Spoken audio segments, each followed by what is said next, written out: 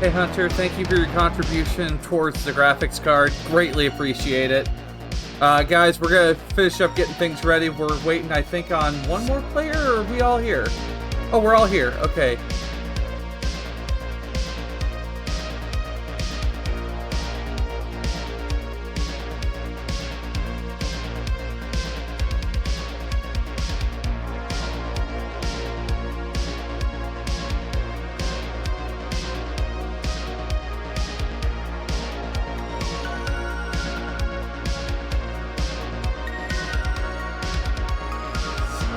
I don't know, Gaster, are you rolling dice?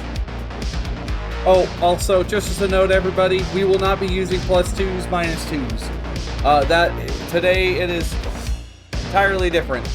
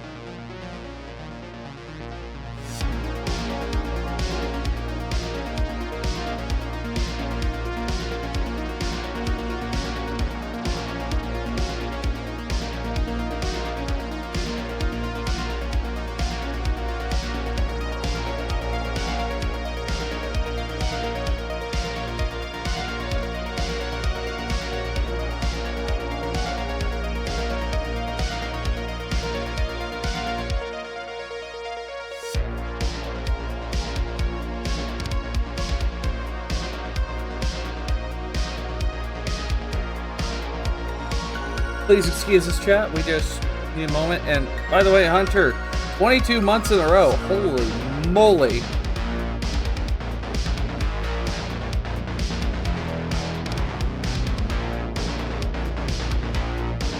Also, if you guys look on Twitter, I put noodles with some questionable beat in there. If you can figure out what it is, congratulations. Questionable nudes. Yeah, questionable. I just turned it on. Turned on the Discord chat right when you said questionable nudes. Hello, everyone. Look, after like the discussion that's been happening in my server this past week, y'all are fucking wild. Like literally, a certain person in particular wanted me to put all that stuff back onto my wish list, and it's like, okay, fine, I will. So I did. And then we popped off. Yeah.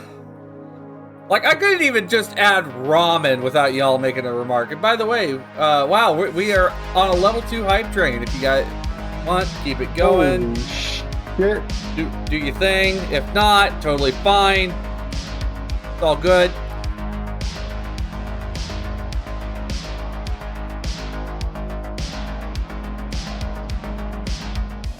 I'm also making a dish with questionable meat in it. Celebration. Nice. And yes, that was the Speepy beans that you heard there. Speepiest and the beepiest. Beepiest? It's beepy, yeah. Beepiest. Speepy beeps. Yeah. Beep. Of course, and other members of today's cast. Which, by the way, Emeron, thank you so much for subscribing. Thank you. Yes. Other members of today's cast, we have Emeron. We have BoldCuppaJo.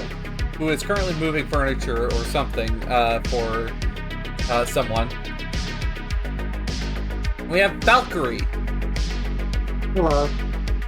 I was waiting for the morale or something.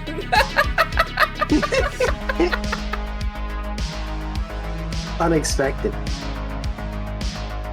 Unexpected. Valkayrie giving a normal greeting. A normal Oh, no. human response. Who are you? What I'm the afraid. fuck did you I'm do with my afraid. girlfriend? We have a replicant. Oh, okay. We have a Here, let replicant. me prove who I am. Ah! Chat definitely. I don't know if chat heard that or not. Unlike chat, I don't have to pay for that. It's such a jarring noise. I love it. Quack.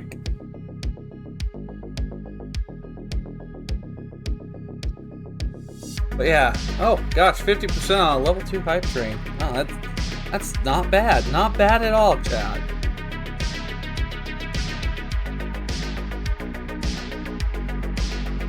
I don't even know like what the highest hype train is that we've had, but let's see.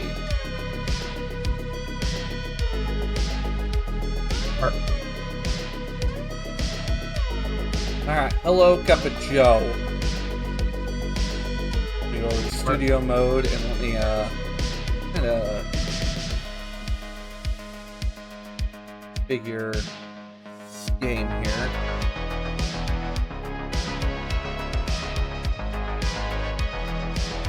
Whoa! Oh gosh!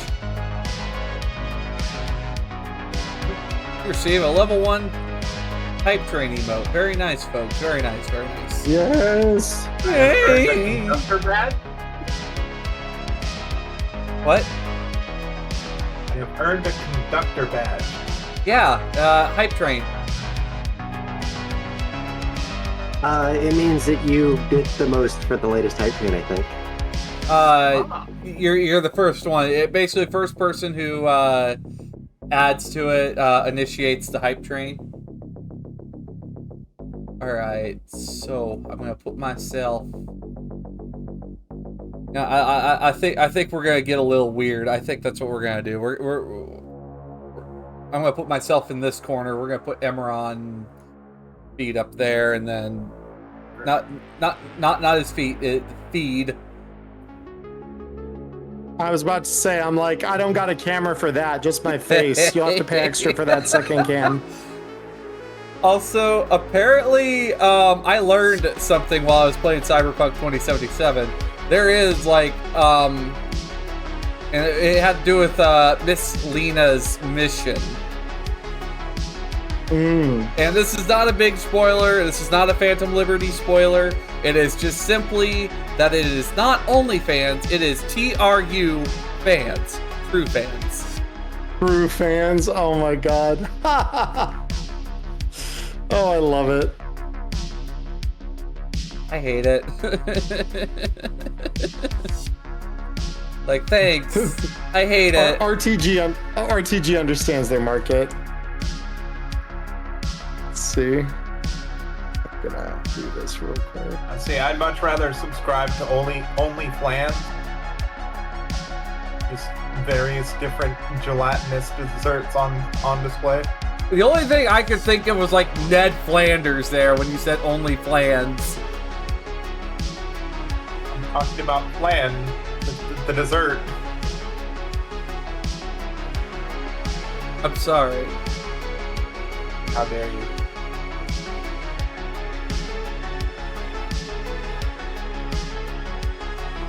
I know, I am such a degenerate. Yes, but Yeah. that's one of your finer points, so that's all good. Let me see. Fine, but not refined.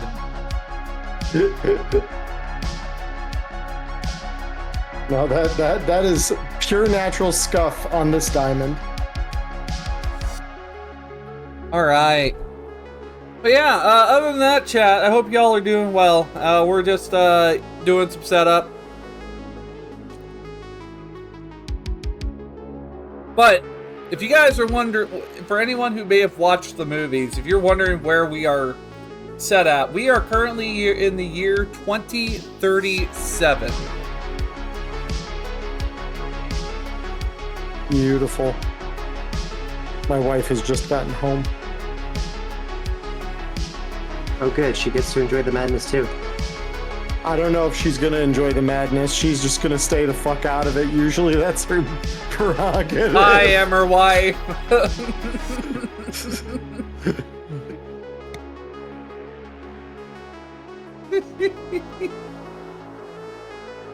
That is my nickname for Emeron's wife is Emmer wife.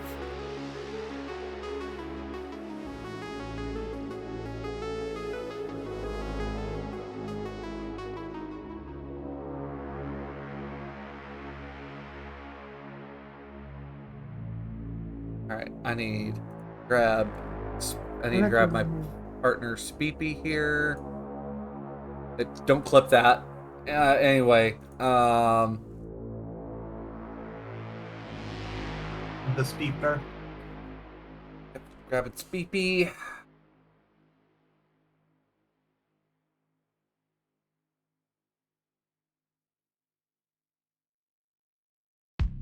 Grabbing their PNG, and do I keep Valkayrie tiny? Yes. Yes.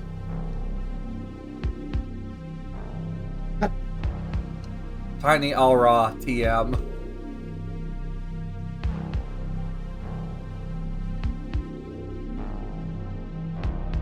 I mean, they're small by default, so. Ooh, fun fact, everyone. If you want to play an OG Blade Runner video game from like way long ago, like we're talking, well, the enhanced edition came out in 2022 for this, but there was an old Blade Runner PC game, and right now it is 35% off over on GOG. Not sponsored, but it's $6.50. So if you want to go play an old Blade Runner video game, it is there. Alright. Beefy Beans, where do I put you? No, I'll put you right next to CuppaJo.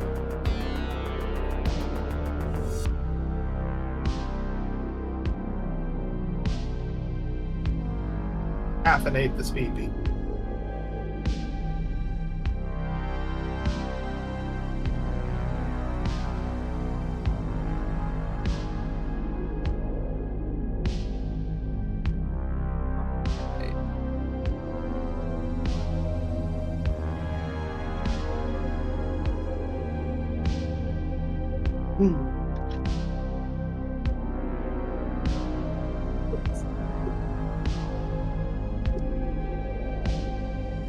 Put Emeron up here.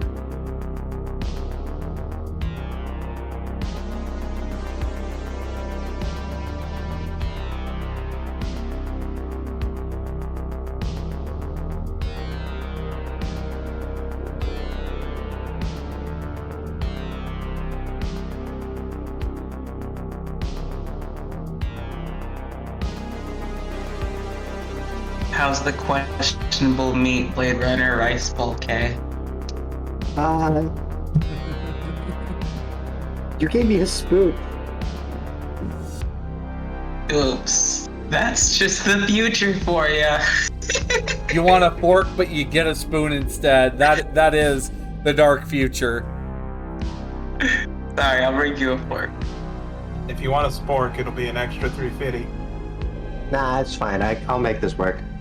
The true cyberpunk future, paying for sporks. Yep. I thought you already did. Wait, I already know places that charge for utensils. Like I said, the true cyberpunk future, it's happening now. All right. The places that I've seen do that do it on delivery orders. They to discourage buying disposable, or to discourage the using disposable utensils instead of like the utensils you probably already have in your kitchen. looking at his sink full of utensils. Yeah, I'm like, that's a great point. Fair made, but I would This is why I only own like 4 bowls, 4 plates, and 2 sets of utensils. Yeah, if not for our propensity for hosting people at our house, I think we'd probably do the same thing. But All right, okay, we're gonna go over here. So, yeah, don't worry, we are not starting game yet. We are waiting for one more person, but I figured I'll go ahead and get started by first off thanking the amazing people over at Free League Publishing, especially you, Bowl. Bowl, if you're watching this, oh, I don't have my fucking hands. Oh god, What? somebody stole our hands. I don't have my hand controls on. it's Santa, I swear to God, that Damn. fat bastard is taking everything. Can't have nothing in Night City. We lost Bull Berman, everything! we love you. I like We it. lost everything. I can't even scratch my itch. We I lost can't even everything. point out the bastard that took him. Rip Fucking hands. Santa's a bitch. Welcome, Haven. Glad to see you found us. Hi, Haven. Glad you're here. Welcome. Also, hold on one second there, so that way I have some form of face tracking. No. Anyway, we're trying to unfuck that, which is my hand's not working. We lost everything. We had to pay the price. Quick, Diamond's hand, let's All post right, move bread. I have hands. All right, so you, He this has Bull, hands. Bull. If and when you see this, probably more when instead of if. Thank you. Thank you for giving me the opportunity to run Blade Runner with my group here. And guys, don't worry, I will get videos out. It's just because my PC took a dive at the worst time. Not actually took a dive. My PSU died. Yeah. So, Blade Runner. This is set in Ridley Scott's universe, right? Is it Ridley? It's Ridley. I'm pretty sure it's Ridley. All right. It's Ridley Scott. Yeah. And anyway, with Blade Runner, of course, it takes place in Los Angeles. You know, that really great city with all the great people down there. Don't worry. I'm not gonna shit on LA too much. I got like 3 Californians in here, which you know. Oh, we shit on LA too. Are you kidding me? Like, that's a fucking cesspool. Like, Shitting on LA is just a pastime around here. Oh my god. like people don't live in LA. They live around LA. And those who are forced to reside within it wish they were anywhere else. Yeah, Dear. that's probably true. LA. I just it's like yeah. What's that, dear? Somebody from LA stole our net connection. Oh. I said I dislike LA. But anyway, it is the year 2037. This is, I'm trying to think, like, how many years would that be after the events of Deckard? But It's just about, because I think Deckard is I 20. think it's like 2019, I think. Yeah, 2018 or 2019. Sounds So right. it's about 20 years. About 20 years. But I suppose maybe a little history lesson might be due for all of us. Just to kind of get us caught up, because I imagine some of you guys have watched Blade Runner 2049. I haven't watched it yet. But just to give you an idea of like where we're at, basically Tyrell Corporation is dead. But I will give us a quick jump over to the core rulebook here. We're using the starter kit, but right now we're looking inside the core rulebook. So, the core rulebook. We're gonna do a quick zoom in here while so that way I'm also partially stalling for Speepy. Basically, the 1980s, humanity is trapped on a dying planet, and they're starting to do the off-world colonization, which that starts a lot sooner here than over in Mike Pondsmith's Cyberpunk universe, which that starts in like 2020. Yeah.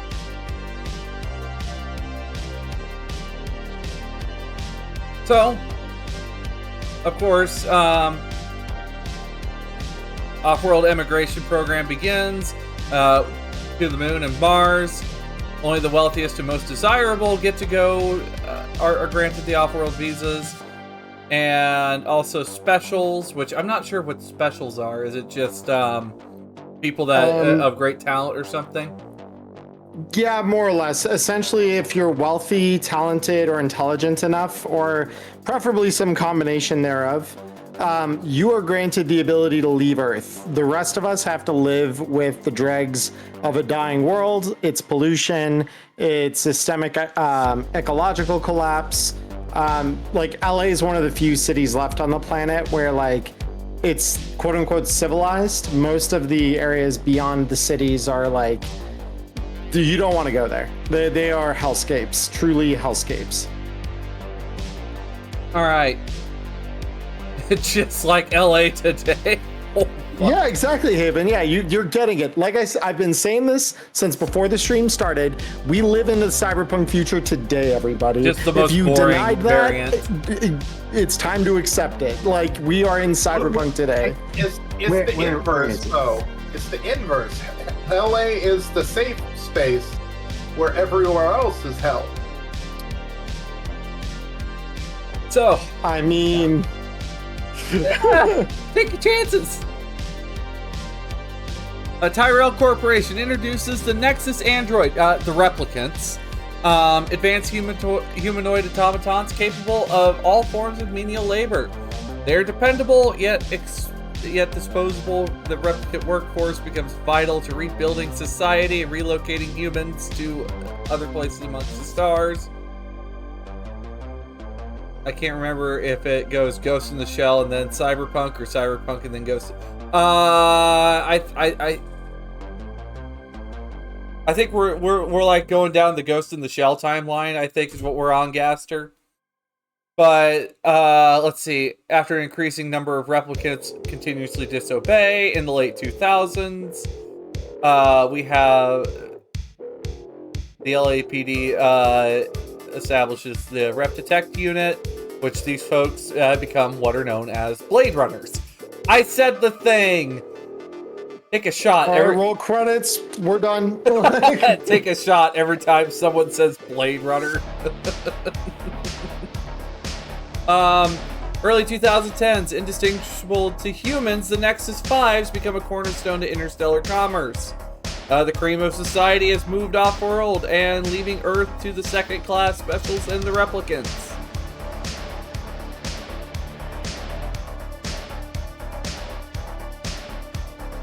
After decades of exploitation, the Nexus insurrections erupt, and replicants are blamed for the attempted dirty bomb attack on LA. Well, I'm surprised they didn't actually talk about that in the movie. Which turns Las Vegas into a nuclear wasteland. Viva Las Vegas. What's up? I just sent you something relevant for stream. It was expanded on in the comics and in the game. Okay, thank you. All right. Yeah. Is this something I can open on mobile, or will I have to? You can. I sent it to you on Discord. Oh, okay. The cool thing about Cyberpunk coming true is we got all the Cyberpunk futures. China, universal surveillance and social control. America, cool gadgets and staggering inequality. Russia, shadowy plots, covert ops, assassins. Japan. Yeah. Also, you better believe I'm here for this. Japan, yeah. All right. Accurate. No problem. Also, big shout out to Dice. Great guy. I know Gates. Hello, Dice. Glad you're here. Yeah. We'll take being second monitor content for you, Dice. We can be entertaining, I promise. Fuck yeah, second monitor. Love it. Society rejoices that the first worldwide data link up is announced. So these guys got the internet back up and going in 2019.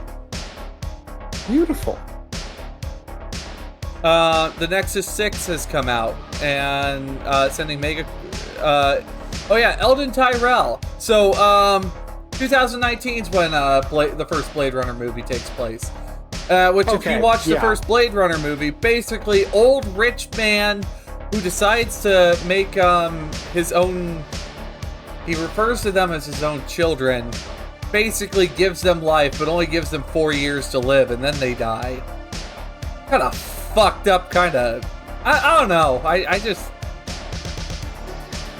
Tyrell had it. Remember, kids. Planned obsolescence comes with playing God. Damn, I didn't know Apple was in this game. Yikes! All right, and then we have Tyrell Corp rushes to release the Nexus 8 to stabilize the off-world market in the early 2020s. This fails to quell the controversy. In the last-ditch effort, Tyrell gives the UN their replicant database. But the database leaks as there are riots breaking out, and basically the replicants go onto a blackout, just disappearing, and it causes everything to crash. They literally EMP the city, and if you go out on YouTube, you guys can find they made 3 prequel features. One of them was animated, and I believe the other 2 were live action. That gives some of this leading up to 2049. And the first 2, I believe, happen before the events of the tabletop that we're playing tonight. So one of them shows actually the attack that created the blackout, and it's terrifying. All right. If we don't watch those on stream, we should definitely watch them later. Yeah, Blade Runner Blackout. Thank you, Dice.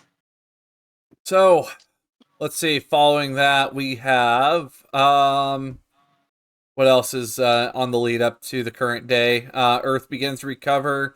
Wallace Corporation does take over Tyrell, and Wallace finds a way to make synthetic food, synthetic proteins, basically scop, which we have scop, which Italy has banned scop. Let's see, AI assistants are introduced in key industries, government agencies, while Wallace Corp discreetly purchases the assets of Tyrell and begins working on replicants again. Yeah. Let's see, the Wallace Corporation has become a new household name for the wealthiest corporation in the system. Basically, Wallace is basically the, I guess, the Arasaka of this universe. Like, everybody points to them as the big bad corporation. They're kind of the thing that filled Tyrell's vacuum after the blackout, and they're actually the feature focus of the second short that I mentioned before, where they're introducing these Nexus 9s and like making a case for like replicants can exist, it'll be fine. Okay. And then finally. By the way, there was a Replicant Prohibition Act, which basically Blade Runners became worldwide. Which, by the way, if you are taking a shot every time I say Blade Runner, don't do that. You will die. Watch Blade Runner Black Lotus. Okay. Hey, Carl Casey makes a reference to that name in one of his albums. He makes a lot of references to Blade Runner in there. There, I said the thing again. So, finally, Neander Wallace unveils the Nexus 9, a revolutionized replicant designed, and it's reportedly incapable of lying or harming humans on its own accord. N9s go into mass production, the UN classifies these safe replicants as second-class citizens with limited rights. Any act of Always a good disobedience thing to is grounds for immediate retirement. Now, why does Nexus 9 have anything to do with all this? Because we will have 2 Nexus 9 replicants in our group. The others will know who they are. Which, that's okay. Us replicants are people too. People, in quotation marks. That's what the government wants you to think. So, finally, the way all this is going to go down is, first we're going to have our players, once Speepy and Joe are ready, we'll get everybody rounded up, and we'll get characters assigned out to everyone, which, of course, I will just give a quick note on each of our characters. We have Willem Novak, human, who's a human inspector for the LA, rep detection unit. Not a fan of replicants at all. Not a fan. Basically, a young man during the blackout and saw the horrors that it brought. And then we have Fenna, a doxy. Basically, if you need to be if you need to send someone in that's charismatic and stealthy, you send in a doxy. Then we have analysts. By the way, doxies are only played by replicants, according to the core rules. Analysts. Basically, if you like CSI, play analyst. You specialize in all things intelligence and being in the crime lab. And finally, we have the enforcer, the muscle, the strength of the group. So, yeah, I was about to say, I'll be playing an analyst tonight personally, and I'm very excited. They're a fun little role to play. I would prefer to play the muscle since I'm new to this setting, and I am well aware that I'm going to be the wall-eyed babby chewing on the corner of the rule book. So, I mean, just look at the figure of Joe. Like, that screams enforcer. Absolutely, 10 out of 10. Yep. Will wreck your shit. Like, I mean, come on. Joe playing the muscle of the group. Okay, it checks out. Speepy, would you like to play the inspector or the spy? Ooh, we're going to be the 2 mandatory characters since that's what's left. Willem is like the heart of it. He is like the Deckard of the of this group. I'm not sure. Do you have any preference? Okay. I'm leaning towards spy, but I'll play whatever.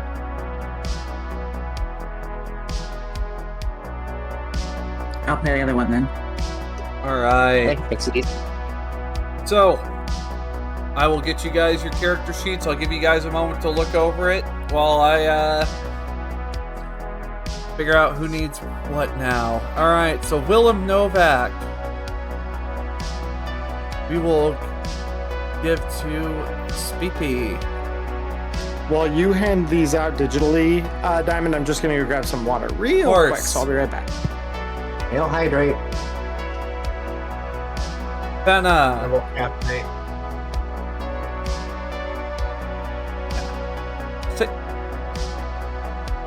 So, also, of course, this is, I would like to welcome both of my partners, Speepy Beans and Valkayrie, to my table. Glad to finally have you guys here.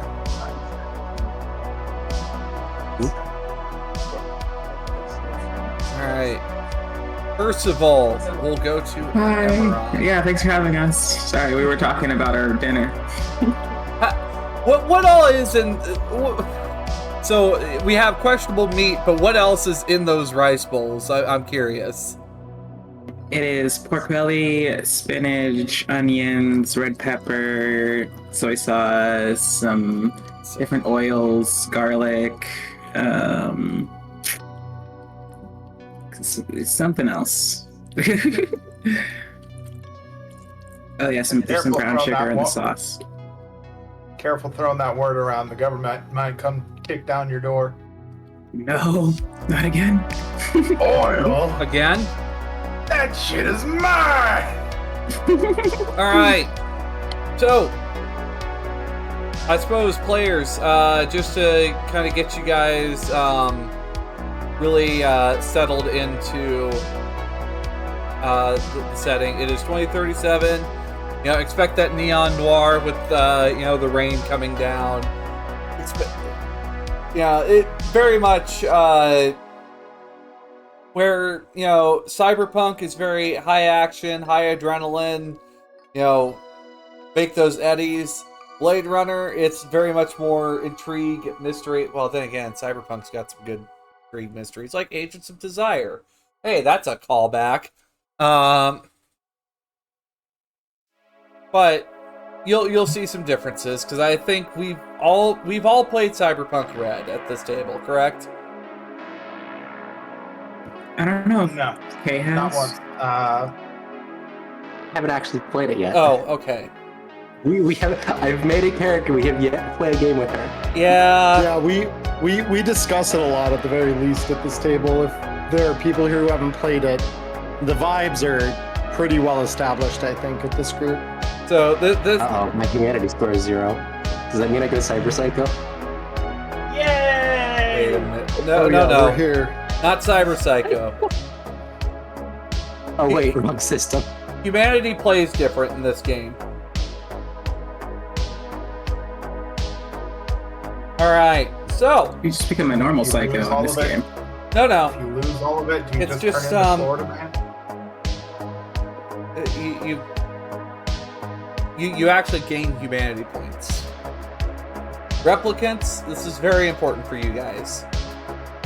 Especially if you have to take a mandatory baseline screening voluntary baseline screening test.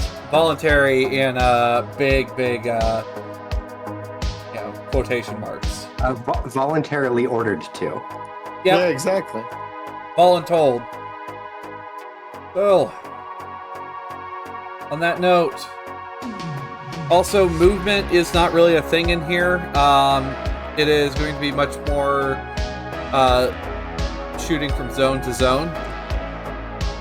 Yeah. Movement in this game is very abstract. So, like, you'll see kind of how the battle maps look, but basically you'll see these funny little lines drawn between sections of, like, a floor plan. And those are going to be what kind of dictates, like, this is a zone, this is the next zone. And so you can move between those in a turn, but it's like, I think it's an action if you want to move 2 of them in a turn. And normally you can move like from one zone to the next in the same turn. Well, okay, kind of like dash action and more Yeah. battle map style. Yeah. So it's just a little more abstract. The nice thing about it though is because of the way that works, chasing in this game is so good. Oh my god. So good. I love the chase rules for this game. We might have a chase. You never know.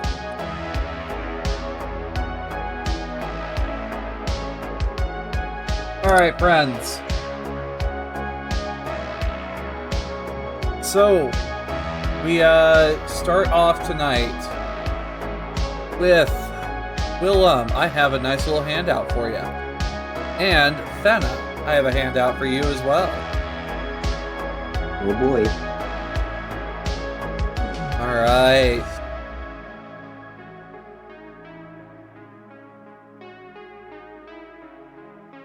So, I'm trying to figure out how I do handouts specifically here.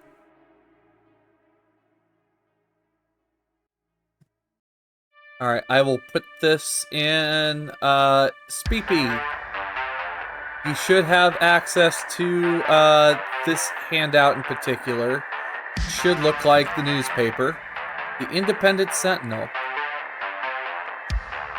Alright, I got it. And also, Ooh, great. I would like to thank the wonderful people over there at Free League for giving me access to the starter kit for Roll20. Overall, things seem to be there. And of course, Fenna, I have something for you as well. Alright.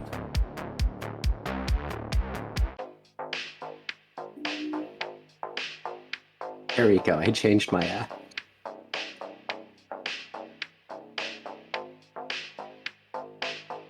You did what? in Roll20. I changed my my little Oh, okay. icon. Alright. So we get settled in.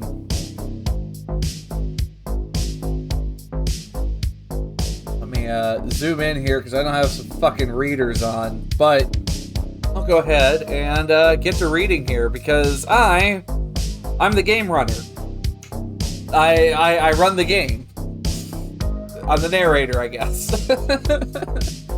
Yeah. In Los Angeles, May 2037.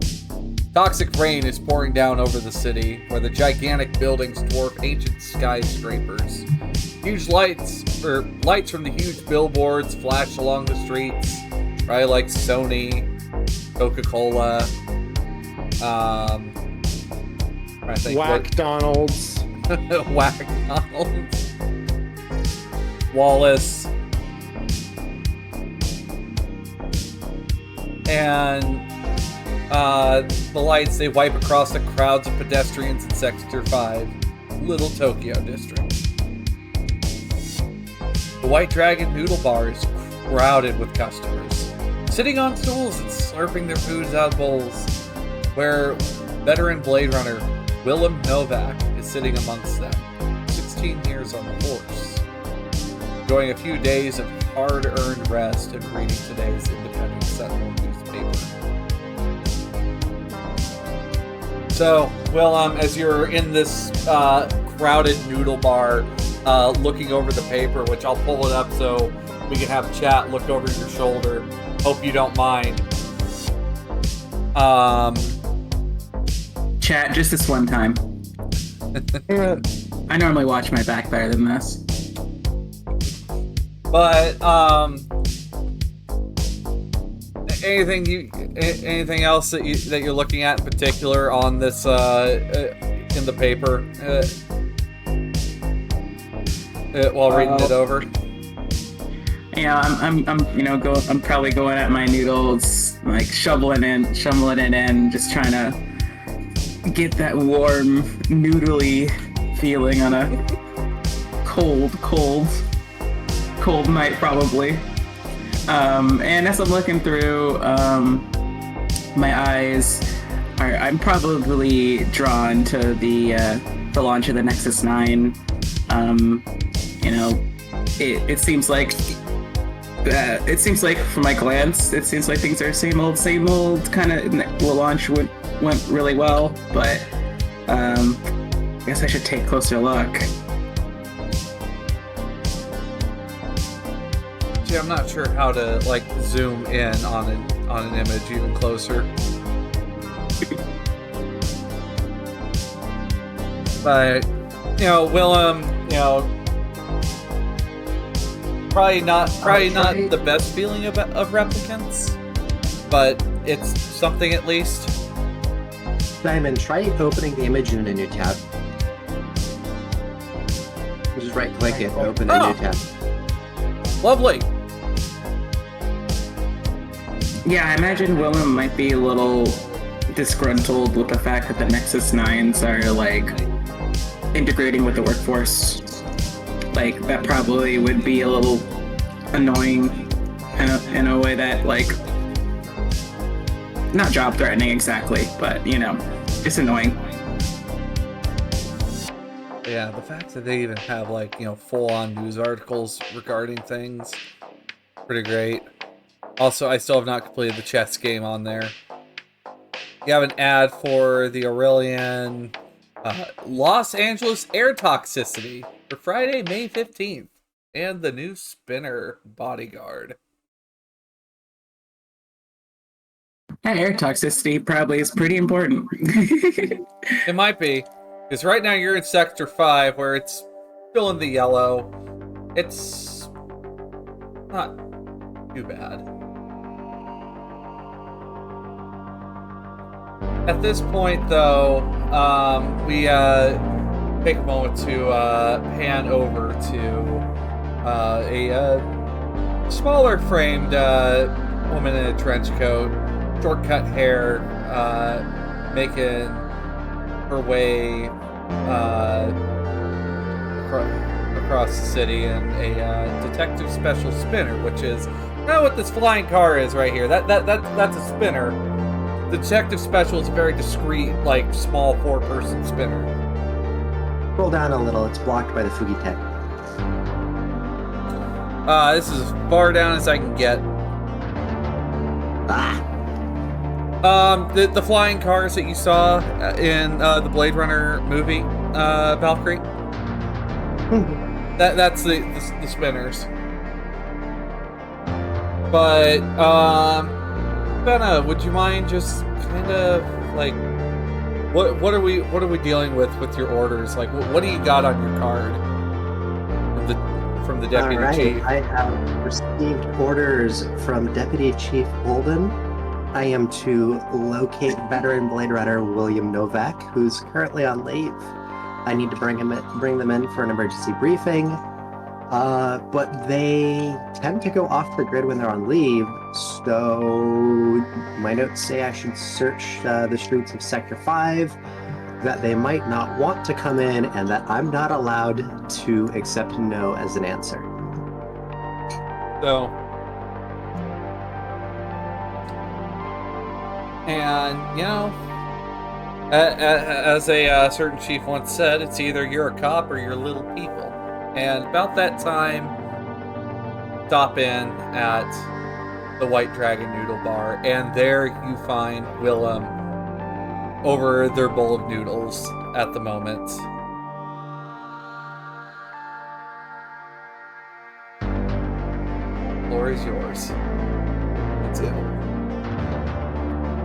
We'll tap Willem on the shoulder and give them a chance to see who it is. Huh? Can't get away for a moment, can I? Holden says to come in. Holden says a lot of things. But did Holden say I could finish my bowl of soup at least? Emergency briefing, time to go. Emergency. Isn't there anybody else? Nobody better. And I'll like put my spoon into the bowl and put my hand up for the check. And like, what do you think to go? It's gonna be a long night. Oh, you're getting like what? One more carton to go with you? Is what it sounds like. Yeah, probably some kind of rice thing to go. But I would turn around and basically offer.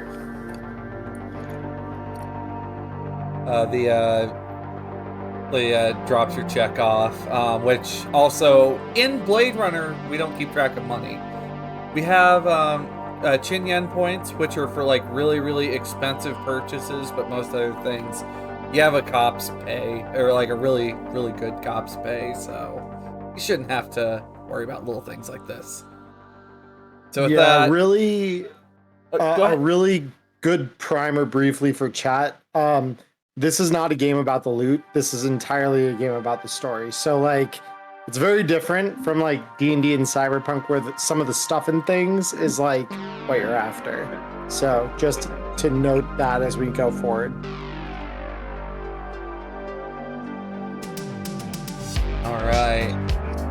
But with that, you got your little carton of rice and pork adjacent product in there.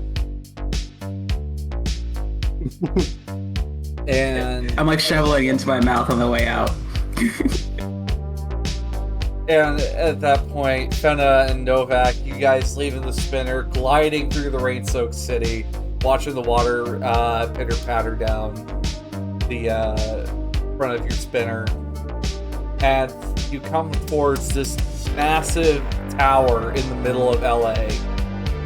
This is the new LAPD building.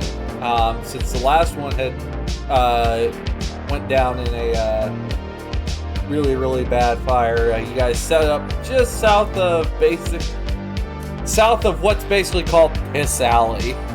What a name. And you guys exit, make your way through the busy hallways of the LAPD, and find yourselves in Holden's office, where you see another woman, a little bit bigger, seems probably have some years in the. This would be Olsen. She served in the off-world defense, or like the colony defense forces. And you also have Percival, a replicant analyst from the crime lab, present in the room. And sitting at the desk, you have Deputy Chief Holden, and the ceiling fans are churning the smoke-filled air of the room.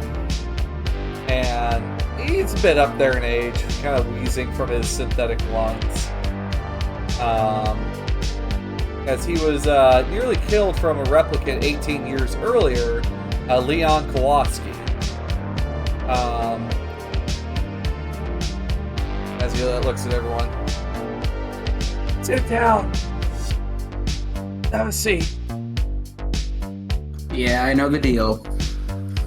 We have an urgent situation. Always something urgent. You aren't gonna get off my case, are you, Novak? But anyway. Look, I know I couldn't if I tried, so let's hear it. So last night there was a shooting in Sector 1, and it's this sordid place called the Snake Pit on Nightclub Road. Don't know much about the place, sounds seedy. 2 Nexus 9 Blade Runners were there. Their serial numbers were LH3-7.93 and SN9 1.48. Codenames Leah and Sandor. As he's looking over, as he's pushing dossier over to you guys. Actually, I wonder if he has something to hand out. There are. Yeah, there's a handout for both Lena and Sander. Yeah. All Can right. I ask a quick knowledge question for my character? Yeah, go ahead. So I'm reading about the Nexus 9s in the newspaper. How much do I know about them? Like, is it like, whoa, Nexus 9s? Or is it like, oh, So seems Nexus the same 9s are almost as close to human as sometimes even more human than human. I said the thing. Yeah. That's the thing. And with the Nexus 9s, these guys are meant to just always be able to. They always follow orders. Like they will. They don't tend to deviate, cause harm to people. They are probably the best replicants that have been produced to this current day.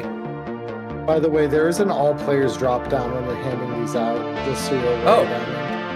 Wow. At the top of the I am drop-down. smart. Yes. It's all All good. right. But we have, of course, Leah. And it gives some information about them, which, by the way, players, every image, handout, item I give you, it is evidence. It is things you can look at to really get yourselves an idea. And then, of course, we have Sandor. They went to the snake pit to investigate some Nexus 8 activity, which Nexus 8 are the current replicants that are being searched for. They caused the blackout. Yeah. We don't know if that's what triggered the shooting. According to the local cops that were on the scene, witnesses said that there were human supremacist jerks at the snake pit last night. Maybe had something to do with it. We don't know. I guess we'll read about it in that sleazy tabloid Kill tomorrow. Which you see like a Kill magazine tossed to the side on his desk. I don't have a handout for it. It's just kind of an idea of what passes through his office. It's a tabloid. Yeah, it's a tabloid. That's all. It's your usual rag. Yeah. So you need to figure this out and fast. I have the brass breathing down my neck on this. As you know, the Nexus 9 replicants were approved for use on Earth just last year. And the mistrust against the reps is running high. If somebody out there is killing and kidnapping Nexus 9s, we need to find them and stop them fast. Add to that, the Wallace Corporation is pushing us hard on this. Their business depends on this new breed of replicants, and anything that jeopardizes that would be a major blow to their bottom line. Yeah, I can see that. Why we'd be getting lots of pressure from there.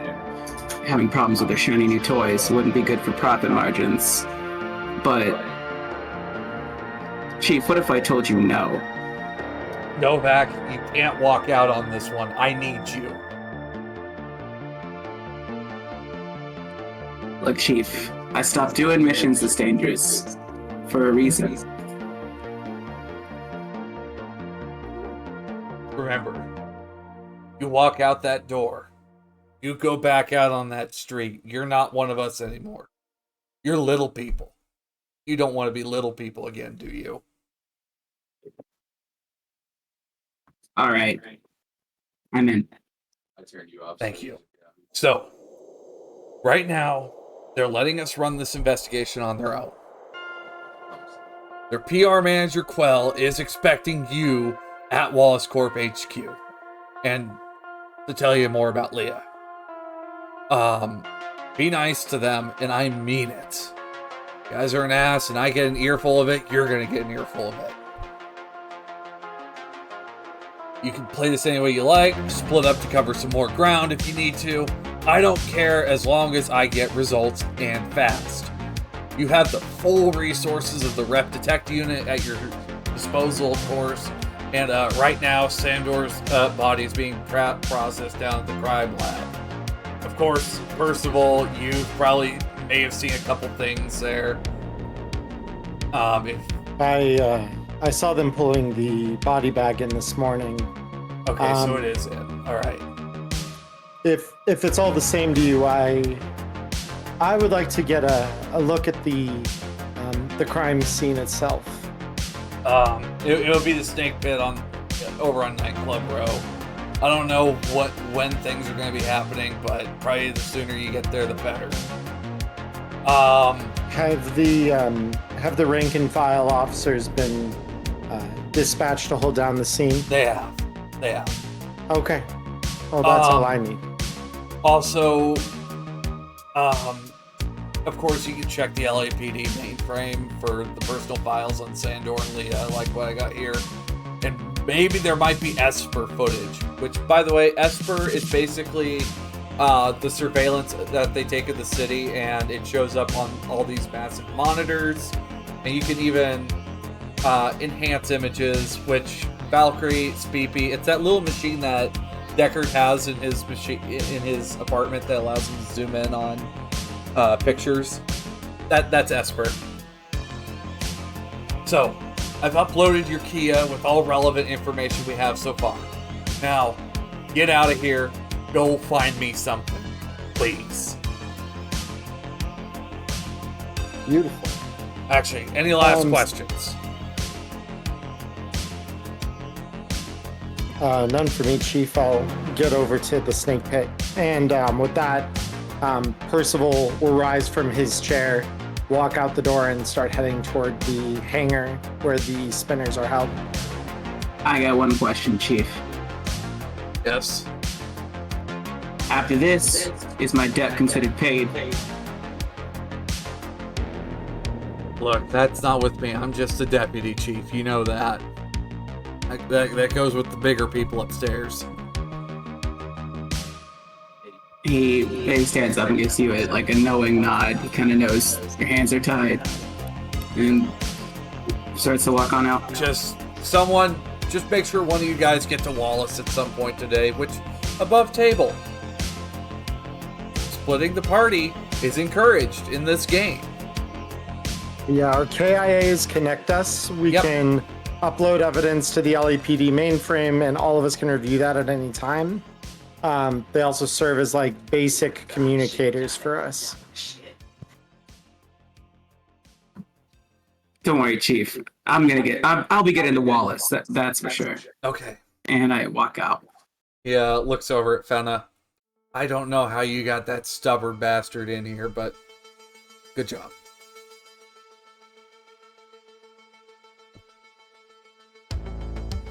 Fenna just gives a knowing grin and walks out. Oh, Olsen. No, this is probably gonna be your first big case. Just go with your gut. Okay?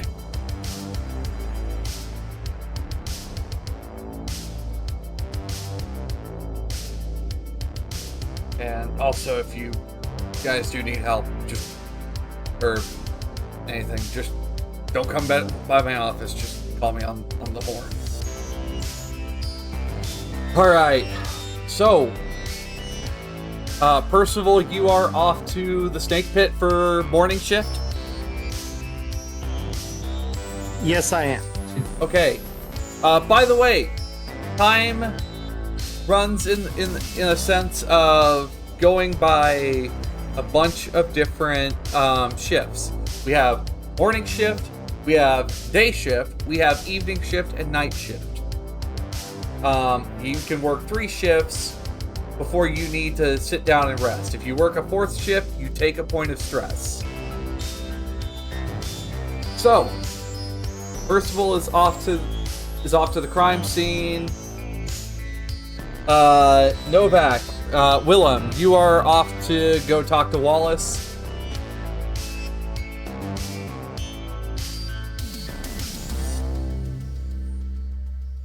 Yes, that's Okay. That's my plan. All right. Although we can split up, like we have different vehicles and stuff. Yes. Right. Yep. Okay. Cool. You have your own spinners. You guys can get out there and go find what you need to do.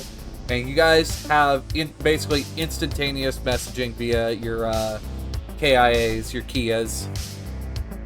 Basically, they're information tablets.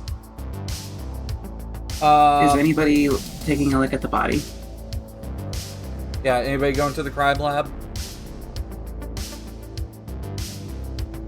I'm gonna go to the snake pit. The lab is probably the next thing I do after, but Okay. yeah. Joe. Hello. Playing as Olsen. Anywhere you're off to in particular that you want to go get a look?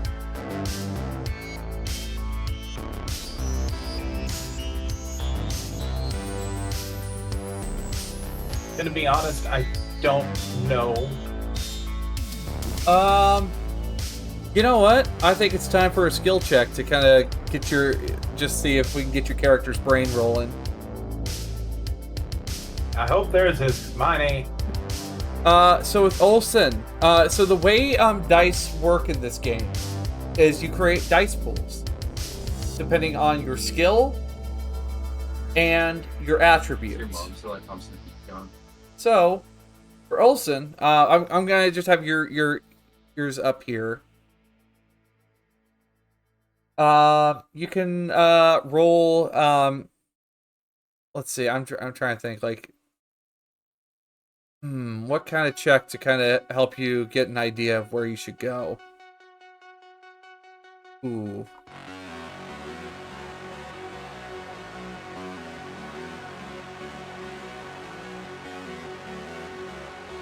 Let's do an intelligence plus observation check for you, Oslin.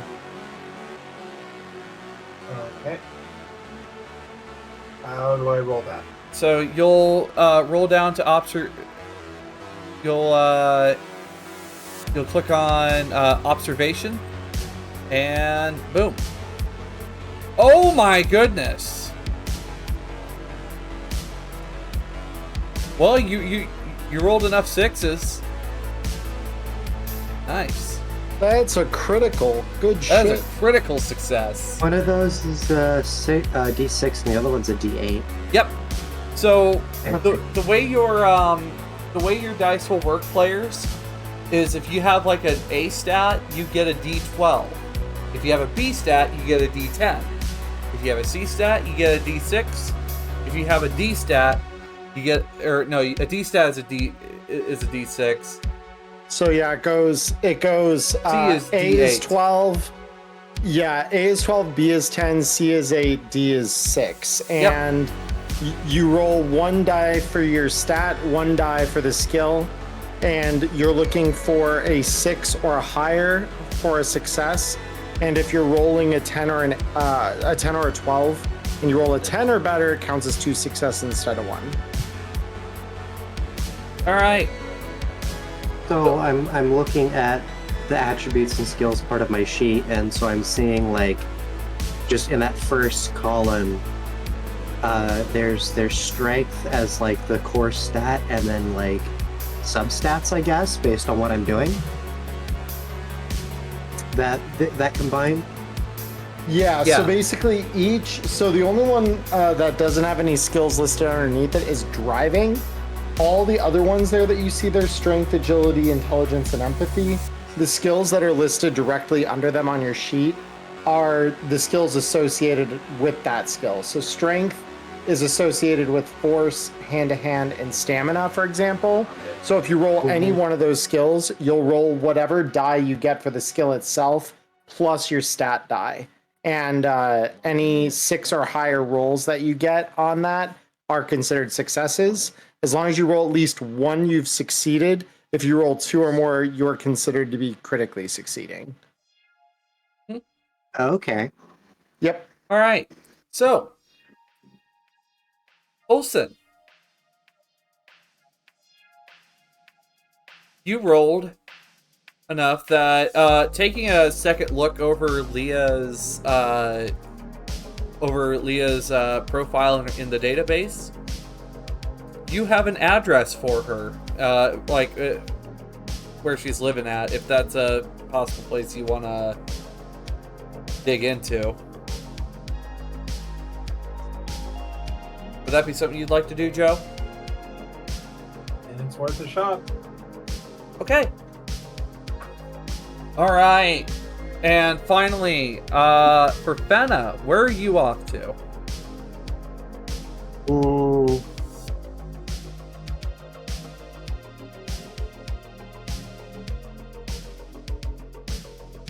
Not sure which is gonna be. So let just so that we recap where everyone else is. Maybe this will help. Because I know I'm going to the snake pit. Joe is going to Leah's apartment. Yeah, Leah's apartment. And where was Speepy going? Willem is going to see the PR rep at Wallace Corp. Oh, And- to Wallace. Also, multiple of you can go to a single location if you would like. Yeah. I think since my character's more since Fenna's more tuned for kind of like person-to-person stuff, might go with Willem to see what information we can get that way. Going to Wallace. So we're getting the two people. There, one that can ask the hard questions and the one that's good at getting things out of people. Okay. All right. Okay. Would any of you groups like to go first, is my question.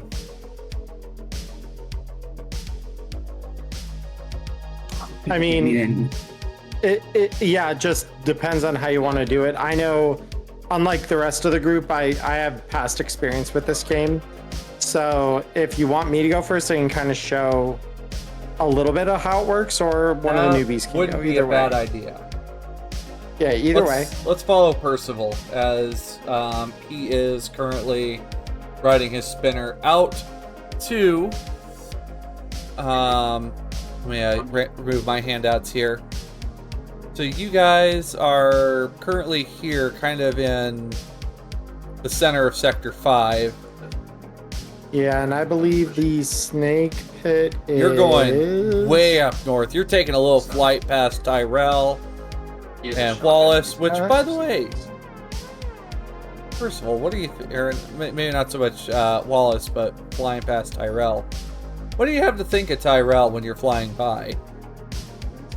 I mean, they're responsible for making me. What does one think of the, the city they were made in? It's temple that produced me. Not awe, but it's a fact. I'm a very factual-based kind of person. But I am curious because I'm looking up north there and I'm not seeing this snake pit up It's there. right It is. up here Okay. on Nightclub Row next to Early Q. I see it. Kill Magazine is nearby. Yeah, but so let me drop myself on the Yeah, map here just so I which- can show where I'm at. you guys can grab your tokens, and Yeah, I will That's all you want. see. Let's see. Now We're we going learn to to take talk. Willem and Benna, drop you guys up at Wallace. We got a bit of the buddy cop film going on up there. They have the shotgun. And then we have Olson, who is going down to the LAPD housing, I think, where you're going to be heading to go find Leah's apartment. All right, so we'll pick up with Emeron first to do our first shift with morning shift with. First of all, as you are arriving, there are as you are arriving and starting to lower down to the snake pit, it's from what you can find on your Kia, like just general front end notes. It's a variety club that's infamous for its strong drinks, 5-star entertainment, and its sordid history. Back in 2019, one of their performers was retired on the street. Now later revealed as a fugitive Nexus 6 conspirator from the infamous 2019 Tyrell Corporation murder spree. That's a name. And the owner, Taffy Lewis, spun the infamy into free publicity, turning his sultry club into a sensation. The pit still attracts the best stage performers around, mostly because half the audience works in the nearby agencies. Business is business. But yeah, So I am going to get out of the spinner. How is the scene outside the club right now? Like, I assume the police have, your police tape up, crime scene tape up, and is kind of set up that way. Is the media here? Or? yeah, there is, it's a bit of a, busy place. There's a small crowd of gawkers, and, well, let's see. And, I mean, you're probably going to be able to just, flash the badge and make your way past the police line. Yeah, no, I'm more just trying to get an understanding of what I'm walking into. So, as per procedure, I'm going to grab my CSI kit out the back of the spinner and walk up to the police line, badge in hand, and flash it to, whichever cop is holding down the line, and just simply say, Percival, Blade Runner, and I'm just going to flash the Blade Runner badge. Go on in, detective. Thank you. And I'm going to pocket that, walk through the front door, and what do I see? Inside, the pit is empty except for a uniformed officer currently taking a statement from Taffy, the club owner. Let me jump us over to the snake. Oh, no, wrong snake pit. Oh, it's down here. And, you have, currently have, uniformed officer, can you drag me onto the scene? Because sure. I'm seeing nothing right now other than black on my side. Oh, so. they blacked out the maps. Okay, you know what? Let me just simply remove the dynamic lighting. I don't want dynamic lighting. Beautiful. All right. So let me drag me onto the entrance then. There we go. Perfect. So for the other players here, just so you can kind of understand, when I said earlier, the funny lines you'll see, any one of these like red lines denotes a zone. So the edge of the first zone at the entrance here is kind of the doorway into the rest of the bar. Beyond that, then the whole dance floor and stage are one zone collectively with the bar, and then the hallways beyond are additional zones, just so you can all kind of visualize what that looks like when we start doing movement, and that's important. But yeah, so as I walk in, again, I'm going to refer to the case file in my KIA as I kind of let the cop finish his statement taking. The body that they pulled in, where was it taken from within the club? You see the uniformed officer just one sec, detective. I might have a couple things here for you.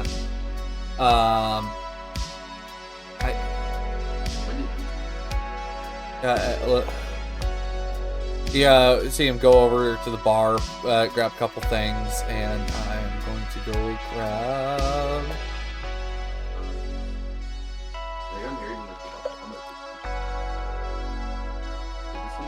Would you like to share this with the rest of the players also? The crime scene image? Start with just me for now, and then because then when I publish it, I can share it with the rest of them. All right. Well, this was the best image that we could get of the of what had happened. From what it sounds like, there was another person that shot that was going to shoot in the process. So, I think if I remember the way the handouts work in the game, this is like the scene as I walk in to see it, I believe. I don't believe cleanup has begun yet. Nope. Am I wrong? This is what you're seeing. This is what I'm seeing. Yeah. Okay, perfect. So, so can you... Oh, there it is. I see it. It's popped. I forget. I'm used to playing this on Foundry where the game master can basically pull this up on... like in full for me on the table. So let me, there we go. Okay, cool. I've got a full size image of it. Okay, so I'm gonna look around. That is gruesome. Very gruesome. I guess one last note, detective, and I'll get out of your way here. The club owners kind of wanted us to get on out of here real quick, but take your time. We'll deal with him if he gets a little too handsy. Yeah, keep him nearby. I may have some questions for him once I'm done examining the scene. And already you can kind of see Percival's eyes kind of clicking into analysis mode, essentially. Looking over the scene, trying to take in every small detail in an almost like Dexter-esque fashion, for those of you who've seen the show. Kind of trying to analyze like what the blood patterns are, things like that. So I think the first thing that I'm going to examine is at the back there. There's a lovely shattered mirror. Okay, heading over to it. Yeah, heading over to it, and just seeing, obviously there's a hole through it, so just examining that directly as my first course of action here to see if I can figure out kind of like what broke it, because it kind of looks like, because the report that Holden gave us talks about there being like a shot, right? A gunshot? Mm-hmm. Okay. Yeah, and so I'm thinking bullet lodged in the wall. So I head over there and I'm going to try and dig around to see if I can find any casings or the remnants of a round in the wall. What would you have me roll for that? Go ahead, roll me an observation check. Got it. Let's see what you can is see. A 1. Yep. So that is a success. All right. So when you kind of look around, as you move the mirror a little bit, you notice that there is a bullet, 44 caliber, that's in here. Interesting.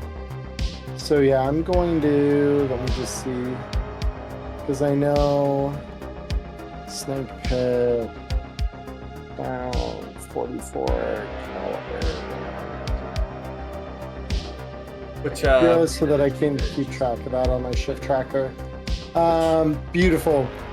So from there, once I've got the bullet in hand, I'm going to analyze the rest of the room, such as on the ground here. Obviously, there's quite a bit of blood.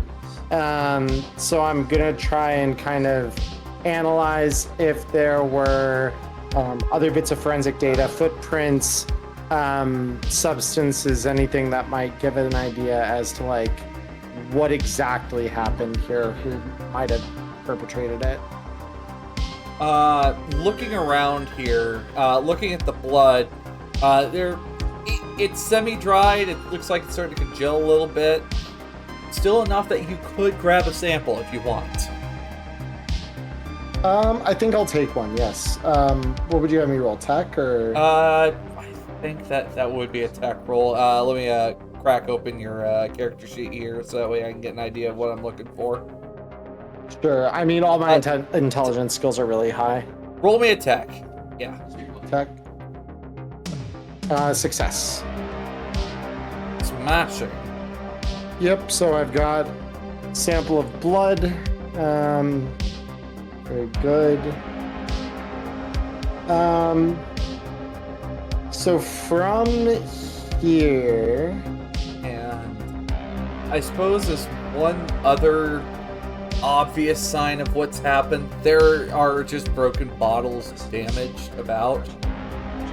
But could I get one more observation from you, Percival? Yep, that's a success. You don't find a 44 casing anywhere where so you could possibly see anything. Interesting. Okay, so we have the round, but no casing. Very interesting. So whoever shot policed their brass, or at the very least, it got tracked off somewhere. So that's very, very revolvers interesting. A thing in this setting? Yes, revolvers are a thing, and the other thing that you do know, Percival, is that some of the other detectives use 44 cases as a as a preferred ammunition. Would the round itself kind of show evidence of being a caseless round? Because usually those are packed differently. Upon closer inspection, it definitely shows to be a caseless.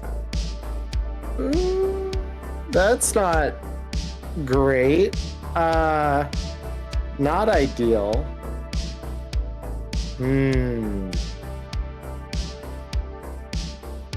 Okay.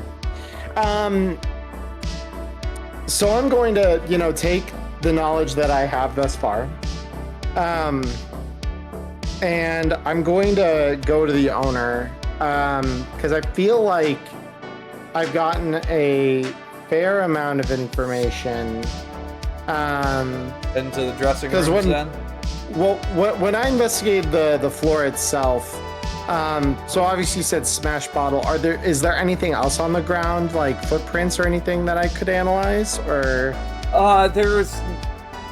There's no like bloody footprints on the ground. There isn't like much more that could be grabbed from the marble floor. Okay, got it. In which case, yeah, then I'm gonna go to question the owner of the club. And I'm gonna just approach him and just say, I have just a few questions, and then I'll be out of your hair and you can start doing what it is you need to clean the place up. Can you fill me in a little more on exactly what happened last night? One sec. Let me see if I have anything in regards to Taffy on here to give you. It doesn't look like I have anything to give you in regards to Taffy. Can you roll me just like, all right, well, if it's whatever it takes to get you out of here, what do you want? I'm curious if you saw in the chaos of the moment, by chance, who fired upon Sandor last night? I don't know. I heard the gunshot because I was busy with the crowd at the moment, and it got chaotic. There was suddenly there was a bar fight, and then a loud bang rang out. Or was it the bang and then the bar fight? There was that loud bang. When the smoke cleared, your Sandor was on the floor, and panic erupted, and people left, and I called the police. And nothing, you saw or heard nothing before the gunshot that would have suggested a possible reason for that?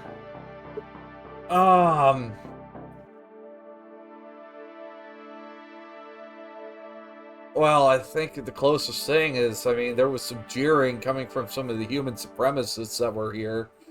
They were jeering Iris. I think Jell Schuyler was the guy that runs that hokey Ill magazine tabloid.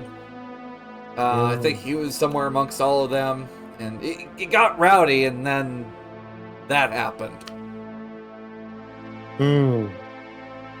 Okay.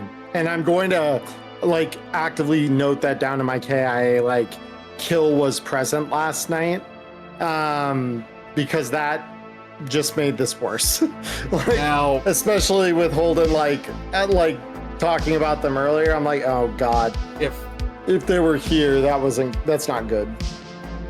Do you have a picture of the guy by chance? Sure, and I'll pull up Sandor's file on my my KIA. I'm also going to mention he was supposed to have been here with a partner last night. I'm gonna do you know what happened to her? I don't know what happened to them. I was busy with some other stuff, and then the bang happened. But they just they seem to have been showing up here regularly, and they were here a couple times. But they just stayed at the bar and just kind of observed, not talking to anyone until the brawl broke out. But, you know, they smelled like cops. And I'm going to, again, kind of note that down like that. So just to be clear, you're saying Leah or both Leah and Sandor had been here multiple times. They've been here multiple times. But both of them? Both of them, yes. I've seen them here multiple times. I don't know if they're like work partners or something. Yeah, no, that's why they were here last night, at the very least. So yeah, I'm going to make note of that real quick. So 44 caliber rounds, caseless, blood sample, Sandor, and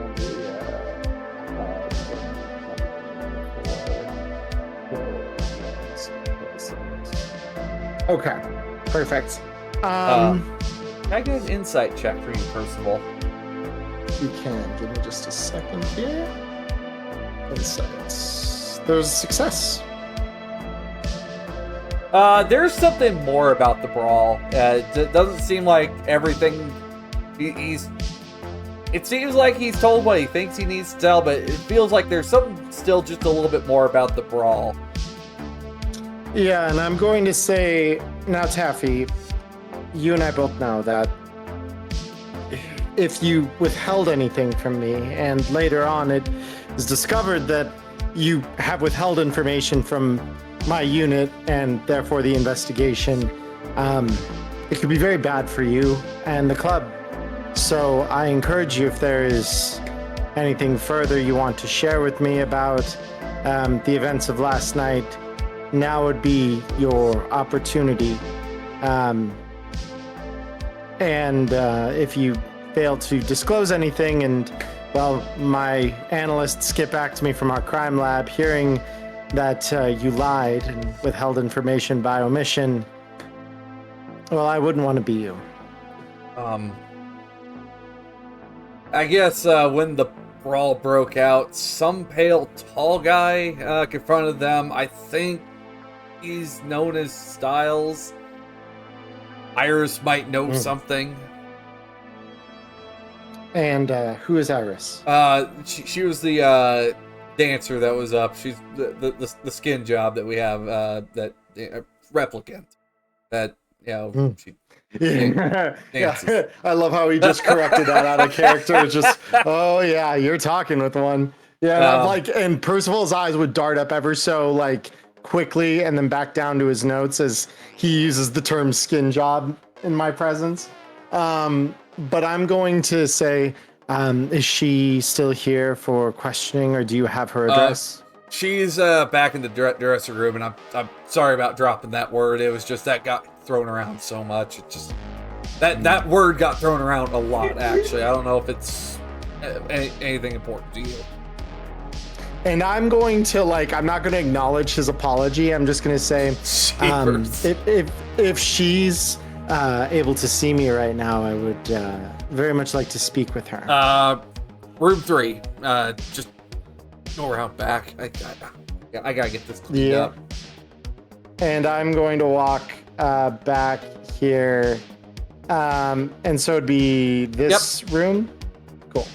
So I'm going to step to the door here and knock, and just say, Iris, are you in there?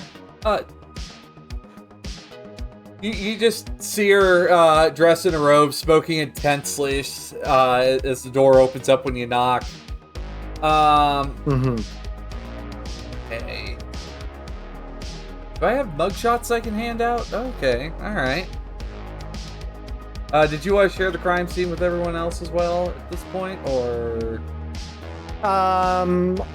Yes. So I will share the crime scene photo. Anything further that I would have so far, I'm going to keep to myself.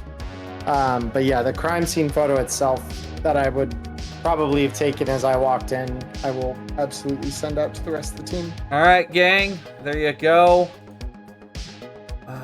so you can all kind of look it over. And I'm willing to let my interview with Iris kind of be something we come back to if we want to switch the scene to someone else. All right, so here is Taffy, and here is Miss Iris. Very pretty. All right, so Olsen, duo at Wallace, or do we go to Leah's apartment? Where would we like to go, team?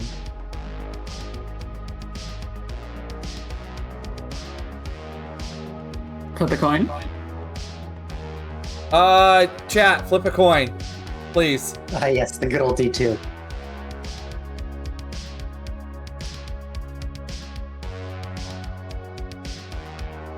Okay, Gaster, flip a coin.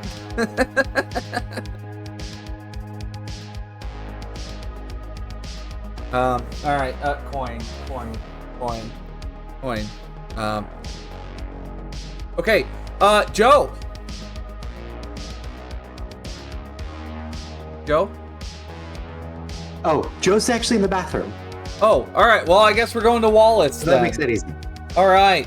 So, Wallace. So Willem and so we go back in time a little bit to join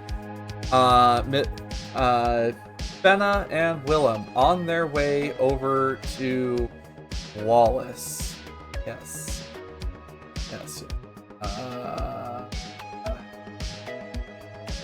All right.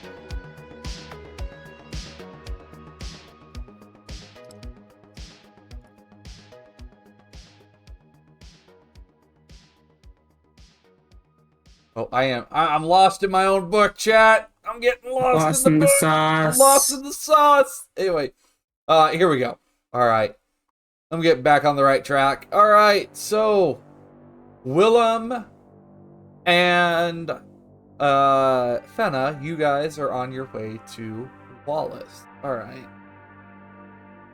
Because nobody ignores Wallace. And as you guys are flying over to Wallace, it's under construction. The Wallace Corp HQ towers over the sprawling cityscape, leaving no doubt about who wields the ultimate power in LA in 2037. These massive buildings are near impenetrable without an invitation, which at the start of the investigation, the players have. As you guys fly in, you arrive to this huge internal garage and descend into the cavernous and eerily empty interior. And there is like pale golden light and shadows of water running down through the center of this building.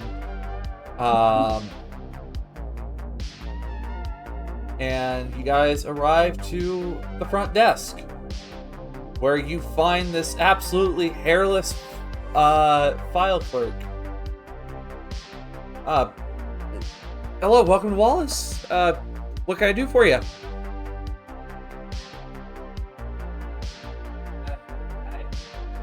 I kind of walk up and I'm like, "We've got an appointment." And flash my badge. With VP of PR? Is that those detectives? Look over at Fenna. I'm like, "Look, we've got a live one." Come with me. All right. So, just Quell. Let me grab her portrait for you, players.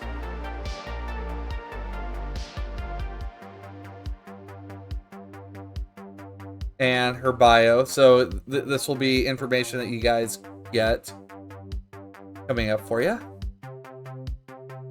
All right. And the mugshots at the bottom here for what Quell looks like. Thank you, detectives. Thank you for coming. Please, have a seat. And,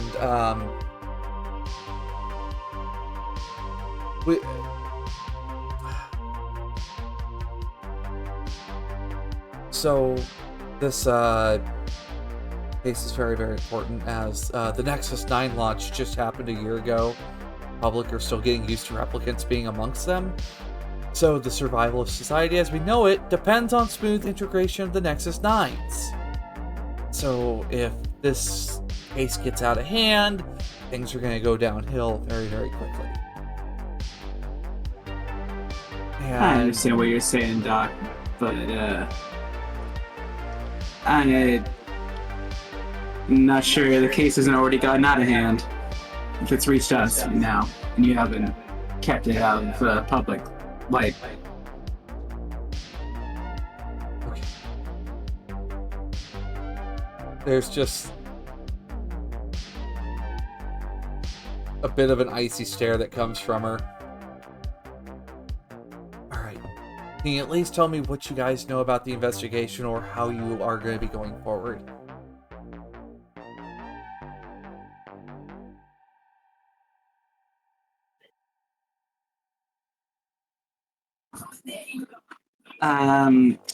Willem will kind of give a nudge towards Fenna, kind of not wanting to give away too much.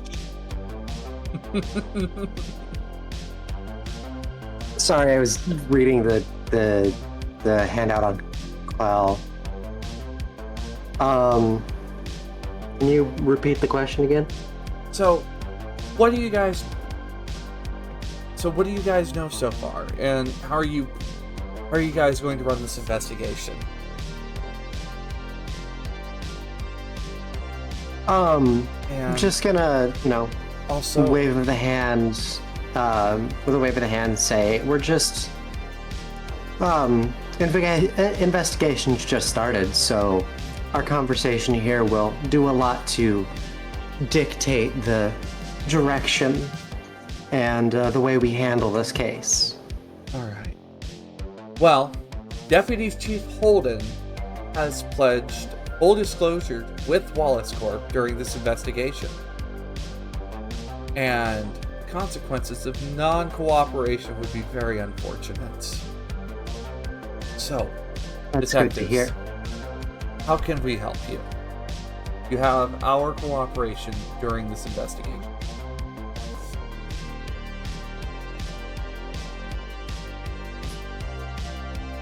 Well, first off, you can tell us a bit more.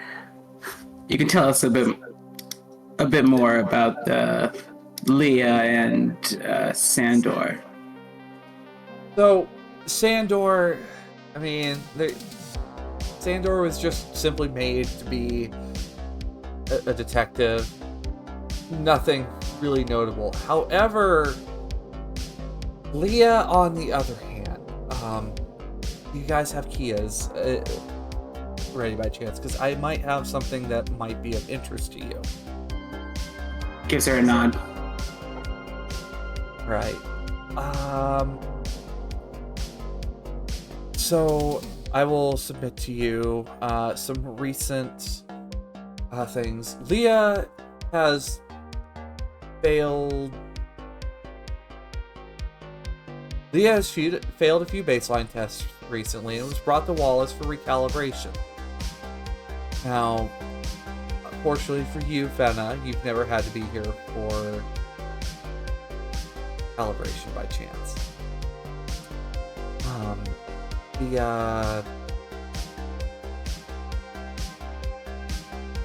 With tens of millions of N9s being produced, there will usually be a minor malfunction, and it's highly unlikely this had anything to do with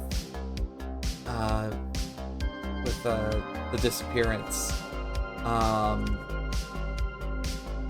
However, apparently, from what it sounds like,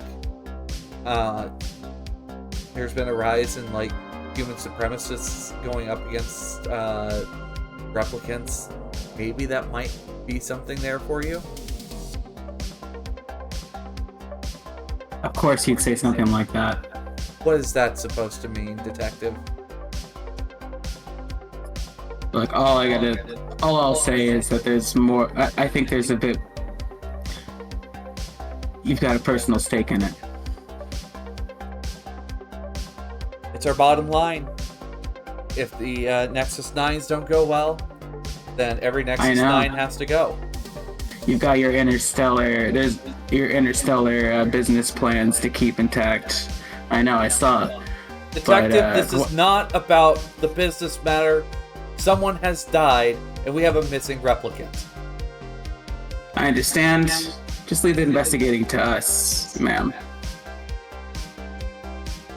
So anyway, I have sent it to you. Leah's had 2 baseline tests, which of course that is for any replicants who may be showing any signs of issues that they have to do baseline tests, figure out if they're having a malfunction. He was suspended from the LAPD and recalibrated by Wallace and returned back to service the following day. And that happened on the 8th of May. It is now literally just a few days later. Leah's been brought back to the force.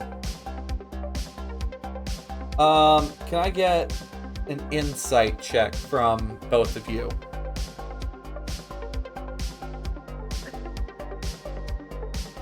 Let's see what our okay, all right. And Willem, what do we got for? Very nice. All right.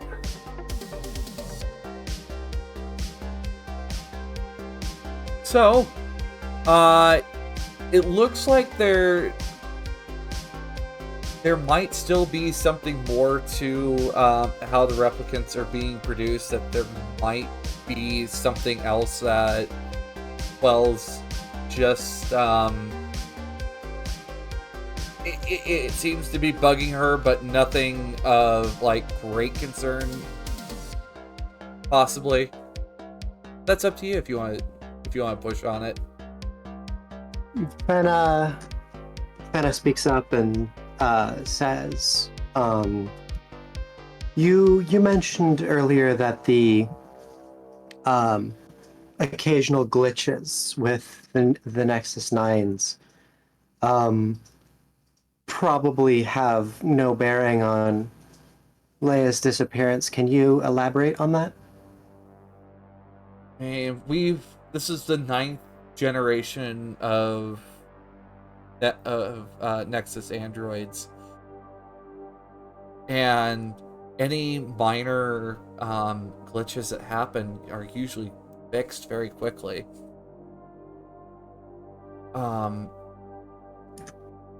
The only other thing that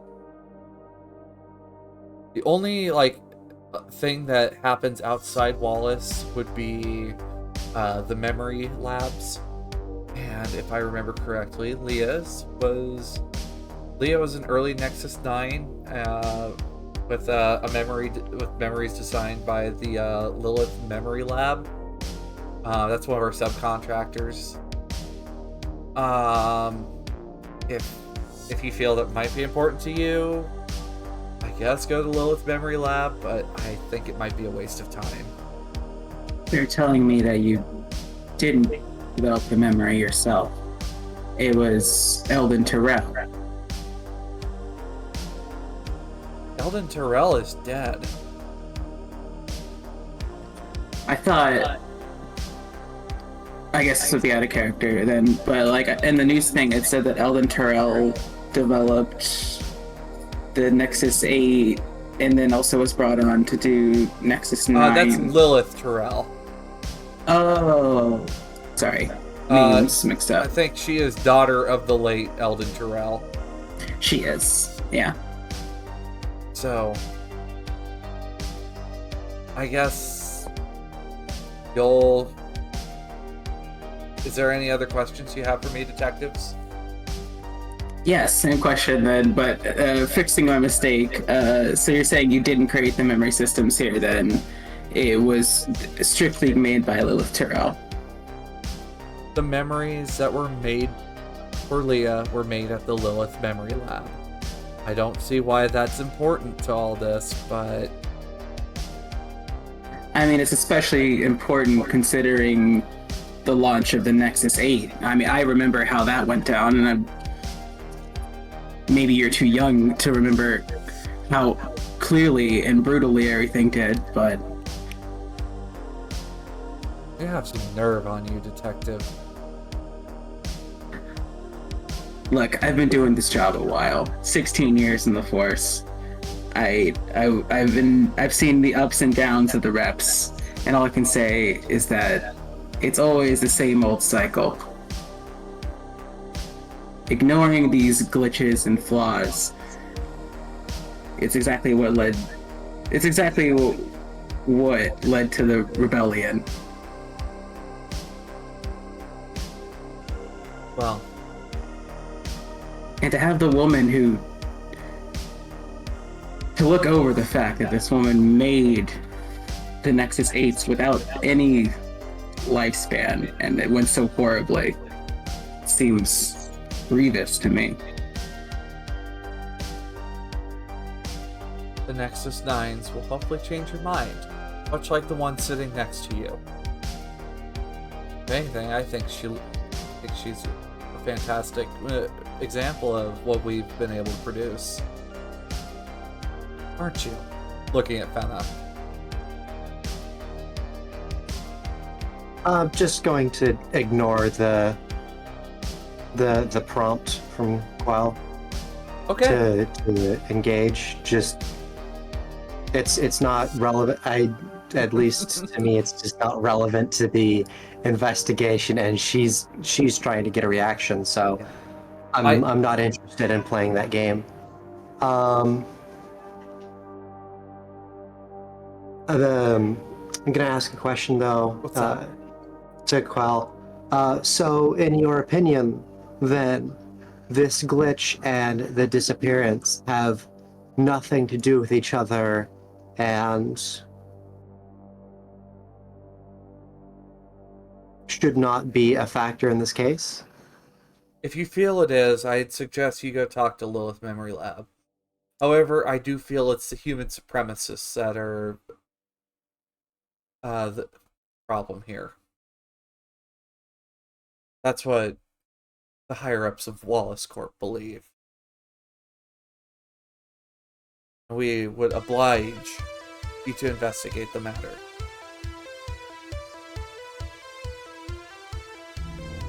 Now, I have another meeting I need to go to. Please do make sure you report back something. We will have contact with Deputy Chief Holden, so we will be able to get information. However, I wish you happy hunting, detectives. With that, she gets up and ushers you out the front door.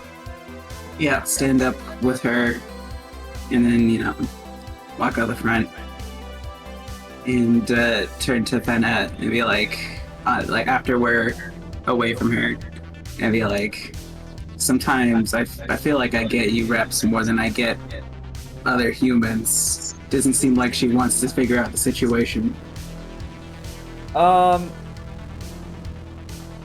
Okay. I forgot to roll have you guys roll an observation check. Could I get an observation check? I'm so sorry, Willem. I'm so sorry, Fenna. Oh no. It won't check. I'm just recording some notes. Okay. I'm actually really enjoying this. Like, holy fuck, Emeron. This is actually kind of, like, wow. It's a very cinematic game where you start seeing the drama unfold in real time. It's Holy really fuck. fun. And Willem crit, that's beautiful. Willem? Holy shit. Good shit. For as close to passing as she is, just the last few moments, like in the last passing few moments, you do notice she is actually a replicant. Both of you recognize it. She is replicant. She did prompt during the conversation.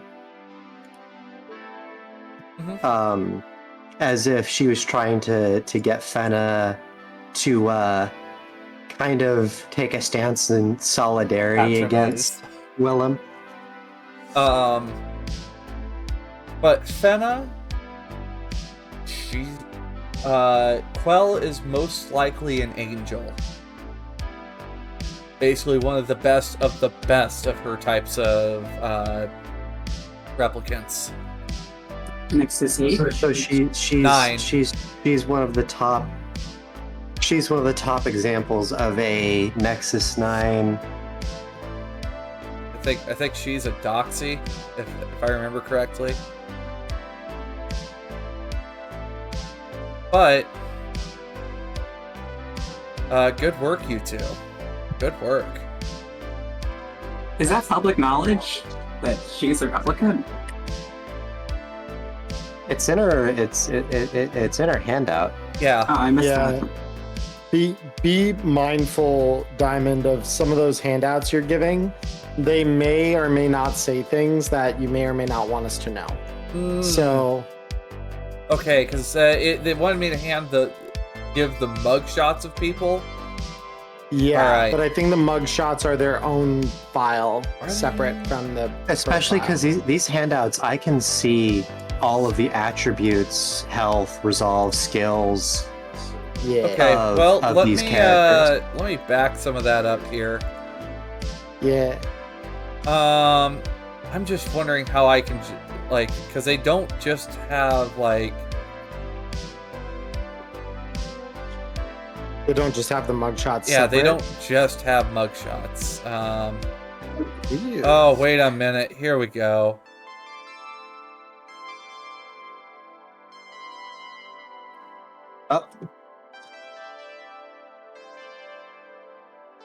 Oh. Ah, here we are. Yeah. There we go. Let's see. He's putting them out onto my table. That It makes is sense. one very large. It's attempting to throw it on the screen as a battle mat. Well, I- And for it's, me, oh, it's not okay. handling it for me. I don't have one No. for Quell, it looks like, but yeah. should be one. Not present. That's okay. That's fine. But yeah, just be mindful. That's all. All right. So we don't get a bunch of statistics we shouldn't have. My bad. It's all good. It's your first time running. All right. I'm dumb. All right. So you guys, are you enjoying that card? Joe. Yes. Is Joe back? Joe. Joe. Oh, Hi, Joe. So, we zoom out for a Stop moment. rotating, Iris. I am seeing something. Ah, there we go. We Get We go. rotated. No. I'm just gonna be off camera for a bit, but I'll still be able to hear everything. So I'll be right All back. right, no worries. So you go off to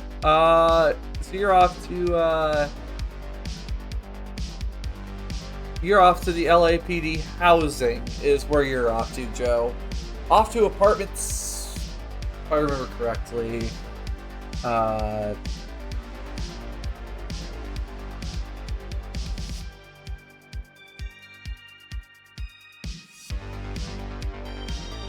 Let me check to make sure I got the numbers right for where you're going.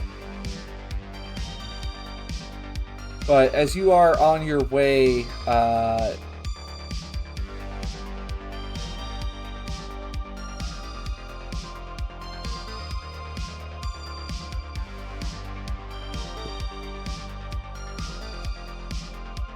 right. So, as you are on your way over, Joe, let me get you your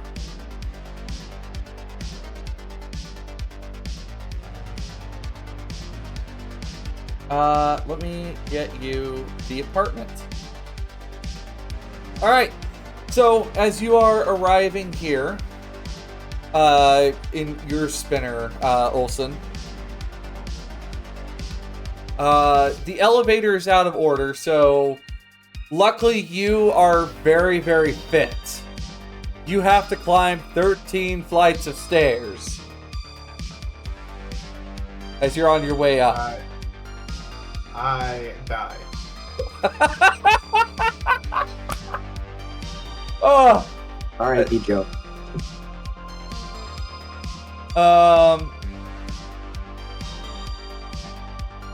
And as you are making your way up the stairs, it's filthy. It's covered in graffiti. You have to push past some residents, and they just give you angry stares. After a little while, you make it up to the 13th floor. It's a bit of a climb. How many Chihuahua-sized rats do I have to fight for the next step? None. Okay. Rats in this kind of environment?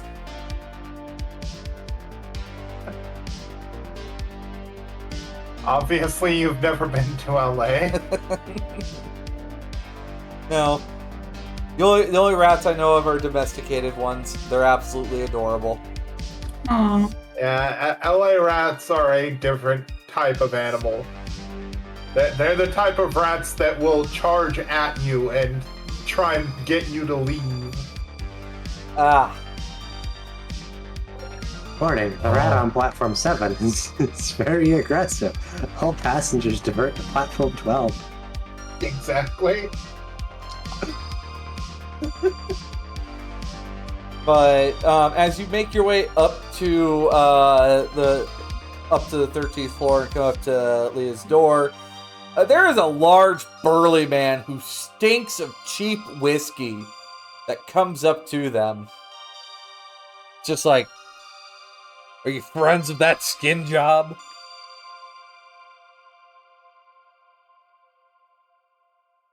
I suppose you could say that. Well, you're not welcome here. Are you one of them skin jobs too? No, I just have a healthy respect for them. Well, oh, you can get the fuck out of here. We don't like your kind of people.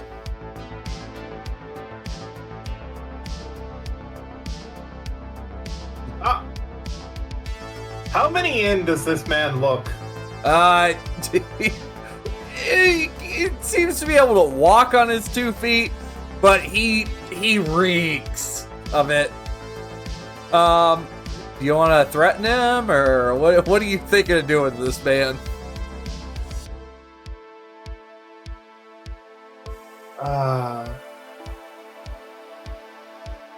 She is just going to give this man just a very stern look and then just try and walk past him.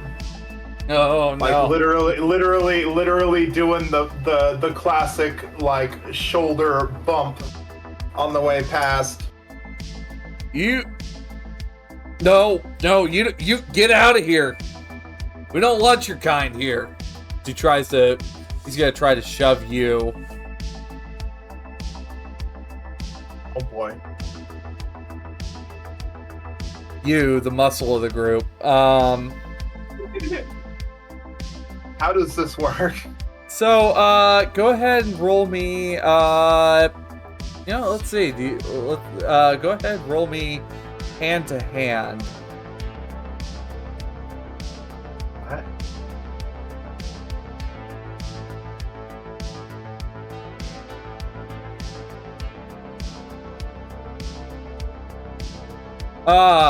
Okay, so you do crit. Alright. So, melee combat.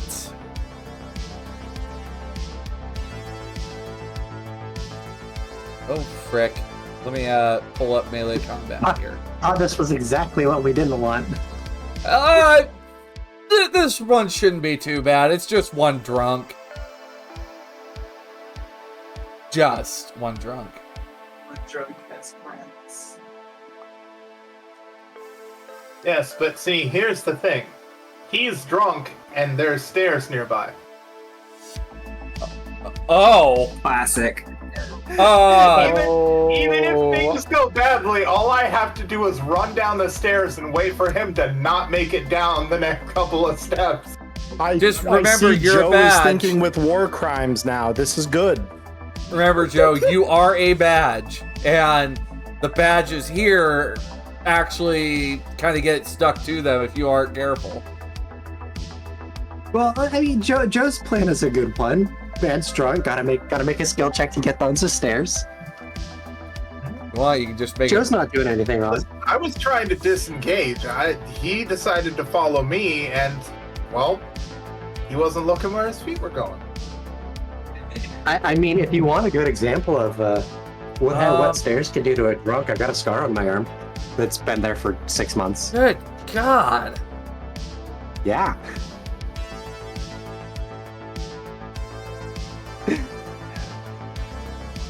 All right.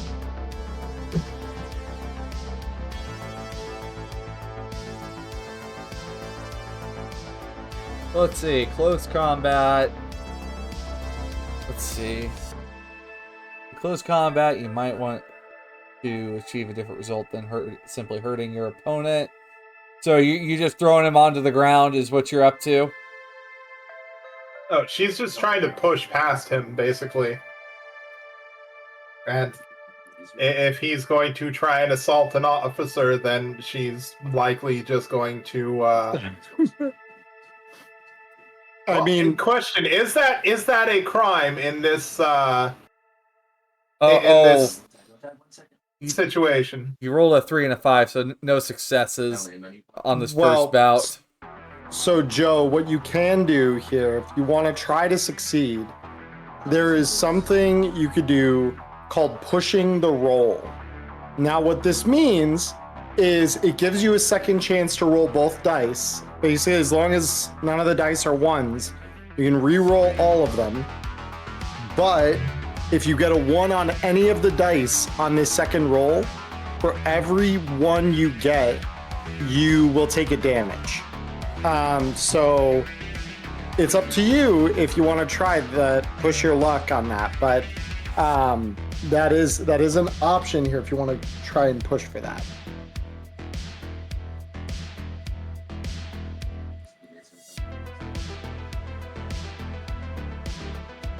Would you like to push? And to push all you have to do is click the button that says push. Bucket Weeball. So just click push. Yeah, so if you look in the chat log there and just click that push button, that should do it for you. I did, and I think it whispered it to me. I'm confused. All right.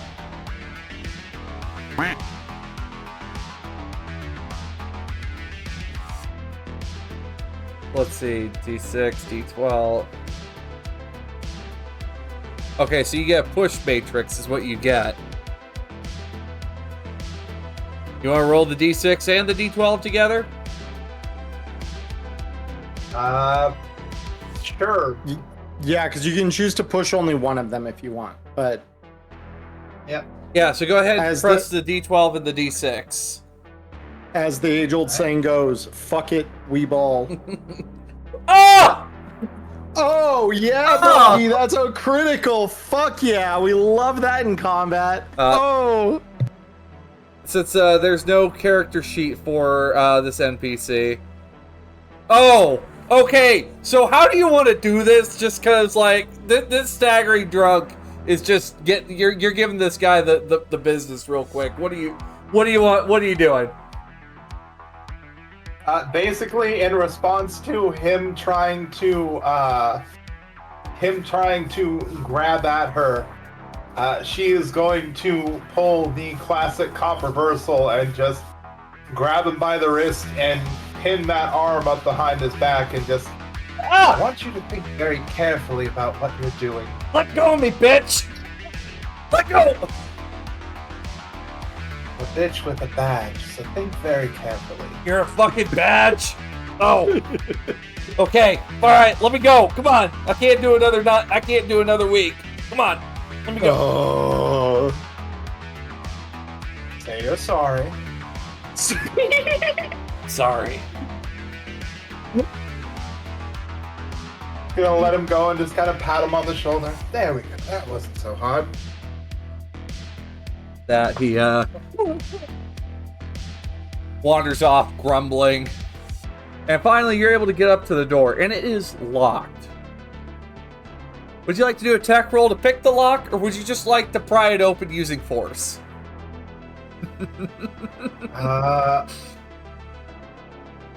Okay, what would be the roll to try and open this? You said tech or force.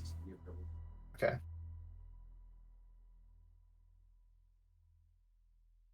I'll probably go with tech, or with force, because that's at least a D8. Because I think you have an A in your strength, so that gives you a D12. Yeah, I'm gonna go after. Ah. Alright. So... Force? It opens. Oh, okay. It takes you a couple kicks, but it opens. And when you open it up, you find a small, barren apartment.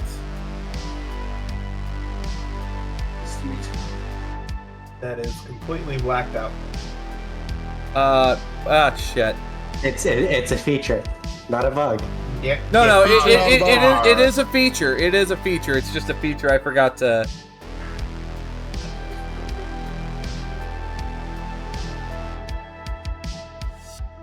So, as you come in here, Olson,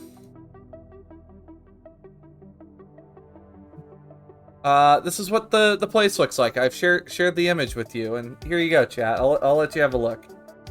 When you come in here, it's a Does small Roll20 barren. have issues with infinite loading? Yeah. Sometimes just gotta refresh. Yeah. It's probably similar to their own apartment, and also go ahead and take some time. Take a look around for some clues, Olson.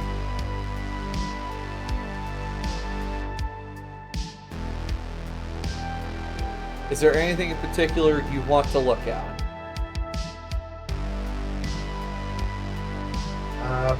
At the moment, just kind of taking a cursory glance around. Yeah. A good rule of thumb with any kind of scene photos like this, just for everyone's knowledge, is to treat them kind of like a game of I Spy. You know, where you're kind of looking and trying to find the one little thing that's out of place or something. Definitely thinking about them that way is a good idea. All right. Point and click adventure. Pretty much, yeah. So, Sweet. yeah, we'll finish your investigation, and we'll take a short break, and then we'll continue forward, if that's okay. Alright. I still have one more thing in the morning shift with Iris. but Yes. Yeah. Yep. Yeah, we'll bounce back to you. We'll finish the morning shift. Usually the morning shift takes... It sounds like usually the first morning shift takes the longest of all the shifts. It does, because we're kind of like, you're building the information Yep. that you'll play off of and then move forward from there. All right. So, anything in the photo that you're interested in, Joe?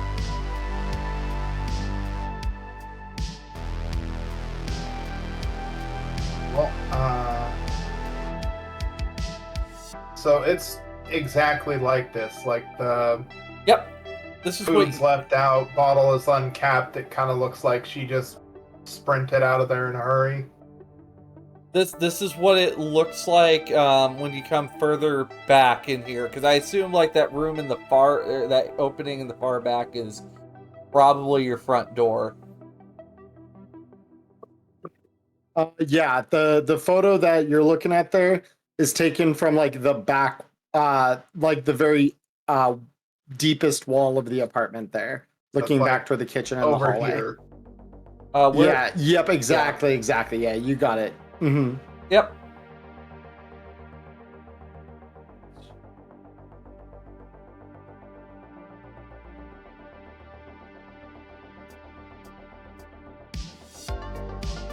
So, She is going to be basically walking in and you did notice something on the mention of the food. There is a lot of empty vodka bottles in the kitchen and very little food, but like a lot of empty vodka, lots of it too. That's always the sign of a healthy person. So you got that if you want to add that to your morning like evidence notes. But what else have you seen that you would like to include?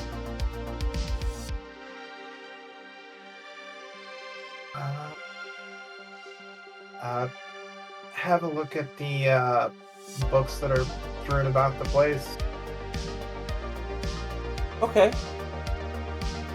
So, Well, it's whatever that is next to the pillow. yeah, that is a book. Be another bottle or a.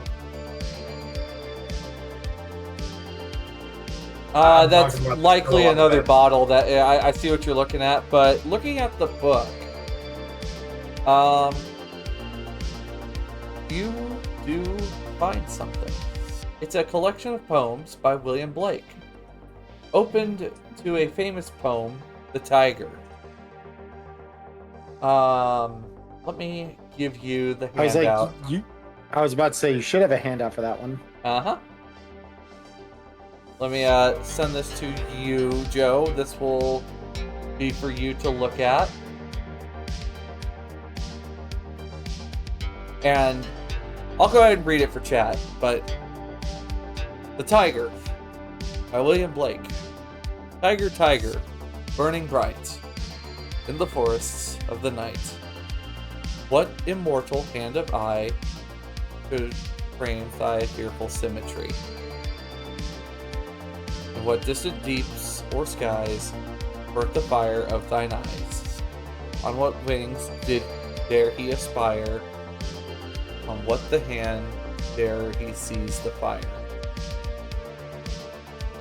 And what shoulder, what art could twist the sinews of thy heart?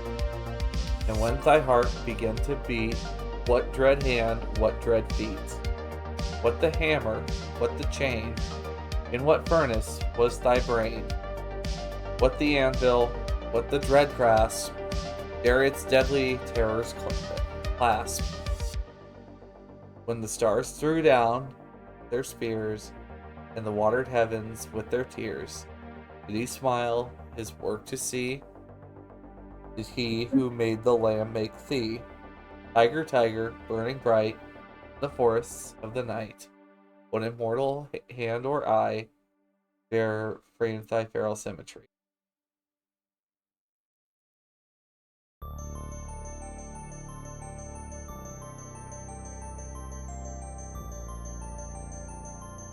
So, don't know if you have any thoughts on it right now, Joe.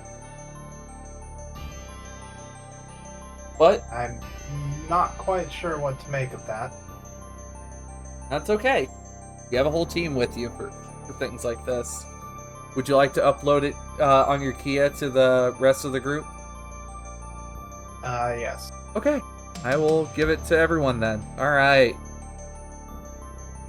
Alright. Anything else you happen to see in the room that might draw your interest at all when you're looking around? The picture on the bedside table. Okay. Alright, let me grab that for you.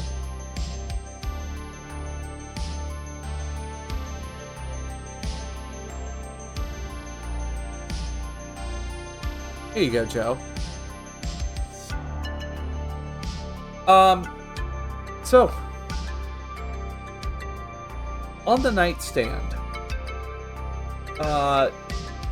next to the fold-out bed, there's a photo of a dark-haired child looking similar to Leah herself. This photo shows a scene, but you're not quite sure what's going on. It's a... Not... Could you... actually, hold on a minute. You were part of the Off-World Defense Force. This looks like it's an off-world colony. That's the most that you could see here at the moment.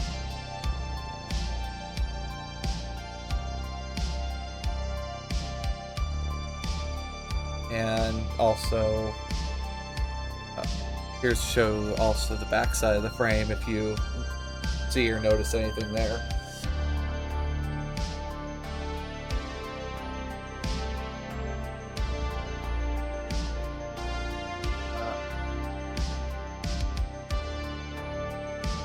What's up? I can't really see anything on the backside of the, on like the other side. It just says handout L. I'm sorry. I don't know if my monitor settings aren't letting me see something that's supposed to be might there. be your monitor. Go ahead and roll me an observation check. I need one of those IRL.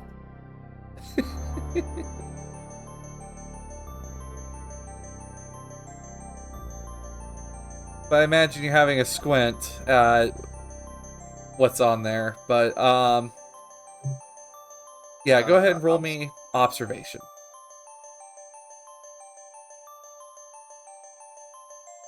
Okay. When you look at the backside of the frame and I imagine you've taken it out to look at the backside of the picture as you were looking there. So you notice there is a stamp with the name Doc Badger on the back. DOC Badger.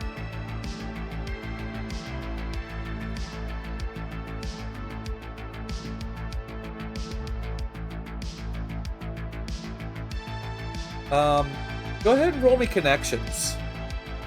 See what you might know. Connections is, in a sense, streetwise. Okay.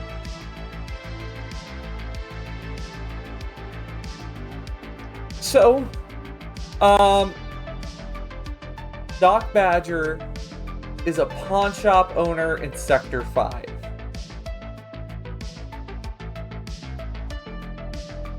Not bad. Not bad at all.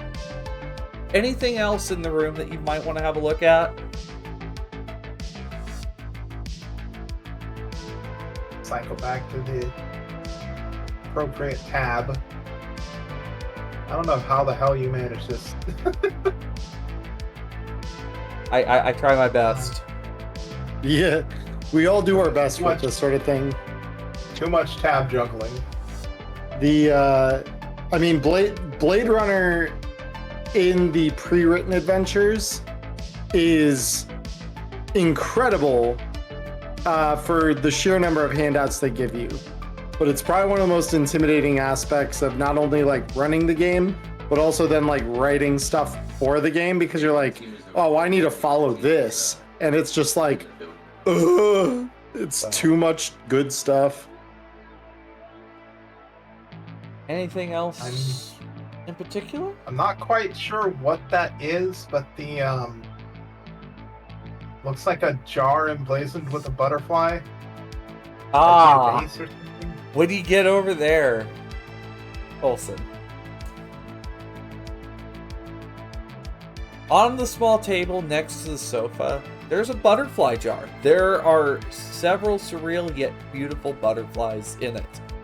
Animated like actual butterflies.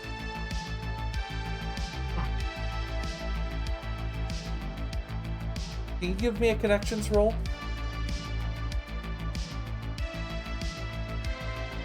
right.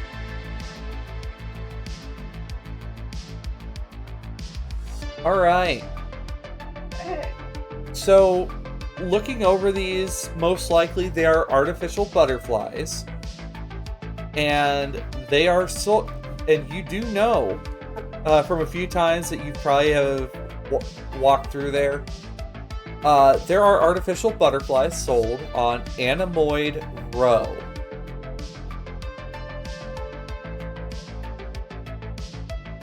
Would you like to collect the butterflies for evidence later, along with the photo? Yes. Okay.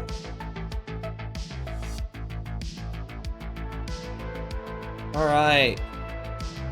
Let me just check to see if there's any other important evidence that I needed to give you.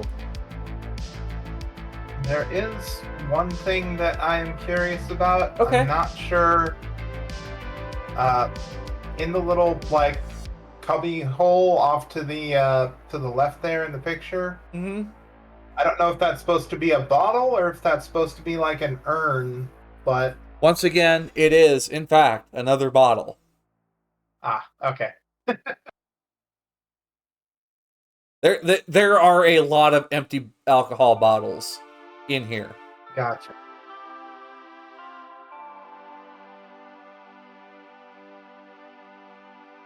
And aside from that, just doing the usual of like checking beneath the bed and things like that, just in case. Looking around through here, it looks like when you were looking, so I imagine like, you know, under the bed, I assume also checking like closets and dressers. Where there should be clothing, there is no clothing.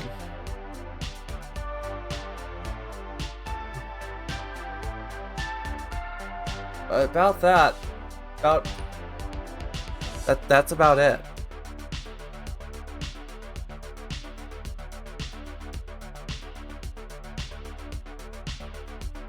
Like, all you see in here is just, you know, the LAPD uniforms and, you know, some casual clothing, but like nothing really notable of clothing outside that. It's just everything's pretty barren in here.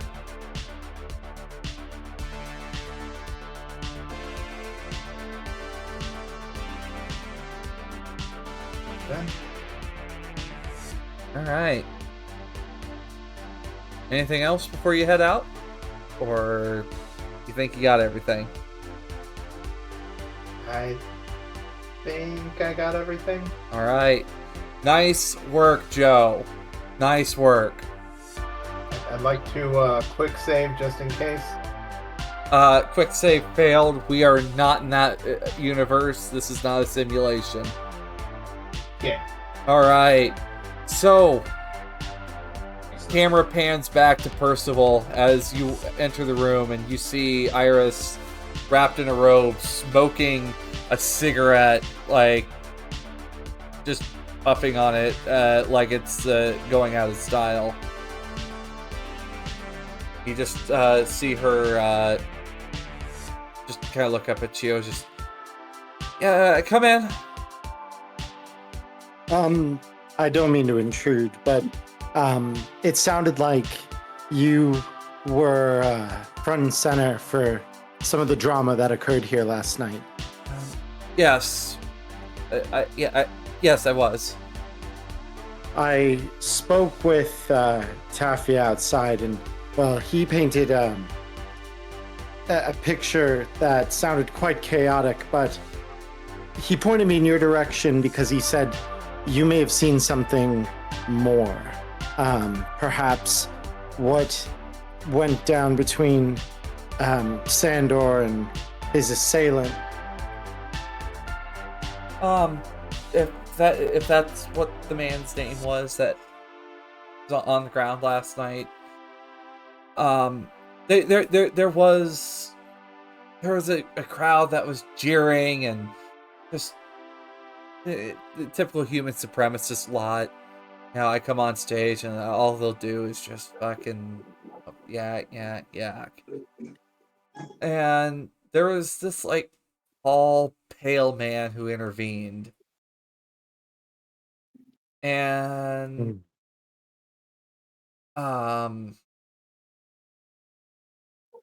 think that I don't really know much about the guy. Is he a regular here? I mean, I see him here. Go ahead and roll me insight if you'd like. Oh wait, hold on. I just accidentally rearranged. There we go. Let me kick us back over to Snake Pit. Yeah, you're good. So I only rolled a 1 and a 3, and Would you like to push? let me see. Was it the D? It was the D10. I rolled a 3 on, so that's the one I could push.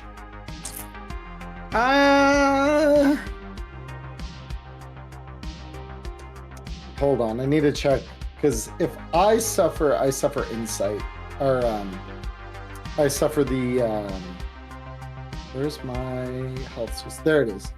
My resolve is only 4, so nah. I'm not gonna push it. I'm not gonna push it.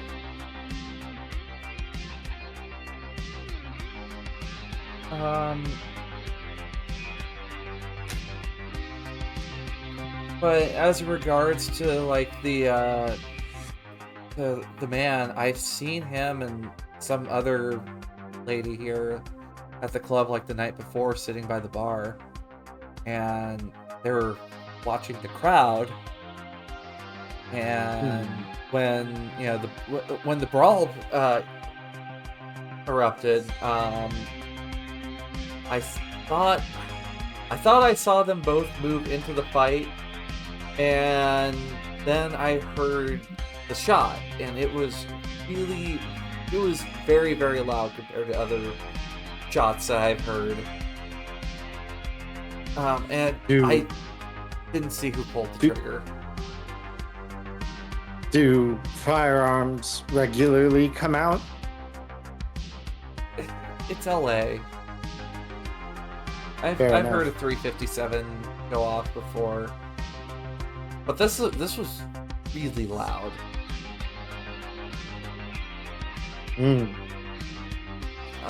Everyone ran for the door, and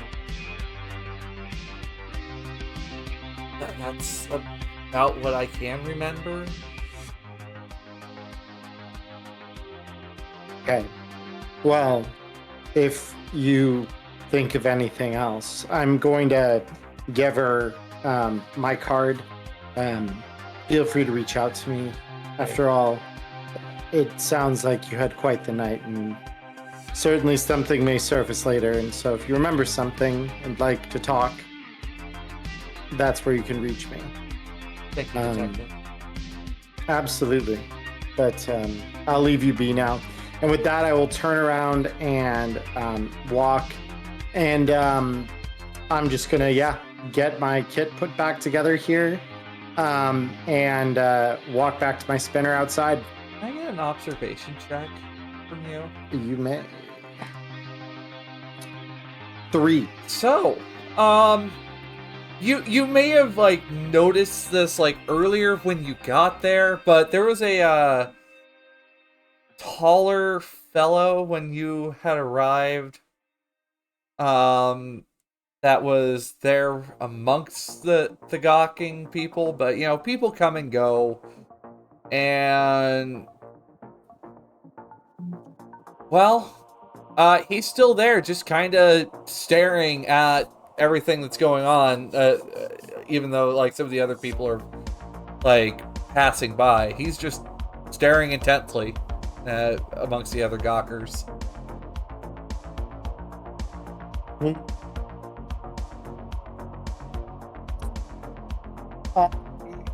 What does the man look like? Taller fellow, bald. Let me see if I can get a image of. Let me ask this: does he look like the third party that both Lily and Taffy described? Yeah, it does sound like the person that Taffy and I think Iris described. Yeah. So I'm gonna walk over, kind of nonchalantly, like I'm just kind of walking that way to get back to my spinner. Ah, here he is. There he is. Look at him. All right. So, interesting. So, as I walk, kind of in his direction, I'm gonna kind of try and move as though, my body language is suggesting I'm ignoring him. And then kind of at the last moment, I'm going to kind of correct course to head toward him. And I'm going to say, sir, I can't help but notice you match the physical description of a man that Taffy Lewis said was here last night. Well, yes, I was here. Okay. Would you mind answering a few questions then? Sure. Did you see who fired?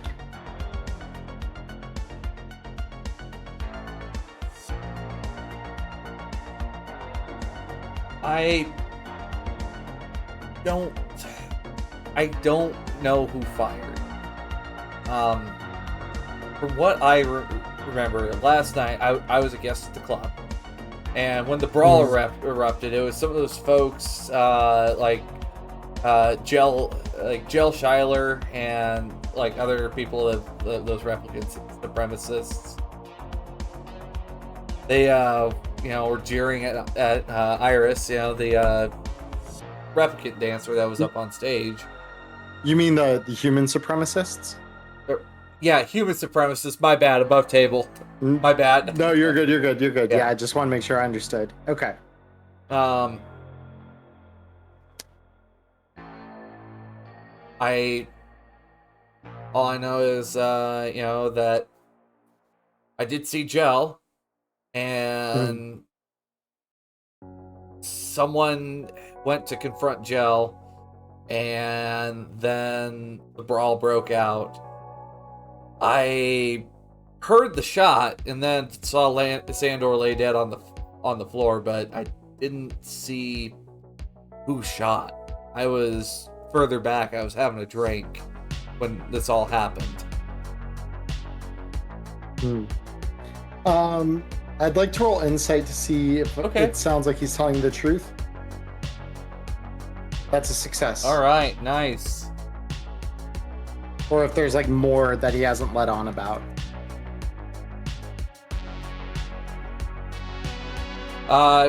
It looks like there might be a little more to this story than what this guy's giving.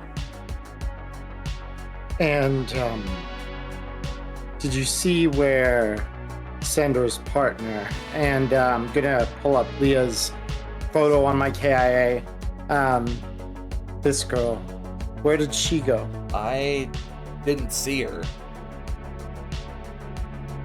She was here like earlier, but I didn't see her when the shot was fired. And do I need to roll an additional check to see if he's lying about that, or will my insight carry?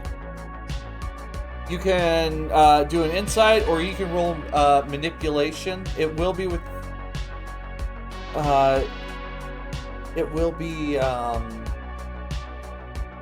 disadvantage, though, if you would like to roll manipulation. Gotcha. Well, is it insight? With insight, do I have that disadvantage, or is it with either one? Manipulation has disadvantage, but you can roll insight, or yeah, I'll roll insight. You could roll an observation check. Let's do that. That's a critical success. When you notice him kind of flicking his eyes around, you notice a number on his right eye. revealing he is a Nexus 8 replicant. Interesting. And going to, as he's kind of saying, like, I didn't see her, I don't know. And I'm going to say, now, Styles, we don't have to lie to one another here. I hope I didn't make you feel as though I am seeking you any harm or ill will. You understand, 2 of my colleagues are missing, one of them dead after last night's events, and I simply want to get to the bottom of it by whatever means I can. So I don't need to cause you undue trouble. Certainly, and I'm going to like indicate my eye and look up. I certainly wouldn't want to implicate someone like me if I don't have to. Go ahead and roll manipulation without the disadvantage. All right. There's a success. Yes. Okay. Leah was tormented. I plan to help her. I have been planning to help her get off-world. Oh. And what was she tormented by? Something's been bothering her. And basically,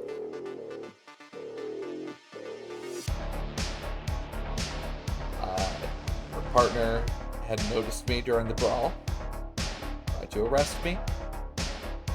Then the shot went off, and then I saw her take off for a metro cab. That's all I know. And no idea as to her current whereabouts. No. Well, that has been very helpful, Styles. I really appreciate your cooperation. And with that, I will. We're not gonna make any. We're not gonna make a big fuss about me being one of you. Am I? Like me?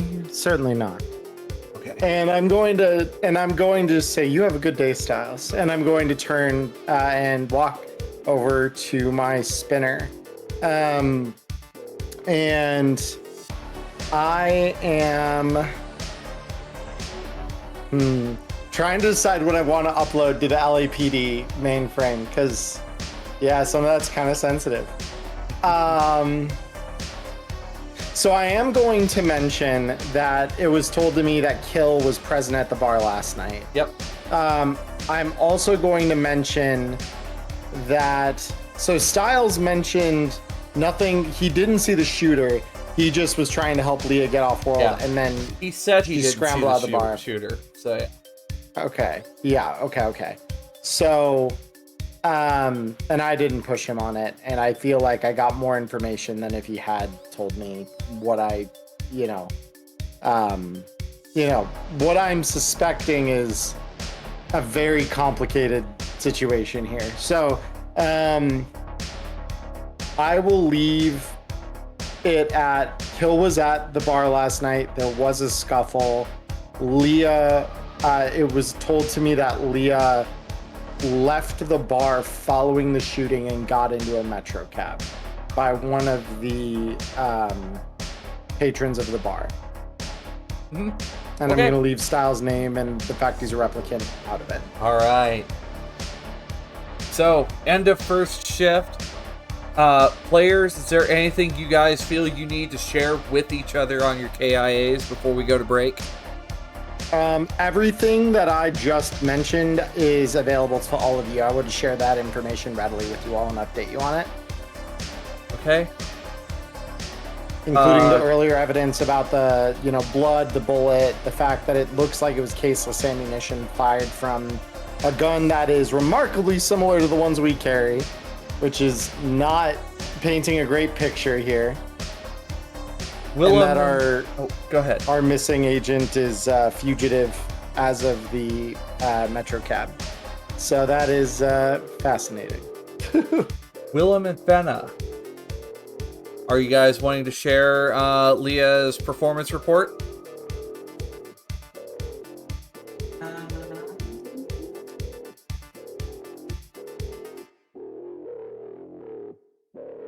I wasn't given Leah's performance report, I don't think. It's handout F.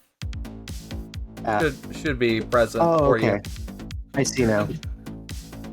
It's different from her mugshot because handout C, they both have her mugshot. Yeah. Handout C has her basic info. It's F with the. Oh, with the additional information. It is present via LAPD, but if you do feel it's relevant to the case, you can share it with everyone else if you'd like. I have some other thoughts I recorded after that conversation with Quell. All right. Let's hear them. Leah's memories came from Lilith Memory Lab. However, Quell deflected and was insistent that Leah's glitches that she seems to have suffered recently had anything to do with her disappearance. So, A, there was something wrong, and B, specifically that her memory, like, Quell was trying to throw us off from her memories. Joe, did you want to share your evidence also with your handouts with the rest of the crew? I do have a meta information question though. Sure. What's the meta information? Since I noticed before we started, there was the Wallace Hit Squad under main characters and locations. That's in the journal. Unknown information. That's known or unknown? Unknown. It's known Wallace. Okay. Wallace probably does have it. It wouldn't be out of the question for a megacorp to have its own private military, but that's about it. Okay. Leaving it there. Then I'm going to... That answers my question. Yeah. I had some stuff I wanted to share too. Yeah. Can I take a moment to go pee? Yeah. All right. Should we take a break now? Yeah. You guys have your morning shift debrief. We'll take a break now, and then you guys can, put your heads together and figure out what's your next steps. All right. Sounds good. All right, Chooms. We'll see you in 5 minutes. Or 10 minutes? 5, 10. It's up to y'all. I was thinking, seeing how Blade Runner it's gonna be shorter. I was thinking maybe since it's gonna be a short series, maybe a little bit longer since y'all are also. We're starting earlier in the day for you guys as well. Okay. All right. We'll be back in somewhere between 5 to 10 minutes. The mics will still be hot if you guys want to chat with chat. Just no riots. Please, no riots. Chat, we're gonna riot, okay? Riot. Right. That is not an effective bribe.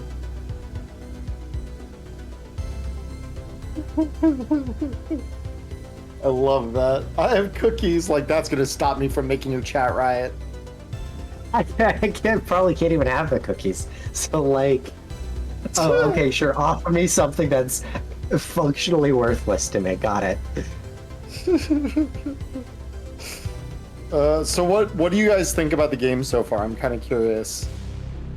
Definitely not the style of game I normally play. Same.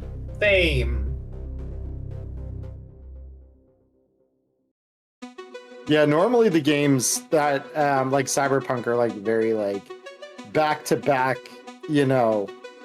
just action and intrigue in the very in the flow of things. Blade Runner, I will say, it starts off a little slow because you're kind of catching your footing. The deeper into the case we get, the faster things move, because the pieces start coming together. Even after the first or second shift, there's we already have a decent picture that is becoming kind of clear of what's happened here. So that's kind of the thing. Once you have those pieces, you start working toward like what comes next. And so I am going to be interested to see kind of how you guys think about this as we descend into the deeper kind of shifts in the case.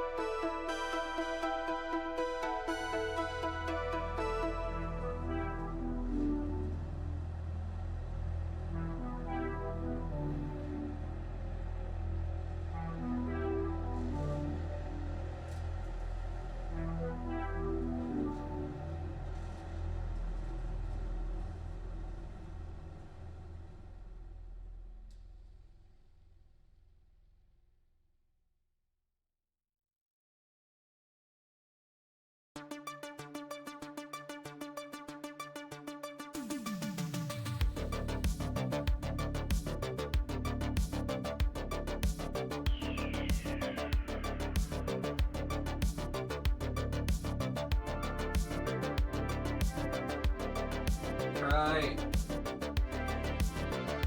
Oh. Detectives. Who might be here? I hope you all are enjoying this.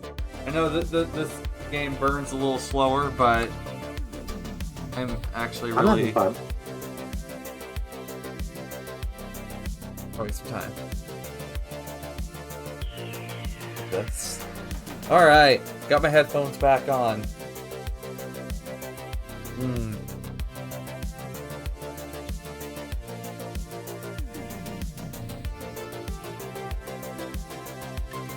So I'm good to continue as long as people are down to, but I'm curious, how far are we planning on going? I was thinking end of the first day. End of the first day? Okay. Or at least maybe next shift. I was thinking like four-hour sessions sound good?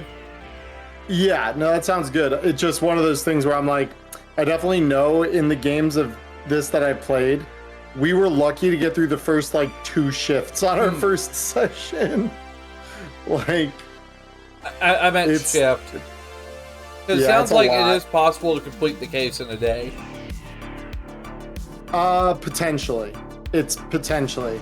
You have to like do everything really fucking right to probably get that, but yeah, it is possible.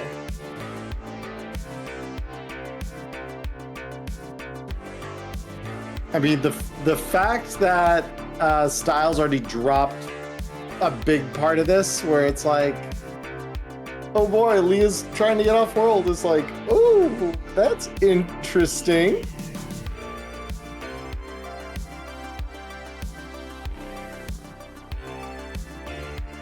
Alright.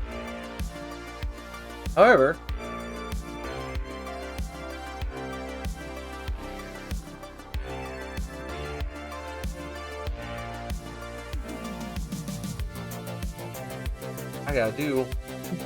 I gotta hand out promotion points and humanity points.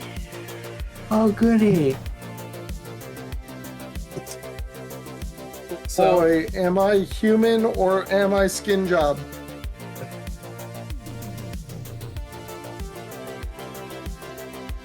nothing worse than a fucking nervous skin job. I'm glad you noticed how I've been role-playing Percival. I thought it was funny that the first thing that popped into my head was you were talking is, this person will sound like they got a thing for William Shatner. Yeah. I mean, I do like William Shatner, so to be fair, that's not the worst I could get. The performance is Shatner-esque. I'm not here to say that's wrong.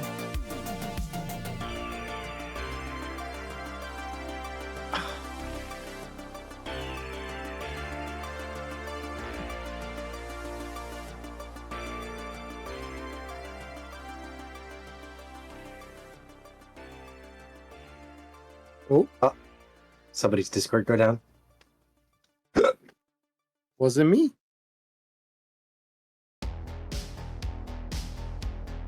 Oh, we're missing a Speepy Beans.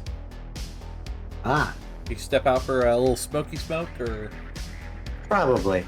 Oh, okay. Alright, so we'll hit the BRB for just a little while longer. But A little longer. I suppose we could go ahead and maybe talk a little bit about humanity and promotion points. So after each game, you should award the players, after each session of the game, you should award the players with promotion points for doing their job as Blade Runners. Promotion points are used to, and the way they're explained is used on page 18 of the rules booklet. Give each player character 1 promotion point if they, during the sessions, which by the way, I think you have access to all the rules and stuff here on the Roll20. I tried and it prompted me to purchase.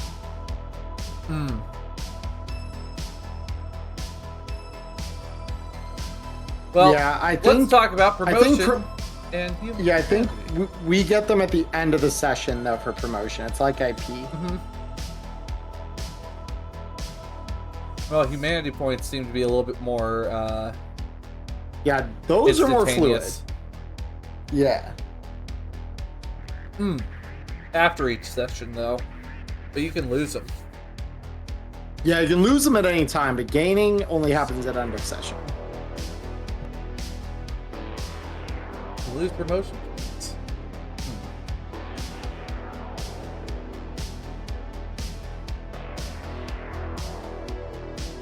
So, after each session, you can also hand out humanity points to each character performing acts of compassion or humanity. How humanity points are used is explained on page 19 of the rules booklet. Give each player 1 humanity point during session if they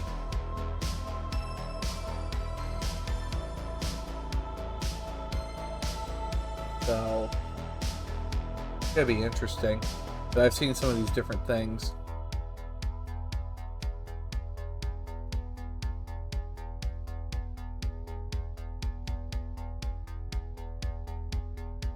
However, replicants. Failing a baseline test may make you lose a promotion point, but you do gain a humanity point. More human than fucking human. Let's go.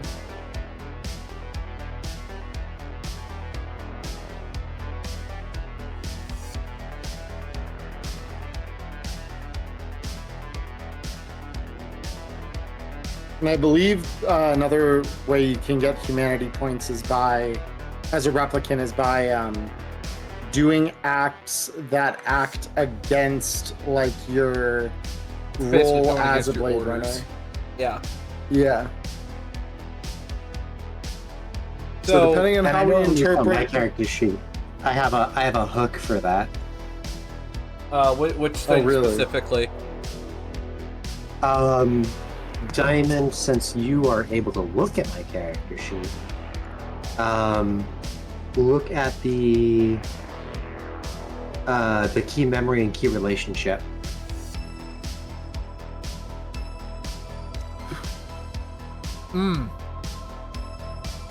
Ah. I have a couple different hooks then. yeah, the other thing that I'm like, I don't know which side we want to say Styles in my interaction was, but the fact that I didn't turn in a Nexus 8 is, I mean, That's very against what you're supposed to do. I know. So I'm like, that's probably worth a humanity point. I just hope no one notices. Well, that, but also showing kindness towards Iris as well. Also that, yeah, that's true. They're just machines. They don't have feelings, the machines. Like tears in the rain. Me, the machine, having feelings for the machines that aren't supposed to have them. That fucking scene, Tears in the Rain, fucked with me for a good few days. Just like, oh. And Diamond, do you know the neat little bit of trivia about that scene? What?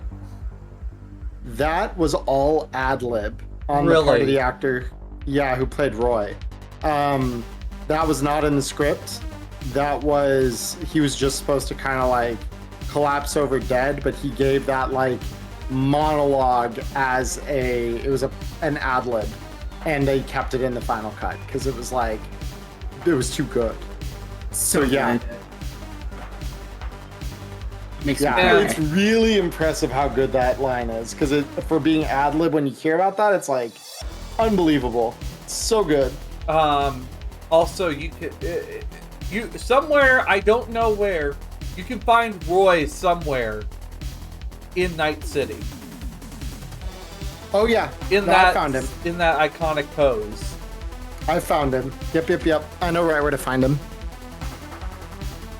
All right. So it's about noon. Into the morning shift. Are y'all wanting to gather up to back at LAPD, or what do you guys? You may want to to. You may want to take us off the stream. We'll be right back. Oh, screen. I was. Okay, there we are. Okay, good. I might have been a little delayed. I just was like, Oh no, you were saying it right as I was doing it.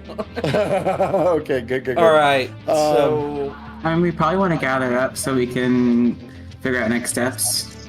But I don't know if we want to gather at LAPD or not, because we have some sensitive stuff to talk about. you guys probably have some quiet back rooms in the LAPD that you. Yeah, I mean, the RDU has to have some of its own offices in the building, so I would say let's meet there. It's probably the safest place you could have it. Your crime lab bare and minimum wall are there. Yeah, bare minimum, the the rags like kill won't be, having ears in the walls there.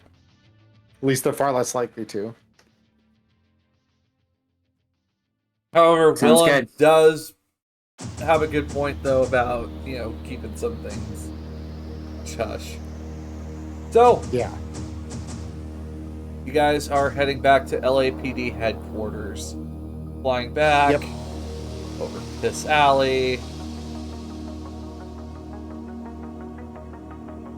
Man, imagine that just being your address. Oh yeah, I live on Piss Alley.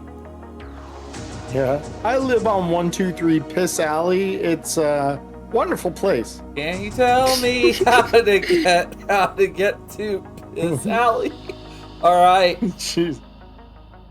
So you guys are returning back to your area at the Rep Detect unit. You are. It's basically home away from home as you guys start your day shift. All right, so we'll at least complete one more shift, and then we'll call it for today's episode. Okay. Beautiful. Sounds good.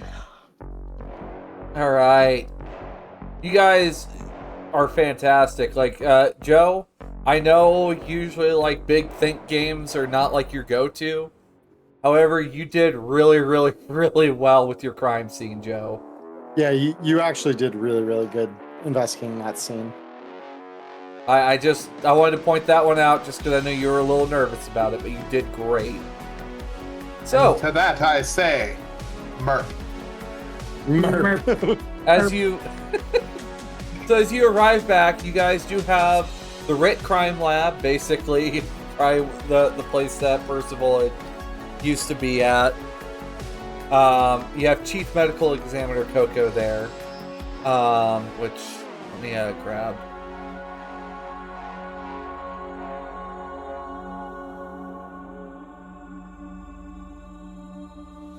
For you here. Oh, he huge. Ooh, Oh, he big.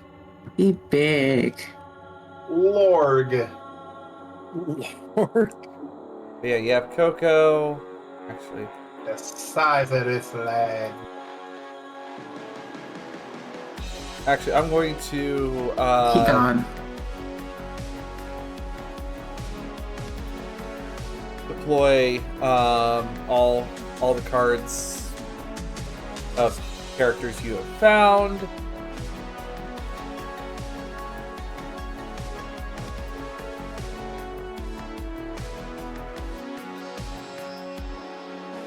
And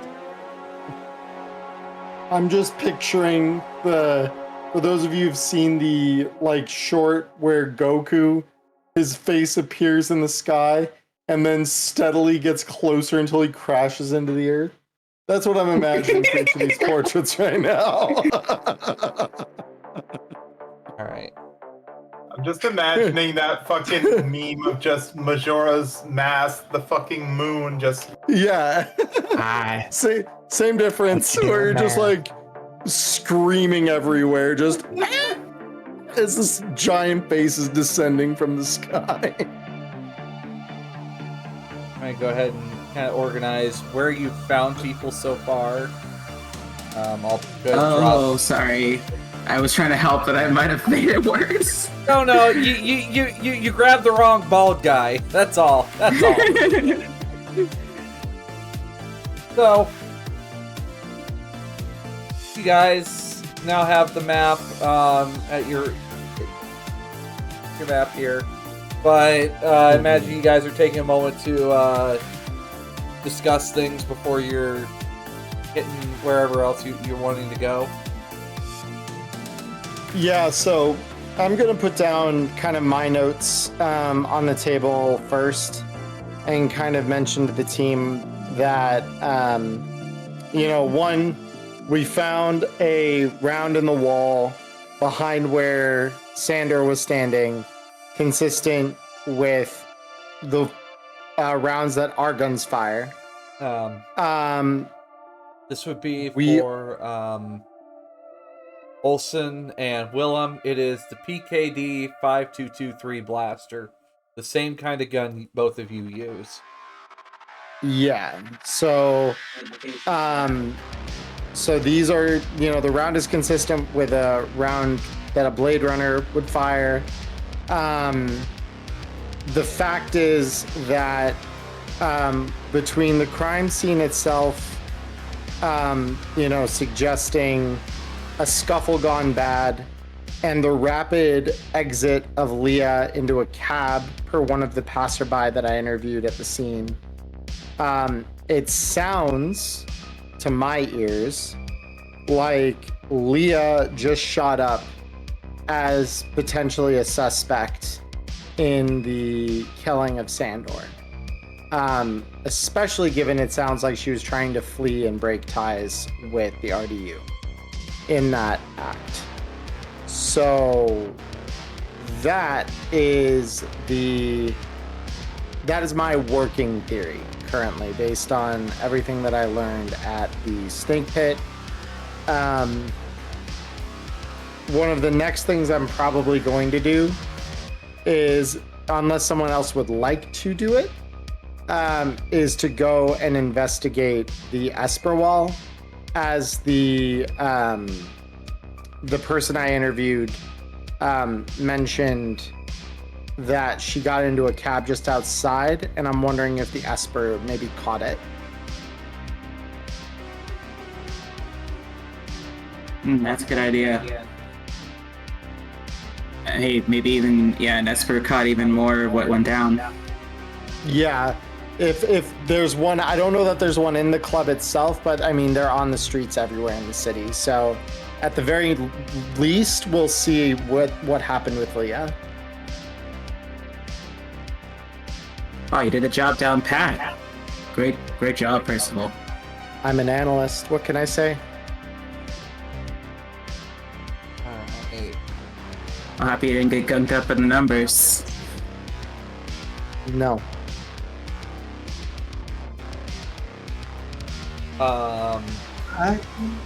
Wallace folks, anything from you? I want to know why Quell was so insistent on whatever glitch Leah may have been suffering. And that was a question I didn't get an opportunity to ask, was the details of the glitch.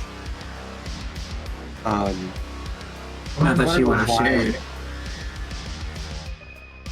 Right, but I didn't get an opportunity to ask, even to see if she was hiding something. Because, like, it's that catch-22. You can't say nothing without implicating yourself. But, That's way out of my purview. Right. I think I want to go follow up with Lilith. She was insistent that, like, the memories had nothing to do with the glitch. The memories had nothing to do with the glitch. You know, it was said several times and emphasized. So I agree. I think that she mentioned, she talked a lot about how spectacular the Nexus 9s were.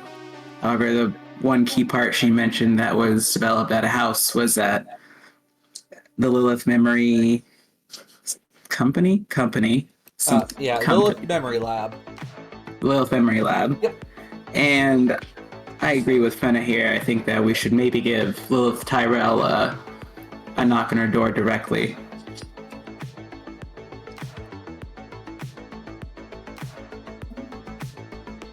Just to maybe check in to see if we can understand more about these Nexus 9 memories.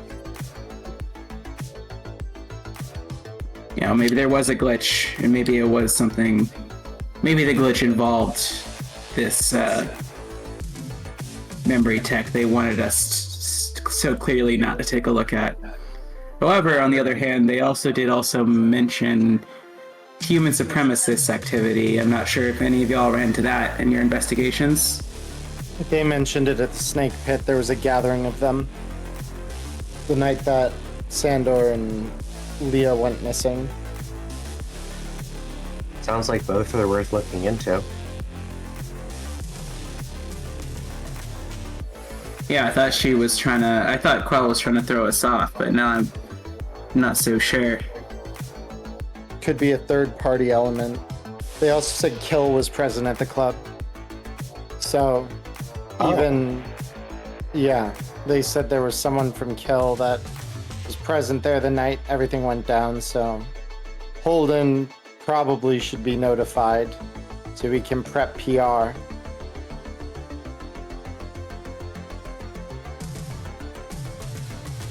That is important, though, with how sensitive this feels. I know it's against policy, but maybe we should hold off and calling it up. Well, I wouldn't hold this from Holden. If Kill is going to publish something, he needs to get the PR arm ready. Everything else, the supremacists and the like, yeah, hold on to that. I think that that's probably wise.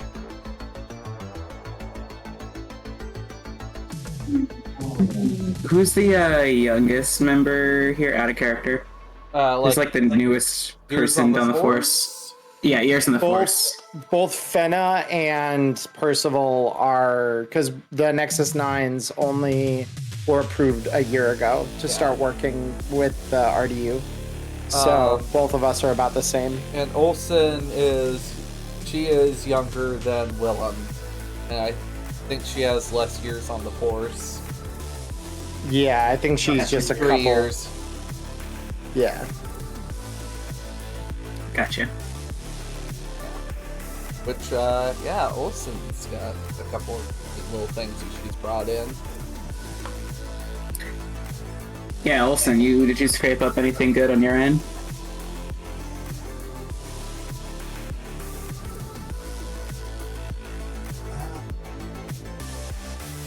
Couple of things. Mic check, Joe. Hello? It's just you're very, very quiet. Yeah, you came through a little bit quiet there first. Sorry. There you You're are. good.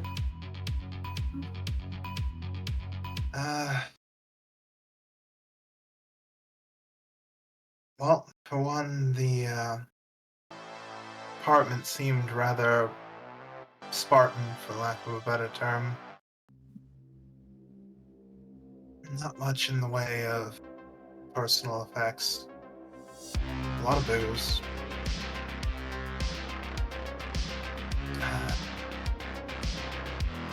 Lots of, well, at least a couple of books of poetry as well.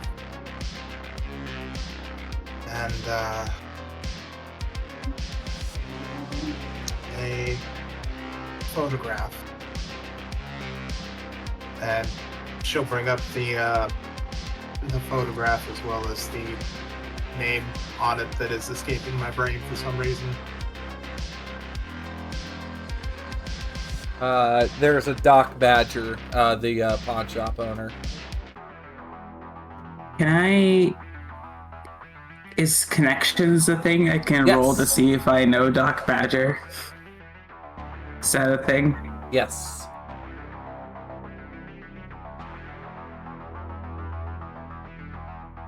Oh, okay. So Willem, you may have stopped at Doc Badger's pawn shop a time or two, probably to pick up a, whether it be some new shirts or maybe a little extra ammunition here or there.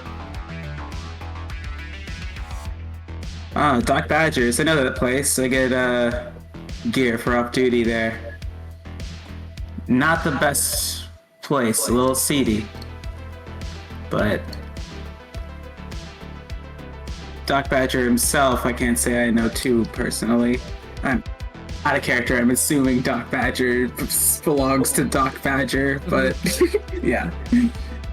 Yeah.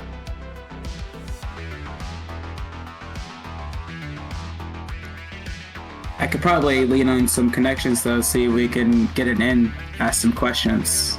Though I'm not sure what would, though the pieces are here, I'm not sure how they combine yet. I'm not sure what questions to ask, or actually more importantly, what answers we need. I think I also shared the poem and the picture with the rest of you guys, and also I don't have a handout for the butterflies. But, yeah, you got yourself a nice jar of butterflies. Well, you had mentioned, just to refresh memory above table here, that those had come from Anemoid Row, right? Yeah, most likely, if it comes from anywhere, probably Anemoid Row. Which, Anemoid Row, okay. Hey, Willem. I have a little request for you. Does it involve a handout? This is just a observation check, please. Oh, sweet. Easy success. So, check your newspaper. That's what I was about to say. There's a little there thing you with the go. butterflies in the newspaper. Yep. There's an address for Anemoid Row. That's very interesting. All right. You want to share the newspaper with everyone else? I would definitely love to. I've read it, a couple times at this point. Probably had lunch or second breakfast with it. Second breakfast. No, we're hurried up for Hobbit. Look, I had that takeout from earlier, just sitting in my coat or whatever. But what about 11 C's for lunch? Do you have something for that? That's a little bit out of my pay grade. How do I share this? I got it. Thank you. Also, by the way, all you guys have access to that newspaper now. It's actually a good read. It's like really very relevant. You love a scream sheet with relevant information. I love it when games do that. By the way, for those Hobbit meals, we're playing the wrong Free League game. There, I said the thing. Anyway. Yeah, they do have a One Ring, yep. Alright. So, for day shift then, gang. Do you have any other things to discuss before you guys head out to wherever you need to go into? I guess we should discuss where we're going first and if we're splitting up.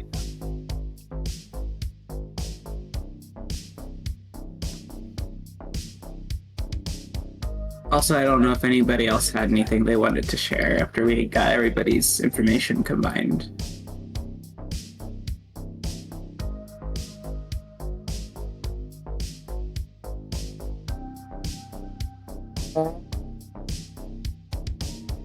I think Esperwall, this place over on Anemoid Row. You have the RIT Crime Lab as well. The lab, yeah, I mean, the lab has Sandor's body, but I'm beginning to wonder how much information we're going to pull off of that after really investigating the crime scene itself. I think now the hunt is on for Leah, because we can't save Sandor, but we kind of know what happened to Leah. Well, so I think chasing her is probably our next course of action here. I agree, and also there is a world where, like, we make sure that the cause of death matches up on Sandor with the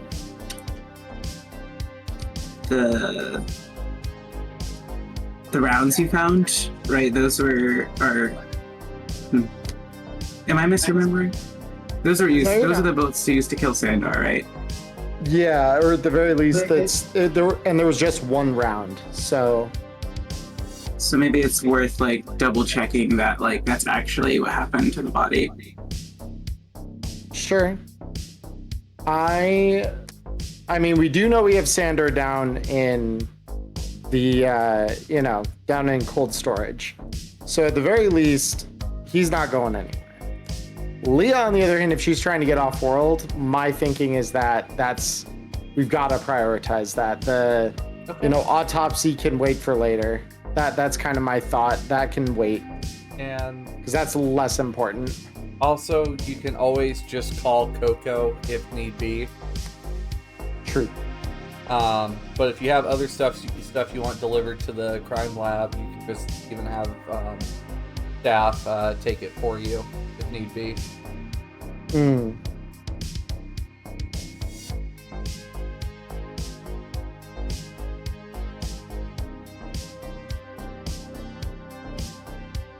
Well, So I think that's a good idea.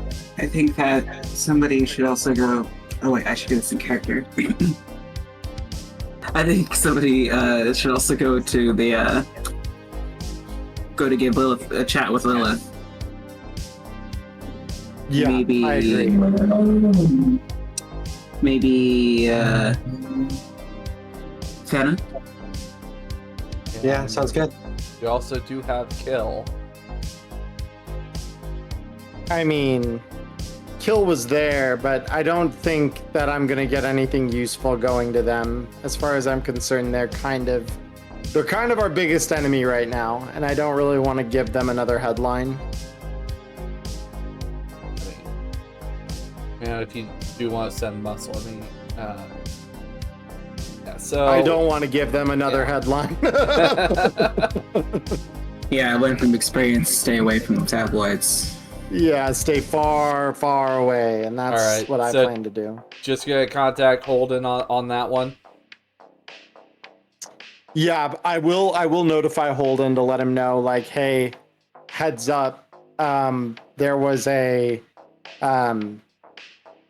witness to what happened at the club last night who mentioned that a reporter from Kill was one of the people at the club when the shots were fired and Sandor was killed.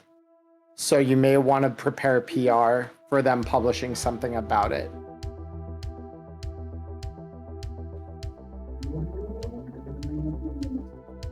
If you can do something to stop the article, great. If not, thanks for the heads up. I just...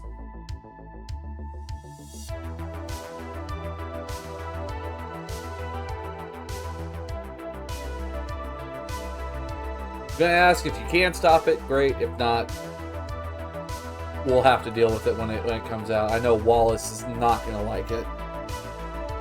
Yeah, I'm going to mention to him, if we try to stop it, we give them yet another headline. We already have a missing Blade Runner and a dead one. The last thing we need is one controversially going to dig up the bodies.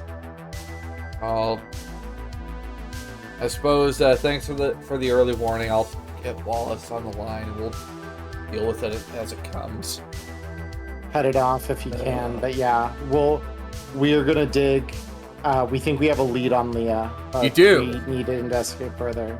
We do. You just kind of hear a little bit of clapping from the other end of the horn. Just fantastic. Keep up the good work, team. Beautiful.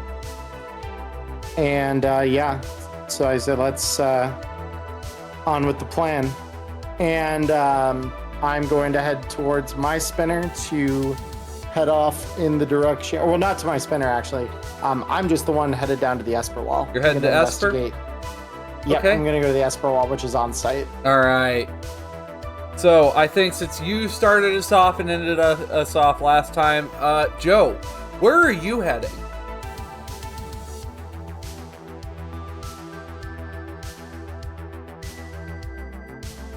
I don't know. Oh. Gonna be honest with you. Can we get a quick summary of things that are going on? Because I know at least from me, I'm going to go see Lilith. Okay, so Right. Joe, you do have the butterflies. So you and in the article you saw something about the Aurelian on Animoid Row. So that could be a possible lead for you because Leah had butterflies in her apartment, and that's not too far away from the LAPD headquarters.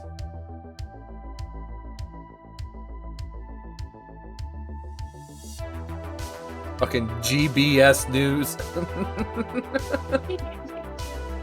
But if that may be a direction you want to go, there's that. Or Doc Badger even, if you want to travel that direction with the photo. But the photo could also prove useful elsewhere as well. Yeah. Oh, question, is the photo like signed or is it like stamped like this was in the possession of so-and-so? It doesn't seem to have anything besides on a pawn shop, you know. A stamp of the photo is on the stamp was Doc Badger on the back of the photo. If you want to head to Doc Badger's, and I think Willem, you were heading to Doc Badger's as well. I had what? Which direction?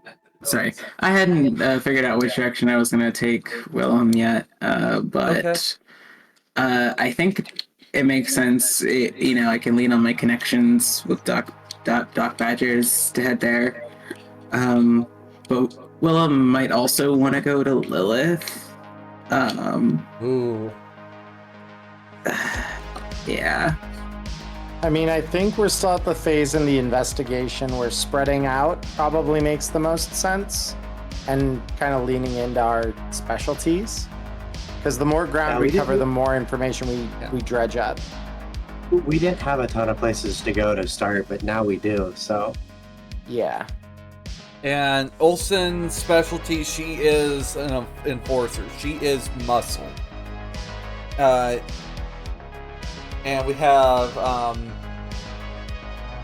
Willem, where they're going to be really good at pushing, for answers. Yeah, they're kind of a middle ground. Like, if anybody's the best all-arounder, it will be Willem. So you can pretty much, you are very flexible.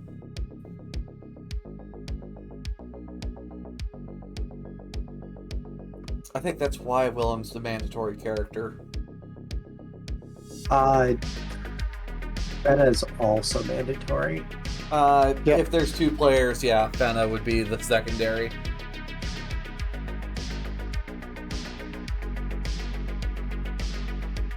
So, I think he recommends a minimum of 2, so that makes sense. So, where are y'all off to then? Let's see. Fenna is off to the memory lab. So you're off to Sector 4 to the industrial area.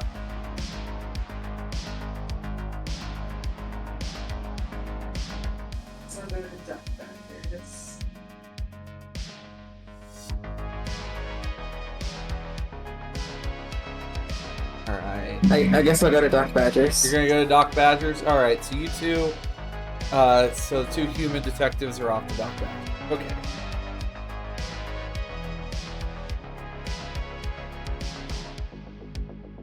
Well, because did Joe Olsen decide? Yeah. What are you thinking, Joe? Doc Badgers or maybe Animoid Row? Yeah, for the Aurelian. I don't think you two will be too far apart from each other. I suppose I can take a look at words. Butterflies, yes. Okay, so Animoid Row. Go. You got it? Alright. Yep. And then that means for Willem, we will send you off on your way to elsewhere, which you probably are bullying. You probably have to bully someone else to get a fucking spinner out the garage. That's fine. I'll just call seniority. Oh, that's such a dick move, but yeah. It's such a dick move, but... Alright. Trying to think. Most likely that's going to be in Hawker's circle. So you and Olsen are not too terribly far apart, just a few blocks away from each other. But let's... Alright, everybody pick a number, 1 through 4. 87. 3.5. Okay, so Joe is getting 4, Speepy is getting 3. Valkayrie, what's your number? Sorry? Pick a number, 1 or 2. 2. I am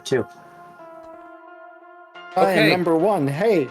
So we are heading to Doc Badger's pawn shop first. We're following Willem. Care to think that we're just kind of like an observer drone, just following each of them. Maybe a little pesky. But we're following. Oh boy. Never have too many pancakes. What? I feel like I missed something important here. Can never have too many. Alright. I don't know that there was context for that.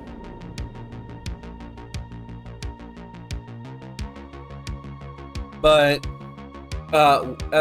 Willem, as you arrive to Doc Badger's pawn shop, it's a small and very cluttered pawn shop. It's what you would imagine of any urban,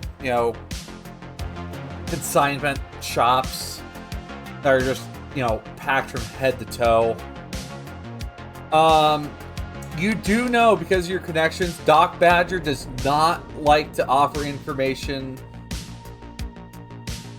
with, very much his information would come at a price, because he doesn't, tend to talk about his clients because it's bad for business. What kind of doctor is he? That's just his first name is DOC, Doc. Oh, okay. Yeah. What does he do? Is he like an information broker? He runs a pawn shop, but there's very likely going to be information that would be helpful to you. Got you. Yeah, he runs the shop. Got you.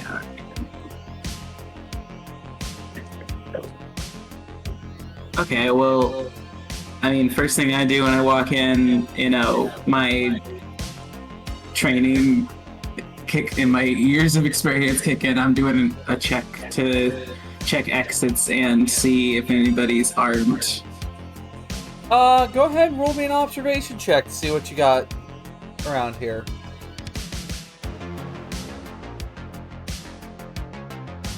It doesn't look like there's really anybody in the shop doesn't appear to really be anyone in the shop except for Doc Badger at the counter. Sweet. I relax a bit and kind of stroll up to the counter, hands in the pockets. Welcome. Glad to have you here. We are playing the Bladerunner RPG. Glad to see you. I'm Diamond Dust. We normally do Cyberpunk Red on this channel, but for now, a high box. But anyway, welcome everyone. Branching out into even more cyberpunk. I get a we are doing dark, gritty, investigative cyberpunk now, baby. Yes. Let's go. Can I get a shout out for Momo Plush, by the way? But as you were saying. So I kind of stroll up to the counter, hands in my pockets, kind of nonchalantly, and just taking a peek at what Doc's doing across the counter. See him putting some things on a shelf behind him. What are you here to bother me about today, Detective? Oh, Doc. Well, nothing out of the ordinary. Just some rumors you might have heard. while I'm here, that's not a bad idea. Alright, so you'll top off your ammunition, which you don't have to keep track of ammunition in this game. Yeah, I just figured it would be like respectful, I guess. You know, set a stage for a good interrogation. Yeah. I love how that's the justification. With that, he puts some caseless 44 caliber on the.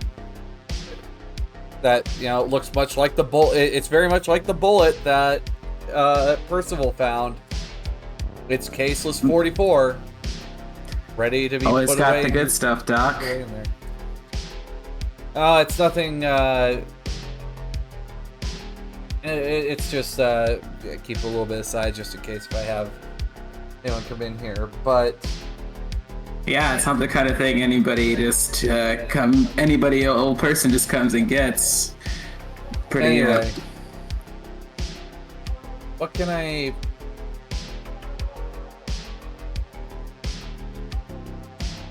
What can I do for you? Any strange customers in here recently, Doc? Like who? I kind of lean forward on the table a little bit. And also, buying ammunition from me is not going to be enough to really do anything. So, you know, information costs a little bit, you know, as he rubs his fingers together. I kind of, Willow kind of grins a bit. He's like, we'll get there, Doc. We'll get there. Information first. You know this works. And a badge.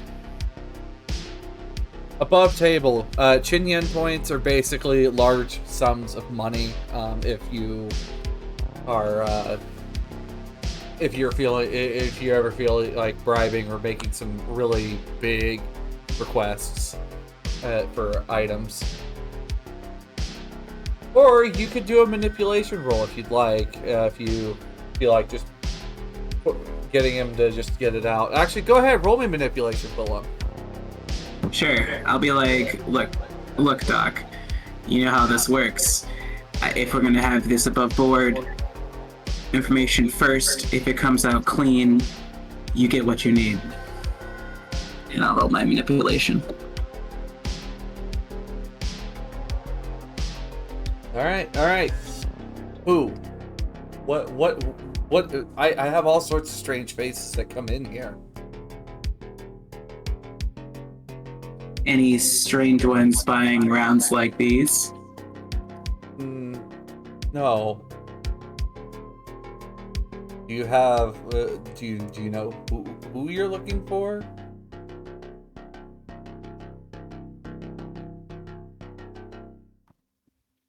I kind of like. Willem kind of stops for a second and like goes for his smokes, and he like just like emotions like can I smoke in here kind of deal. So I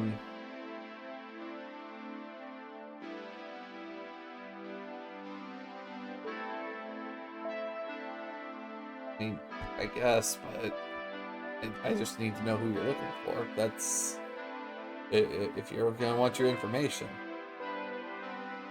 Willem lights a cigarette and he's like, well, you heard about those reps. You heard about those reps that went down not far away from here. Is this something that had to do with the snake pit? What's up? Right you are. What do you know about what went down there? Not really much. All I know is somebody got shot. And oh, come on, Doc. You're here right in the thick of it, and that's all you How heard. am I in the thick of this? I literally run this pawn shop, I go home, sleep in my little shit house, and I come back here. Does it look like I have time to go to places like Nightclub Row?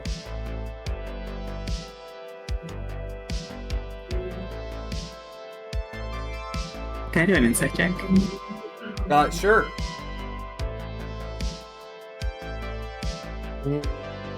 You're not. Do you want to push it? You can push if you'd like. Sure.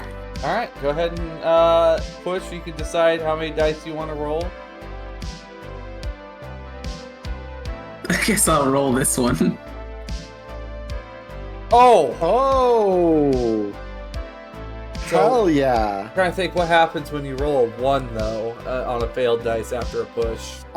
For insight, you lose a point of your resolve. Okay. So, Yeah. on your character sheet, it should have under your Blade Runner tab, it should have health and resolve listed there.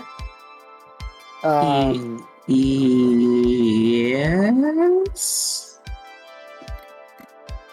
Yes, at the bottom. Yeah. Beautiful. So, does your character have values in there, by the way? Because mine didn't initially. Mine does not either. Okay, so let me give you everyone's resolve because I have the pre-gens on my computer because I've run this before. Did it not include it on there? I am so sorry. Yeah, for some reason. No, it's all good.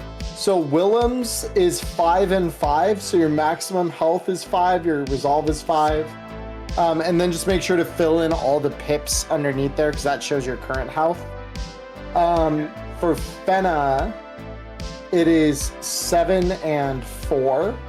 So 7 health, 4 resolve. That is the same for me as Percival. And then for Olsen, it is 6 health and 4 resolve. Got that, Joe? Sorry, what was that? So your character might not have their health and resolve values filled in. So if you scroll down toward the bottom there, you'll see it on the right side. You want your maximum health to show 6 and your maximum resolve to show 4. And then just make sure you fill in the pips there so that it's maxed out because you'll lose pips off of that every time you take damage. So just so you have that in there. Alright, so I've taken a resolve damage. Yep. However, But you do pass the insight check, so that's what matters. he is telling the truth that he really does not know what you're on about. He doesn't even know who you're looking for. He just knows you're in here looking for someone. He's asking you who you're looking for, Willem. Okay, well, I guess at this point I'm gonna pull out the picture on my KIA. Yep. Oh. Her. Yeah, did that ring a bell? Yeah, like she said she was a Nexus 9 and wanted to make a stellene scan to review her own memory implants. I have that thing, and I do it for a small fee.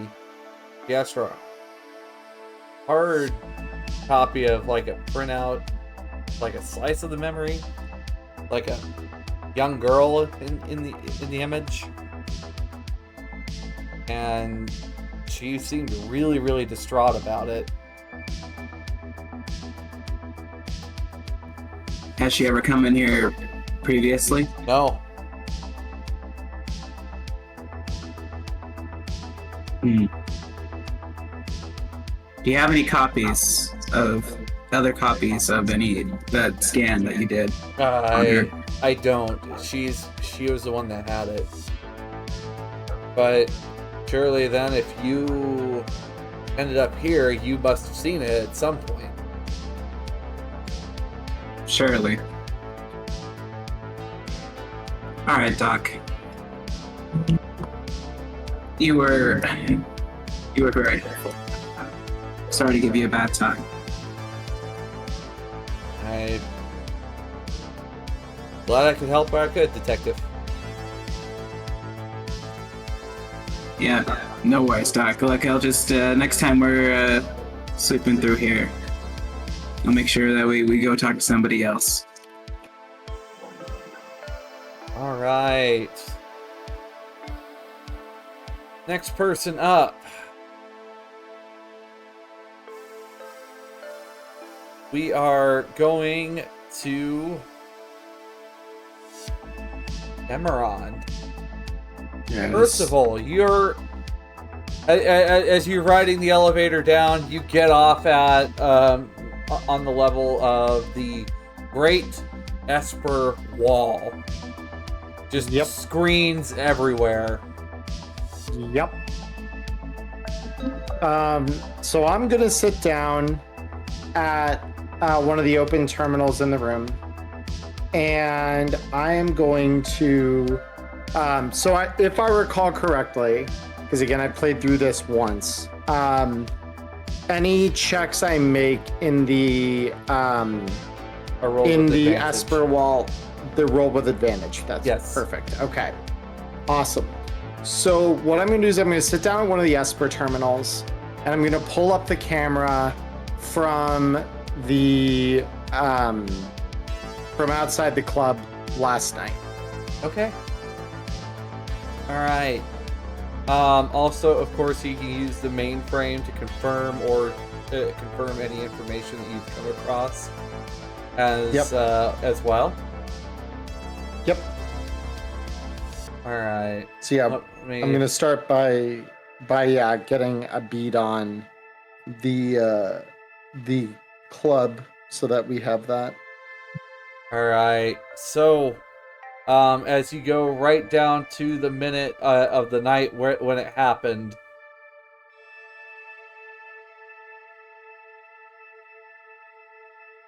you're shown a grid, and as you look over the Esper Wall footage, you see this big mass of umbrellas at the moment. Did you share that one with me? Yes, it should be Yeah. there.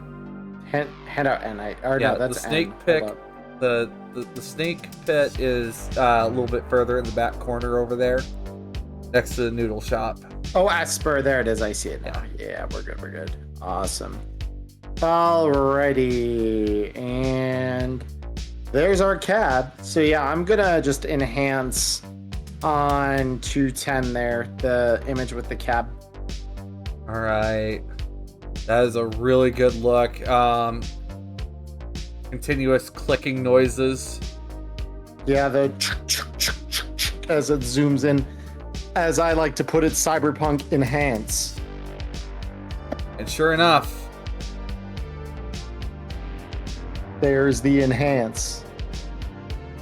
Oh boy. That is so cool, Free League. That is fantastic. I love that.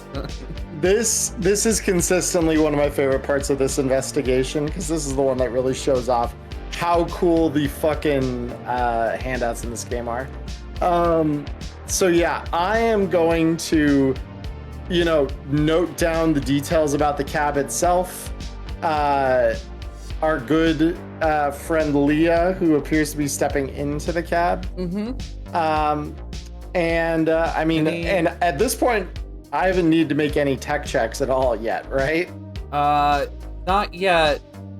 However, you do have those butterflies, and Olsen is making her way to Animoid Row if you want to, get anything before she gets there. I'm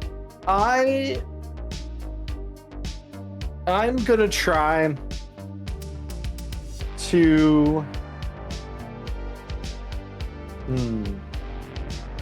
I'm gonna try and call up the cab company. Ah, okay. All right. So you're calling the cab company? Mm-hmm. After a couple rings. Metro Cab.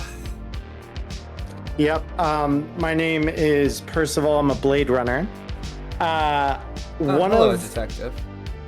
One of my colleagues last night took a ride in one of your cabs, license plate 4 Alpha 4. the cab picked her up outside the snake pit around, and I'm going to give time because I don't think I see the time listed anywhere on the Esper image, unless it's on the larger one. Hold on, let me double check. Looks like it only gives like the 18. Oh, Yeah. okay, 18.5. I wonder. 18.5 is the date. I think that's yeah, May 18th. Okay, so that means today would be May 19th for you guys. Okay. Yeah. So, but I'm just going to, because I Rattle off would the time. know. Yeah. So I'll rattle off time, the cab license plate number, and then I mentioned she was picked up from the snake pit this time. I need to know where the cabbie took her. Can I get a manipulation check? I would be happy. And I'm rolling this normal without advantage, I assume, right? Yep. Okay. My manipulation is indeed a success. There we go. Well, looking at it, the snake pit, it left the snake pit and showed up at Anemoid Row after. What? Do you have the address? One sec. Earl, are you working today? And you just hear like kind of some little chit chat going on, and you just hear over the radio, yeah, it was a young woman, and she had a gun, and she was clearly upset. She got out of Anemoid Row and disappeared into the crowds. Not sure where she went there.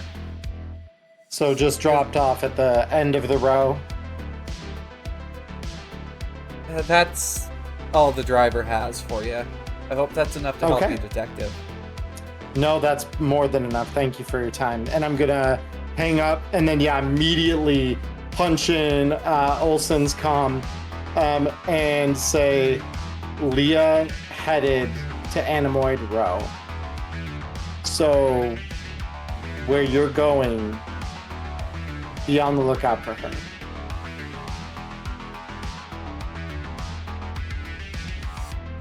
All right, Joe, you could add that to your note that Leah may be in the area where you're at when you get to Anemoid Row. Yeah. Otherwise, Do you want to look up anything else?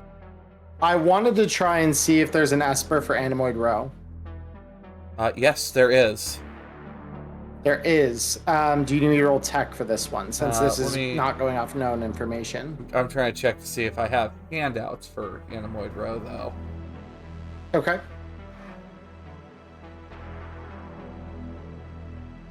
They don't have handouts for it.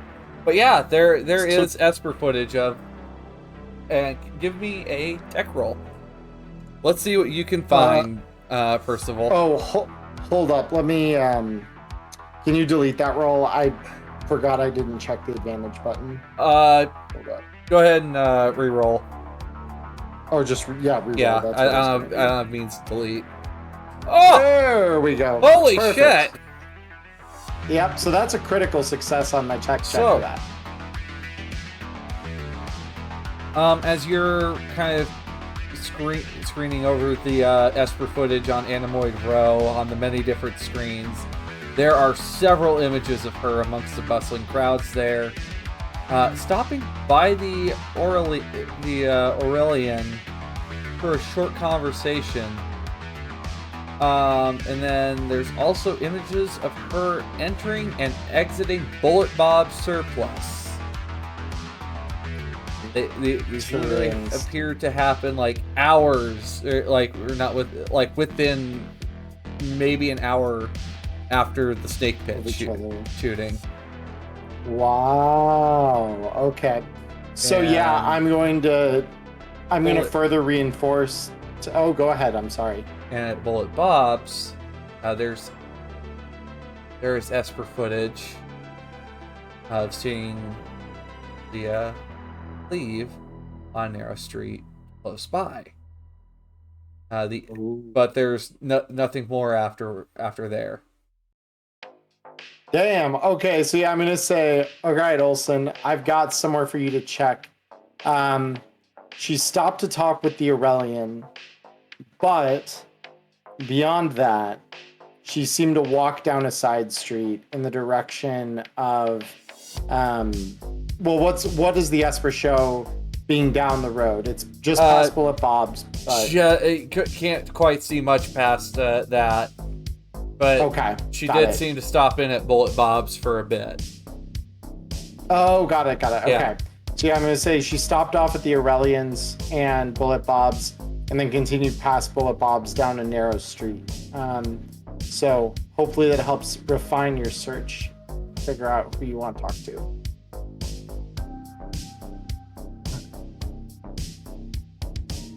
All right.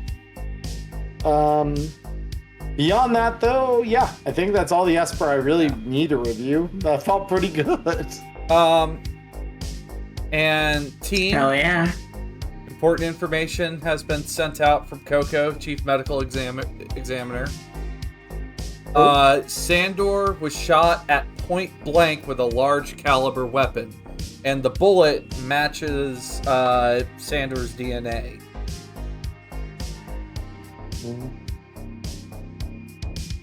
Beautiful. So he was shot at point blank by someone.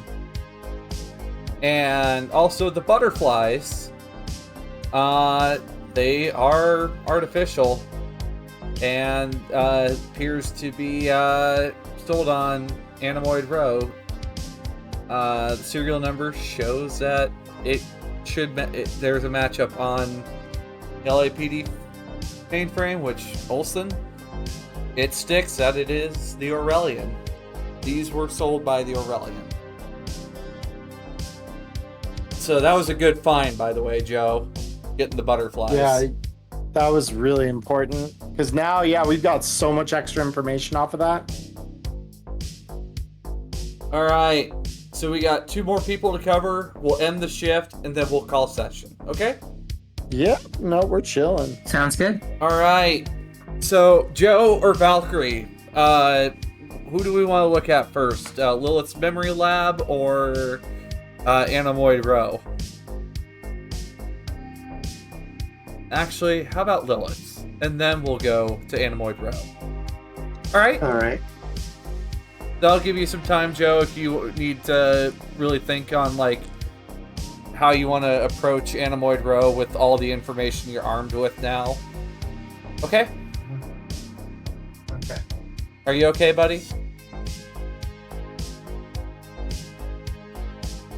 I need more RAM. You need more RAM? I don't know about RAM, but how about coffee? I don't know if I'm under caffeinated or over caffeinated. Oh! Well, there's a very easy way to find out, and the answer is more caffeine. No, that's not how this works. I have But- fever, and the only cure is more caffeine. Fena. You are arriving at the Lilith Memory Lab, and it's located in a largely abandoned industrial area of Sector 4. And there's a drab gray building, including an office area, and there is a dome-like area.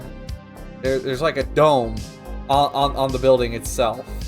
And the entrance has Lilith's Memory Lab printed over the entrance. All right. So just make my way in, and I don't think it's like a marked location, so I think we'll just keep you like we'll put Lilith Memory Lab over here nearby Tyrell. Makes sense. Let me see. I thought it was, but I'm gonna double check. Is it? Are you accidentally covering it with any of the NPC portraits that you put around?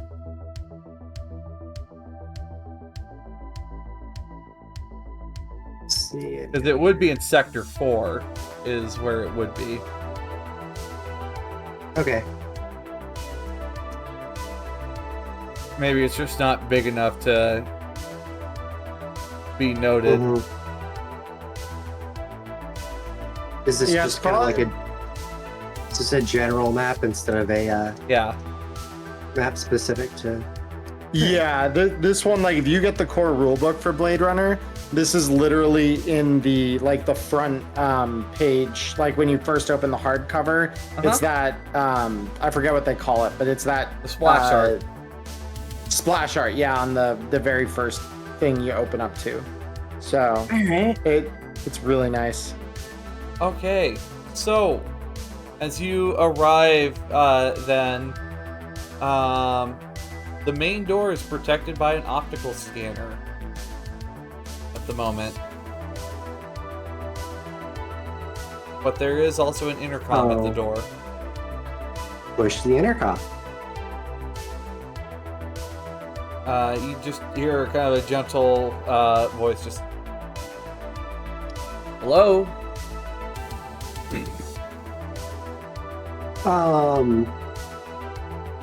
Is the intercom have video or just audio?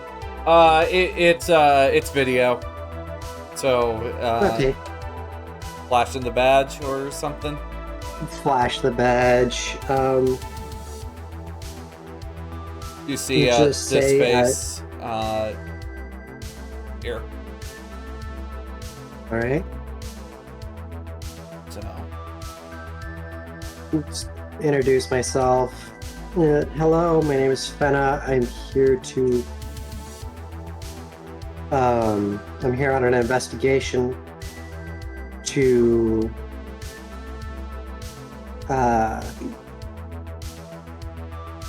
follow up on one of my colleagues that is currently missing. investigation for. I've been informed that her memories Who do you work for? were created here. I'm a Blade Runner. Work for LAPD. Oh, okay. Just a moment. For a bit, you hear the door unlock and open up, where you see Terry is sitting at the front desk. Ah. All right, let me bring you over to.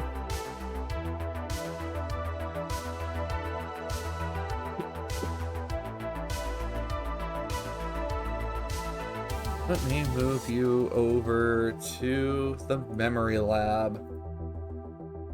Is it also muted? Or can you see it? It is cannot- black.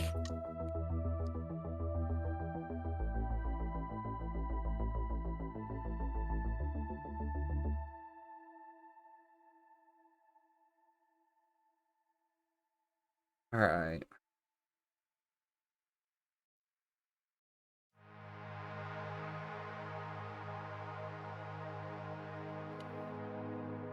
So currently,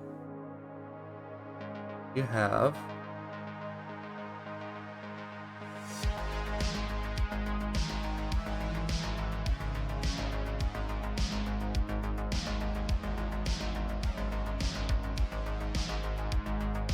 I love how ever since I heard about this dynamic lighting feature from Roll20, I've never heard anything good about it.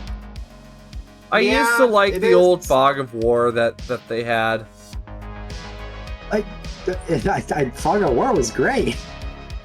Like a Fog of War system would be honestly a lot better than what I've been seeing. The from- dynamic from- lighting needs some some more work done to it. But as Like, genuinely, just something to specify a radius that just clears the map around the player token would be fantastic. But as you come in, Harry, look up. All right, do you? Welcome. So I you're. still can't see. Ah, frick. One sec. Diamond, we can't see. It's dark. There, I I'm turned the lights scared. on. I turned the lights on. Damn it! I turned the lights on. Lights on! Lights on! I beg of you! I'm scared. Please help. But yeah, I can only assume that you're here to speak with Miss Tyrell. That would be lovely, thank you. Oh yes, come with me. And with that, he ushers you past reception out to the main dome. And when you come, and he opens up the door, and the dome, it is dark in here, and you'll Central Memory Lab. yeah, that's where you're gonna be at. And you see two children. There's a boy and a girl drawing pictures on the floor.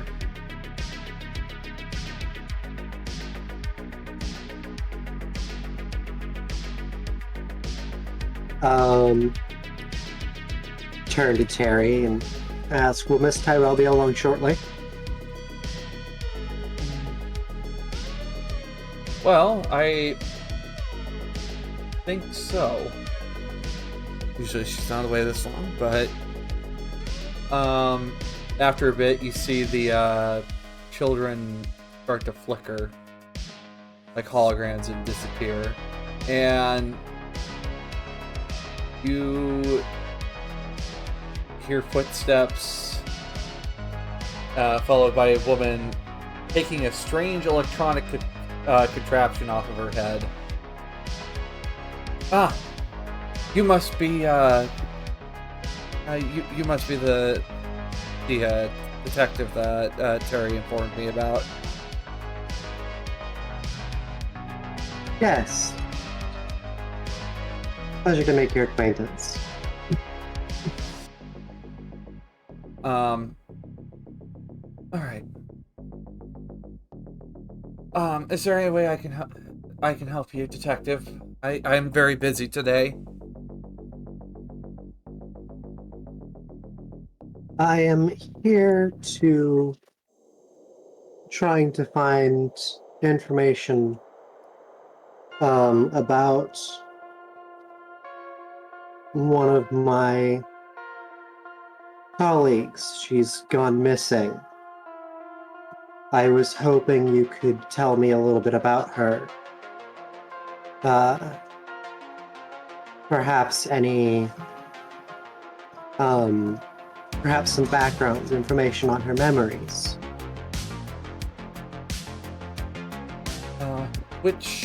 What's the name of this colleague? Her name is Leah. Yeah, If you require, I have her serial number written down. I would appreciate that.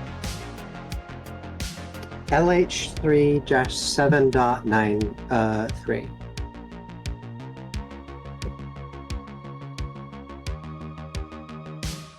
So, what exactly are you looking for?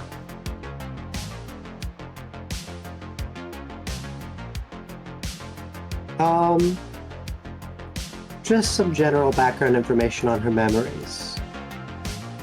As she's gone missing, I'm hoping that there's any information you could tell me that perhaps she's got some kind of motivation, if you will, that may have that somewhere that she might go when she can't return home.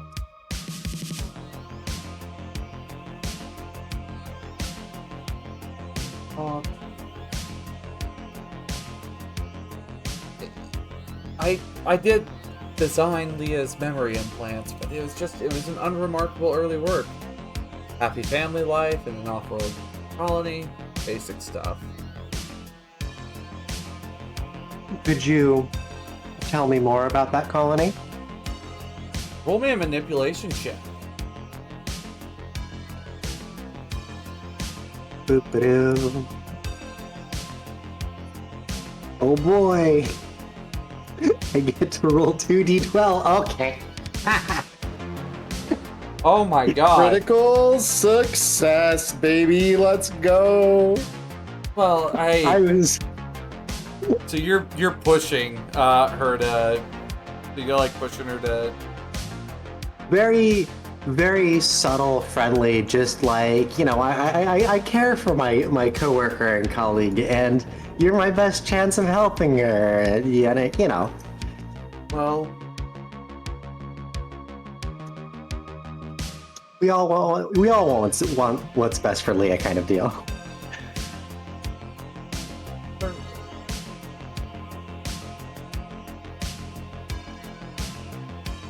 I suppose I can do that. I mean, just as much as I did create yours.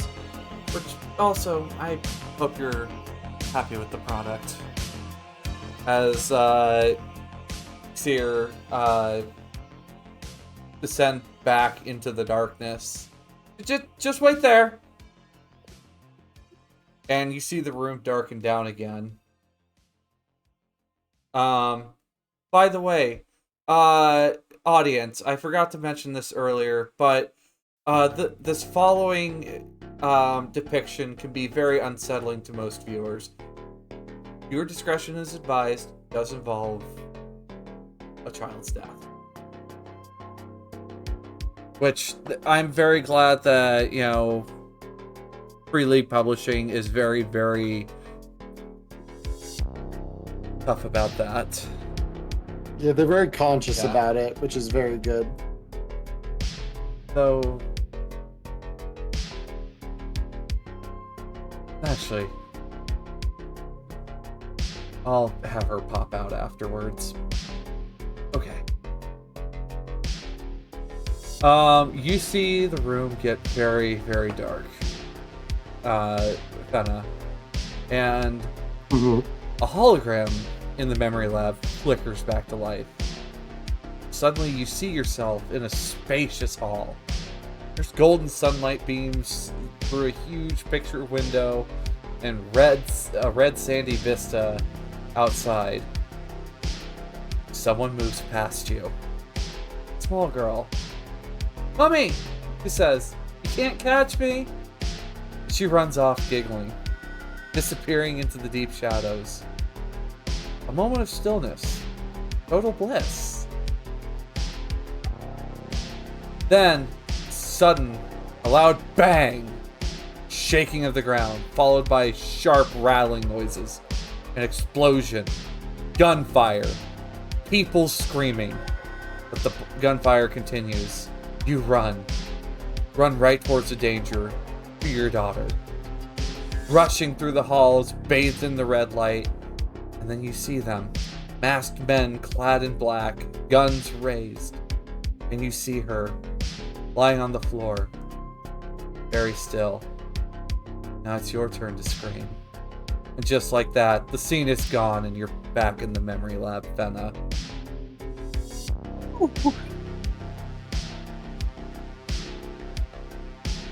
And at that time, you hear... You see in the corner of your eye something small run past you. And you hear giggling, and as Lilith comes out, you see a small girl, dark-haired girl, here giggling. And just kind of looks you over, but from afar, from behind her mother. This is Sarah.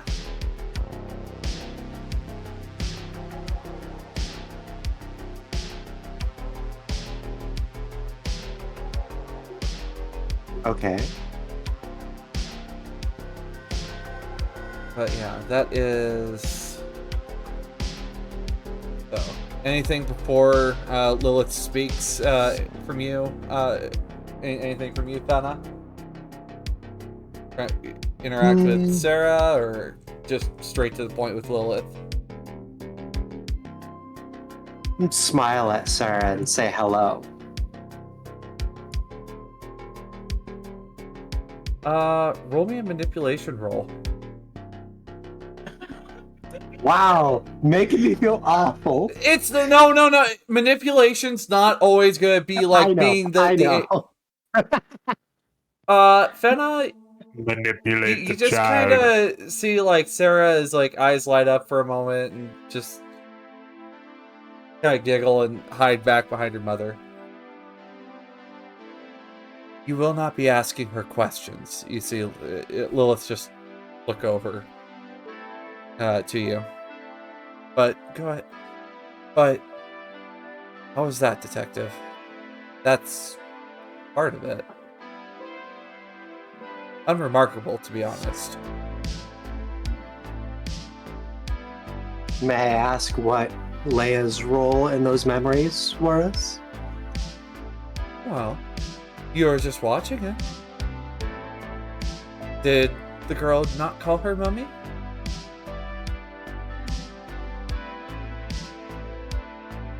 I see. And what of the girl? She died.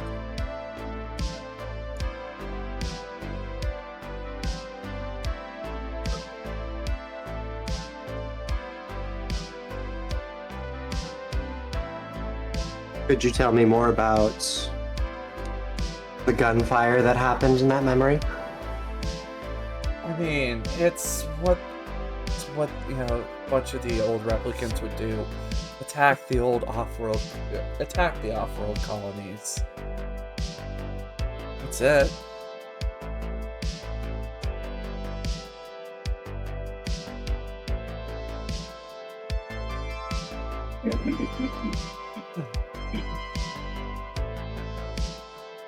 What's the matter?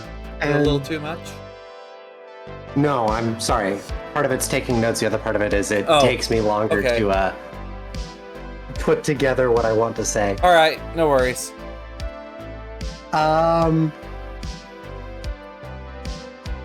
Sorry. Goodbye, train of thought. Give me Deep a sec. breath. Many deep breaths, rapidly. No! One after the other. I like breathing. Anywho's. I'll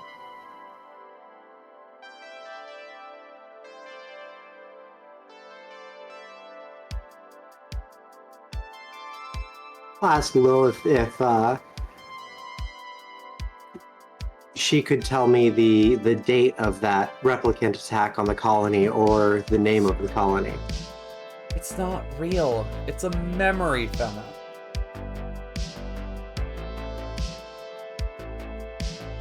Memory or not. Oh my dear sweet.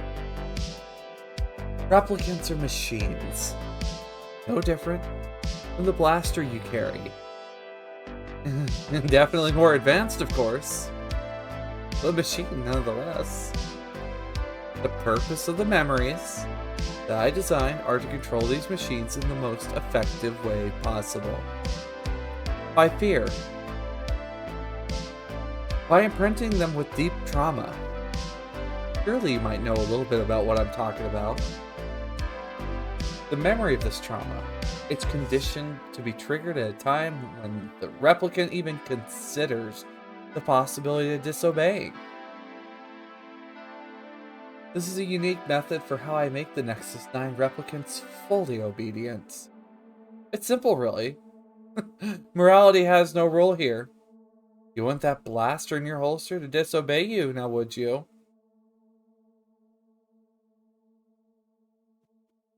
And should Leia be attempting to return to this fictitious colony, where would I find it? Red and Sandy, it's Mars.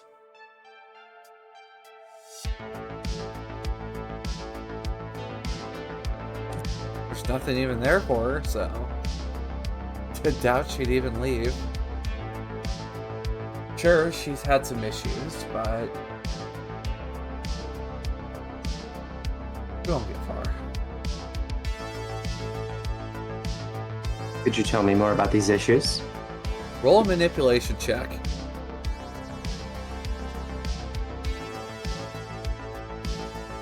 Damn, and what's her name from Cal insisted that the memories had nothing to do with this. Alright, oh my gosh! Fucking Fenna, crit after crit. My god. You'll love to see it. Welcome to Dice's whole thing with me, because Dice can attest. Every time that I rolled dice in this game, it was literally, oh, that's a 2, 3, 4 success crit. And he's just like, I'm sorry, Emeron, you need to fucking stop right now. I could go find my other dice, my physical dice. Some of them are cursed. Refuse to roll high. No, we're chilling. I mean, it could just be, being a Blade Runner is taxing work. Surely, surely you understand that, don't you?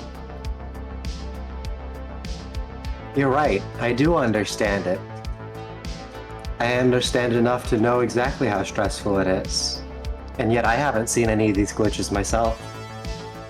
Glitch?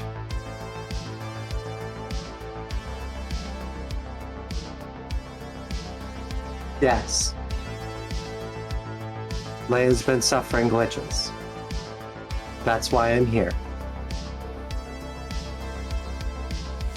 Yeah, because it's suffering.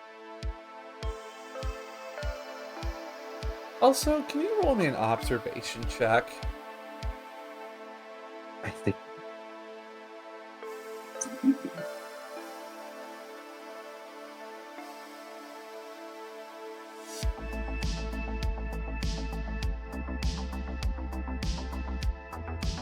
Lilith and Leah look very, very close to each other. If you take a moment to look at Leah's mugshot and you put it next to Lilith's mugshot, they look pretty close to each other.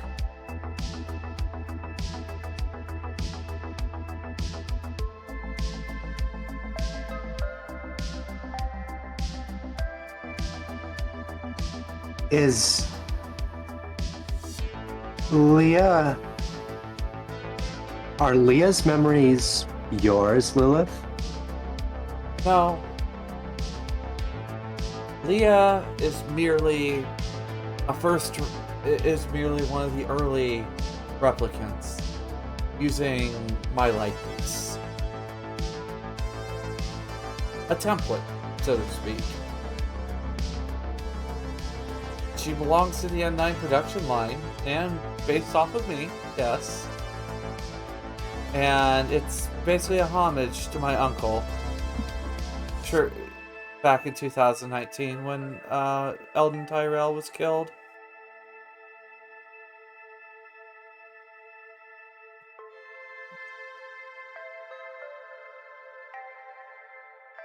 Anyway, is there anything else that you need to know before I get back to what I'm doing?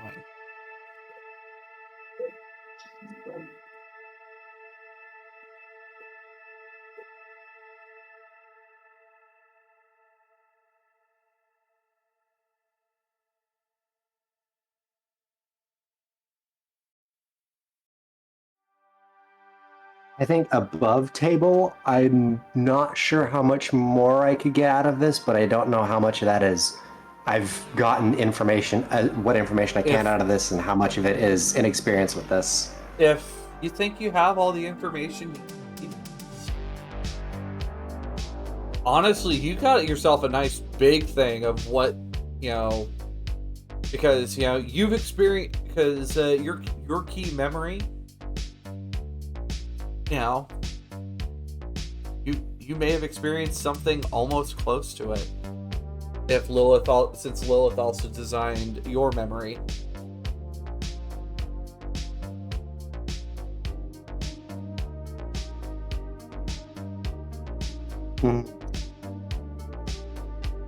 So the key memory has to do with the designed memories? Replicants' memories are artificially made, and yours was made by Lilith. She hopes you enjoy the product. Just curious, since in the key memory it says just a few weeks ago for the time frame. Yeah. And yet my character's supposedly been on the force for a year.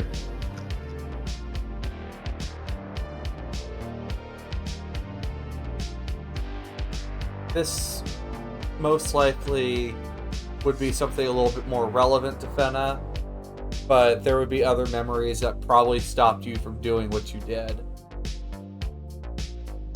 That basically pulled the leash before you could experience too much. Oh, okay. Mm-hmm. So the key memory is related, but it's not one of the memories from Lilith. Yeah, like basically, if you think about it this way, all replicants are installed with a memory that is literally like what Diamond just said, like basically like a choker leash. It's meant to, like, if you start getting any wild ideas, the trauma of that memory in particular is supposed to yank you back and put you back into, like, acting the way you should, basically. You know how sometimes you have those memories and you're just sitting here just like, oh god, why? Yeah, that's what happens to you sometimes.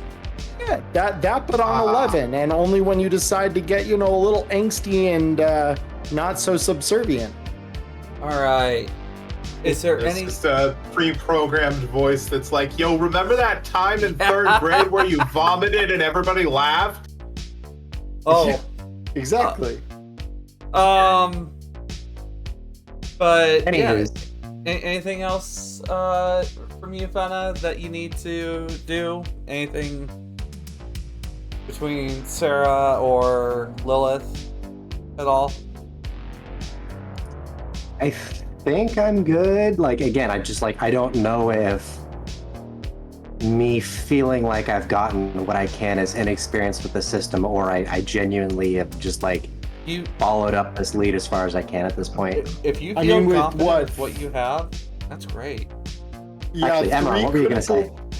I was gonna say, with 3 critical successes, one of which was more than 2, and then a successed observation roll, you probably, if you're missing anything, it's minor at this point. Like, you're probably pretty solid. I'm wondering if that's what's tickling at me, because like the observation roll, like you said Lilith and Leah look alike, but that's because Leah uses a template based off of Lilith. Yeah, and that's like just the critical information that you kind of need from that, from my understanding. Okay, because what's tickling my brain about that is Lilith is very protective of Sarah, and the memory we were showed, Leah's role in that was as the mother. Mm-hmm. And that's why I asked if that was one of Lilith's own memories that I saw. Okay, seeing how you brought that to mind, can you roll me one more observation check? Chat, you probably can't see this, but I'm getting the biggest fucking grin across my face. Don't worry, Joe. We are going to Animoid Row. I hear you. So, Sarah looks a lot like Dina, the child.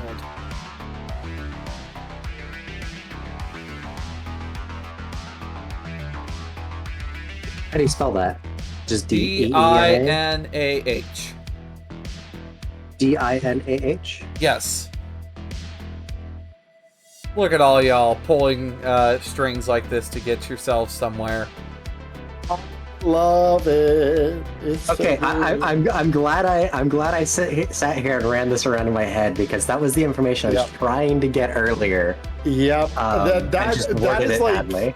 That's the top of the system's strengths, in my opinion, is like you can rack your mind a little bit about like, okay, let me put pieces together and let me roll on figuring them out. And just like, God, it feels so good. So Sarah resembles Dina. Yeah, And quite a lot. I'm assuming that Sarah is a construct of the whatever hologram system is in this dome. no, she's real. She's real. Okay. Yeah, because when she's hiding behind her mother, you can notice that like she's making actual physical contact with the clothing. She is a very real child.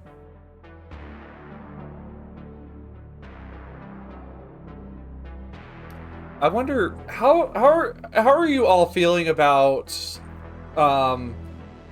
Leah's electric dream? I said the thing. There you go. Are you all doing okay? I just want to check.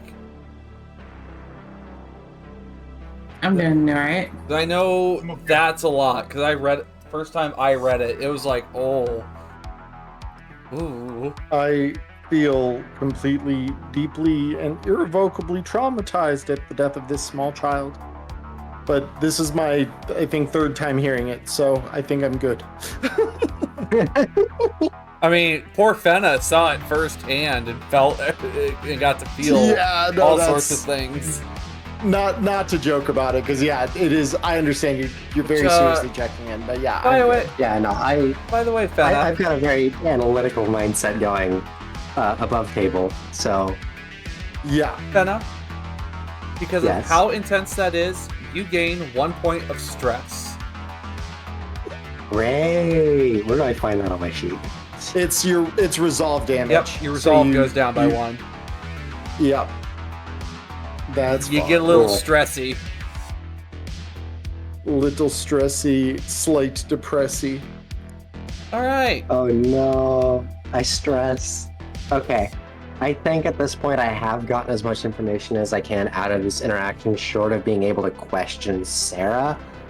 But with how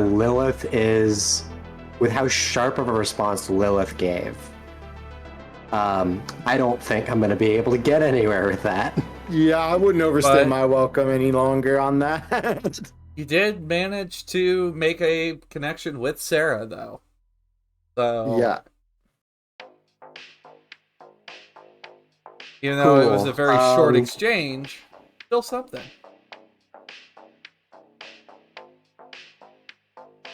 Yeah, I may have been hoping to get Sarah to interact there, but you know, I'll take what I can get. Mm-hmm. All right, I think I'm done. Good work. I'll have Fenna head back to LAPD, or maybe some kind of neutral spot in the area. All right. You can communicate with the others to see where they're at. But this will be hitting the evening. So we'll finish Joe's day shift at Anemoid Row. And then we will be ending today's episode, okay? Sounds good. All right. Hey, Joe. How are you doing? Hello. So, Joe, you've been sent a lot of information. By the way, if anybody has any other information to send Olsen, I think the only person that could probably do it instantaneously, I probably would say reasonably, would be Percival.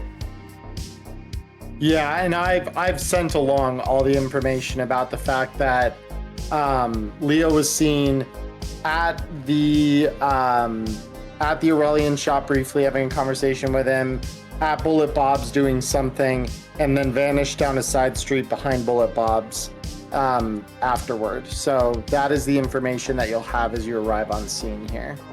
I think I could also give an update as well. What specifically? I could just tell Olsen and probably everybody else that Leah was at Doc's, and Leah got a copy of memory scan of a specific memory with a girl. Yeah, probably the girl in the photo. I will drop that note to Olsen But it probably wouldn't be quite a right away.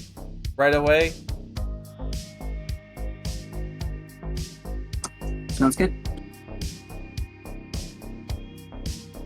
Alright, so you're coming in from the south side of this area, Joe. It is Animoid Row, where if you want animals, some decent food, this is the place to go. Where do you want to go to first, Joe?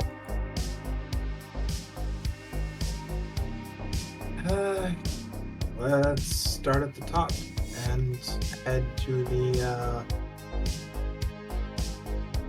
the name escapes me, but the butterfly shop. You want to go see the Aurelian first? Mm-hmm. Okay, so the Aurelian. All right, let me grab a picture of the Aurelian.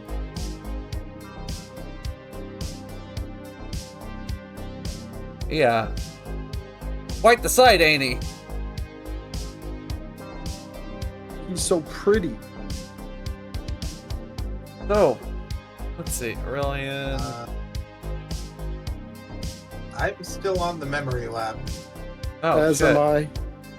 My Wow, bad. Diamond! We can't see. We can't see anything!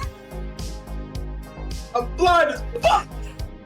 It's time to scream. I can't use my I'm trying to figure out how to make it a never fade away reference, but as you come into Animoid Row, it's a bit of a busy place. Actually, yeah.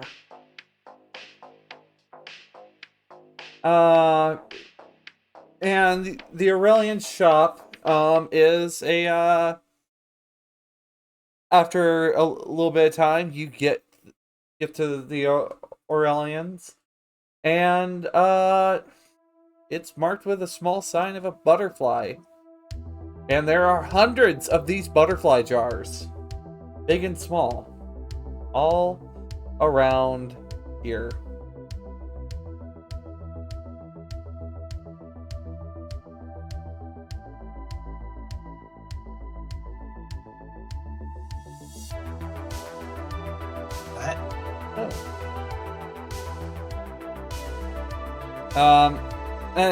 As you enter the shop, though, it's small. The Aurelian's wearing like a pinstrip suit and red bow tie as he's looking over a jar of butterflies. Just hello, welcome. Hello.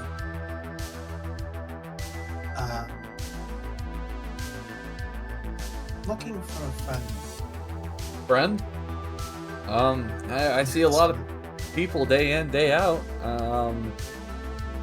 So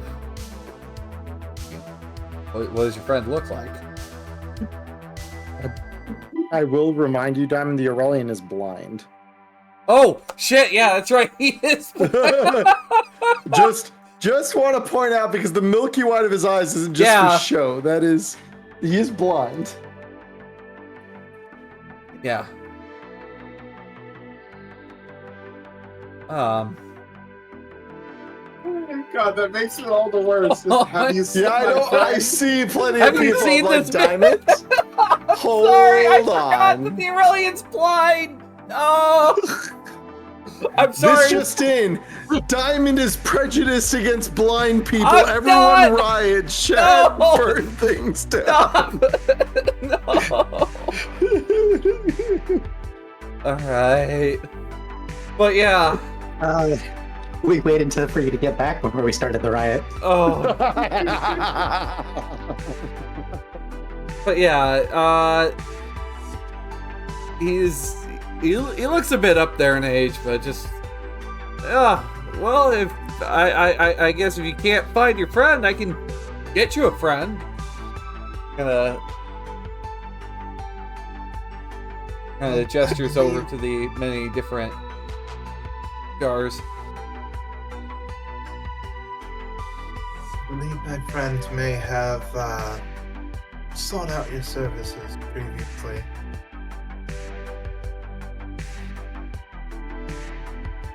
Are you familiar with God damn it, of course I immediately forget the name as soon as I'm about to fucking say it. It's Leah, for if you're talking about the person we're looking for. Thank you. Yep. are you familiar with a woman by the name of Leah?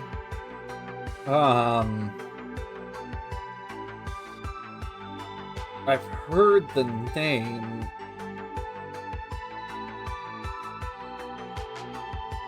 But I don't know if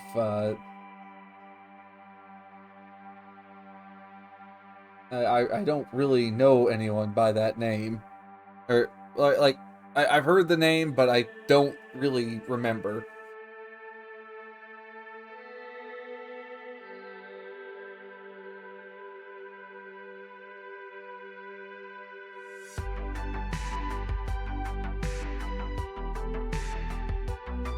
Kind of like thinks for a moment. Because, well, there's footage of her speaking with you. Was it a few days ago, or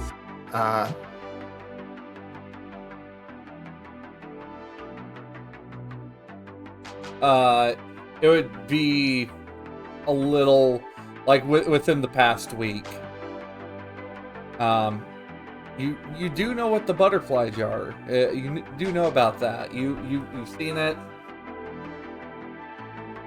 and Yeah, I'm having trouble trying to parse. Like, I know she purchased this from you, this unique butterfly jar. Here, have a look. Doesn't really work in this situation. If you can describe it, that might be a way to do it. That has a serial number on it. You do. I didn't realize it had a serial Yeah, number. They do have serial numbers on them. Coco found that for you guys while he was in the lab.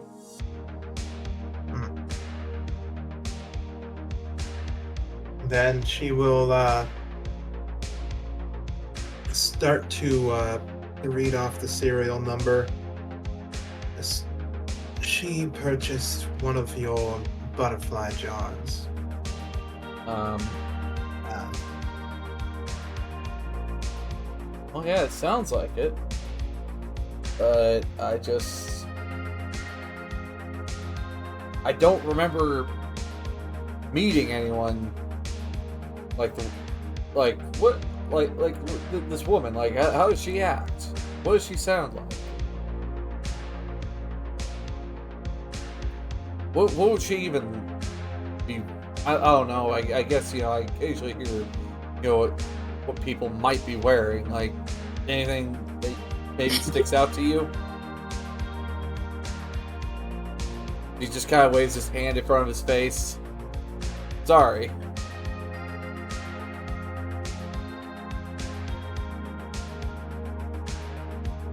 She'll try. Sorry, I am stymied here. She will try and give as best of a description as she can to the blind man. The deaf, the blind leading the deaf.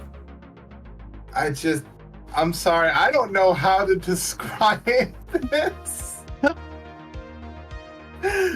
Oh god, I'm fucking Joe, I dead. commend you for trying to have so much respect for an NPC. Yeah, this is kind of beautiful to watch in its own way. Like, it's both funny, but it's the most respectful thing I think I've ever seen done for an NPC. Well, I might.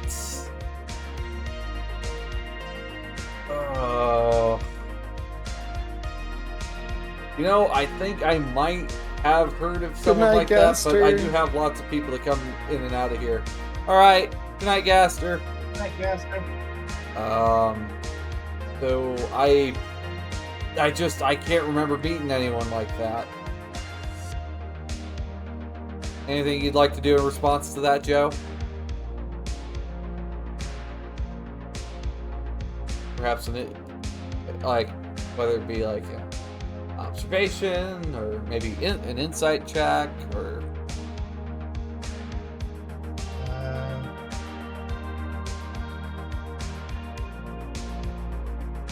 Let's try for observation.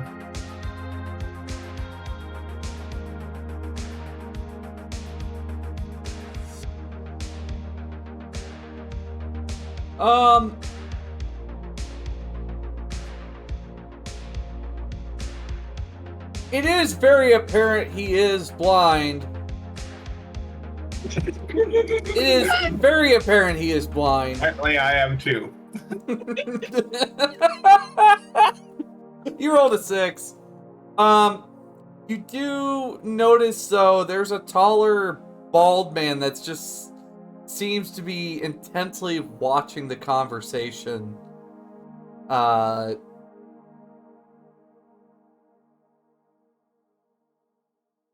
From Wait, because outside. did Joe roll a 6?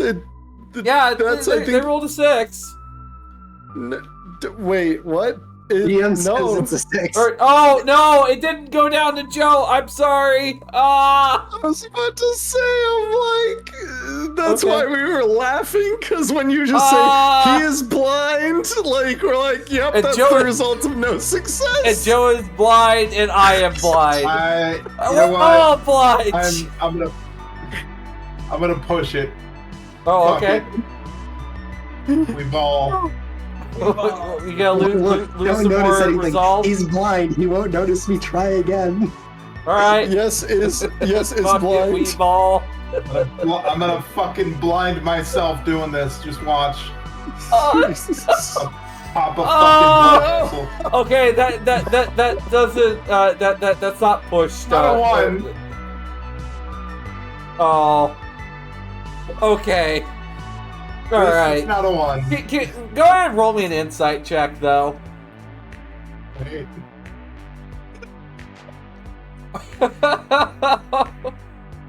Oh my God, Joe!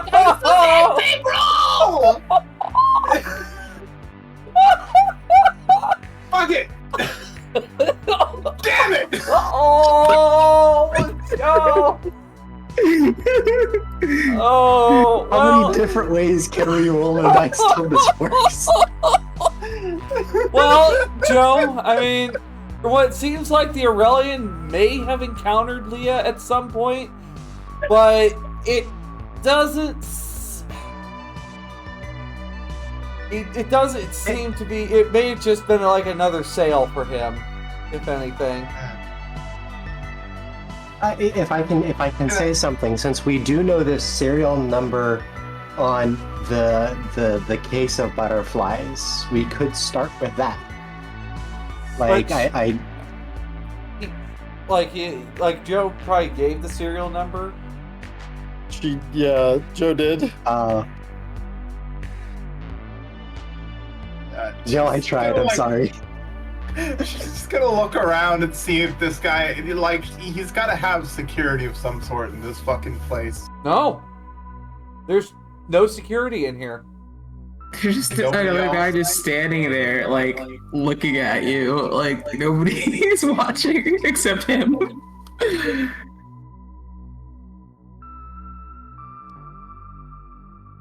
Because nobody else can see. But you know, you can. But would you like a little bit of guidance, Joe? Yes, please. For the love of God. I'll get. I could throw you a bone here. Something that detectives and investigators will do is sometimes they'll stake out and wait and listen and see what might come up. Would you like to do that today?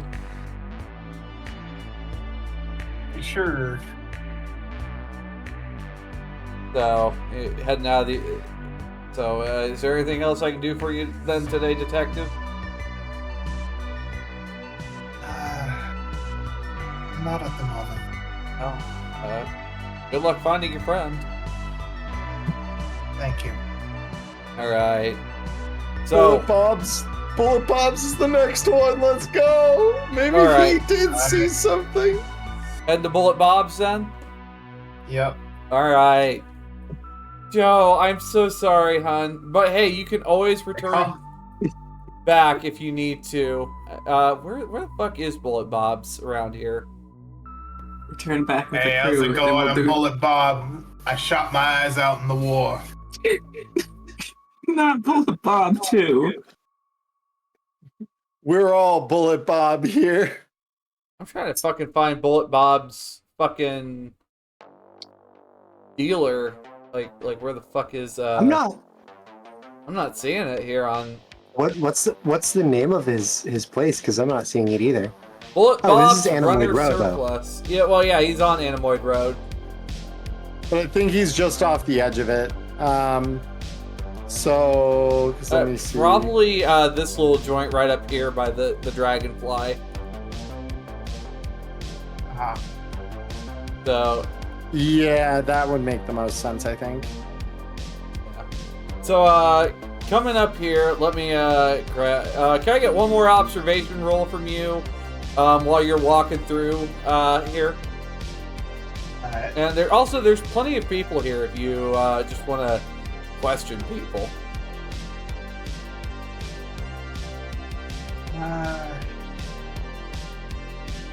Oh, Let's talk with Bullet Bob first. oh, you're gonna love how this guy looks when you come in here. Like, man, that's like all business up there. Percival, did you That's happen me. to share any notes about styles during your conversation just before day shift?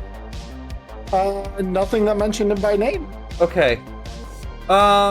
You do notice a bald gentleman, after a little, like a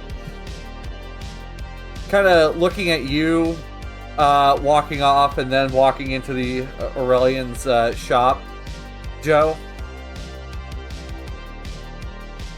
As you make your way into Bullet Bob's. Well. Oh, he's at Hawker's Circle. Why does it say he's at Anemoid Row in one part? But then Oh, we ran into this with we ran into this with. Oh, so it's just inconsistency. I think so. I kind of imagine it's worked probably past it in Anemoid Dice's Row. game.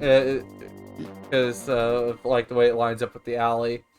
Hawker's Circle makes more sense for the type of shop that it is, but we can just say it's an Anemoid Row. It's not like Eastern FreeLeague's. fried rice, Metro Cab. Yeah. Yeah, it's not like FreeLeague's ninjas are gonna come and kill us or anything.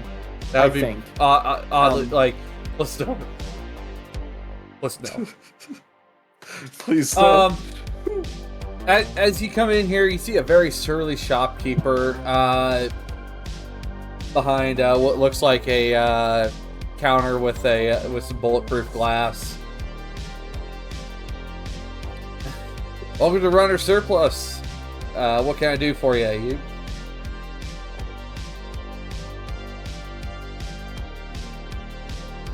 I'm just here to get some shit and leave. Well, actually, I'm hoping you can help me with something. Look for a new blaster. Looking for maybe new coat. What are you thinking? You look like the detective type. Spot on with that. I'm actually here looking for a friend of mine. No. No, I don't talk too awfully much about my other customers.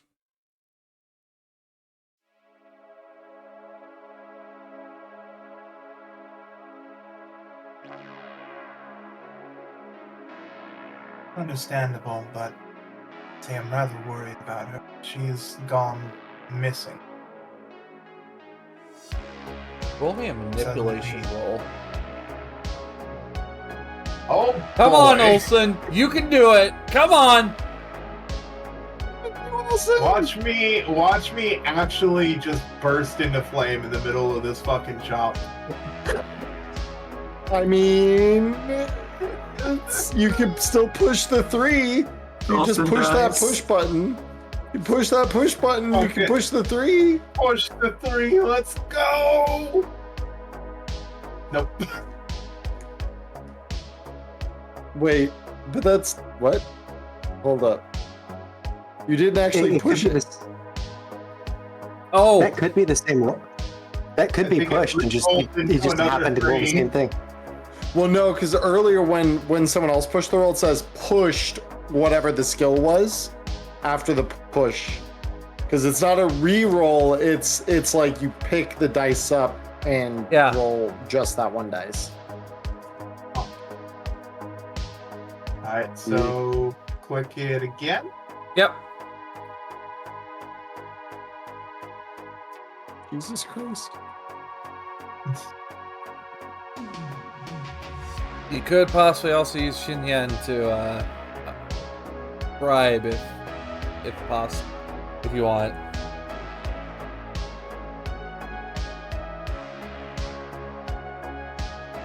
Let's see, what should I have?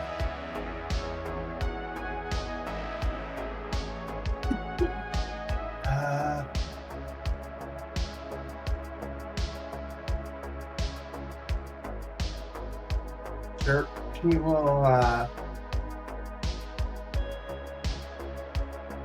she will kind of grimace upon hearing, I don't talk about my other customers.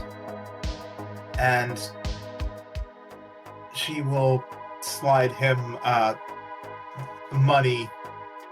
I don't know how much one is worth, but It's a decent amount. money. Roll me manipulation with advantage. Let's see if you can get it this time. So to roll with advantage, Joe, you have to click the little advantage flag at the top of your character sheet. So it'll highlight it red and then click manipulation. Watch me double that fail. Hey! You got it, Joe! It took us an extra dice. Let's go. All right. Who are you talking about? Who are you looking for? That woman by the name of Leah. You have a photo? She will show him the photo. I mean, she was just here, like, earlier, like, really early in the day. Day. Like, it was, like, really, really early. I think one of my other guys was working today.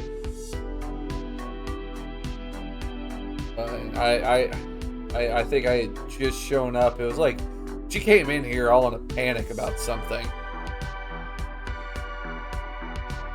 Or, Did you happen to catch anything that she said? no, she was just buying some 44 caseless ammo for PKD.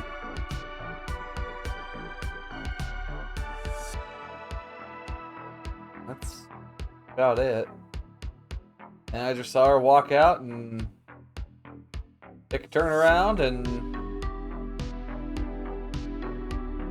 left. I'm real nervous about something though.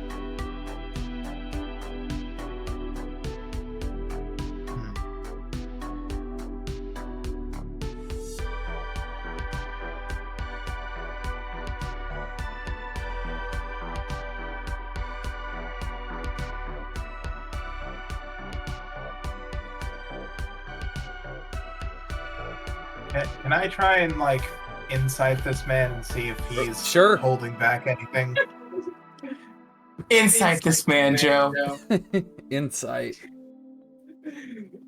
Yeah, that's a win. He seems to be playing at 100. He is playing at 100% straight with you. Like it is, in fact, that's just what happened. Beautiful.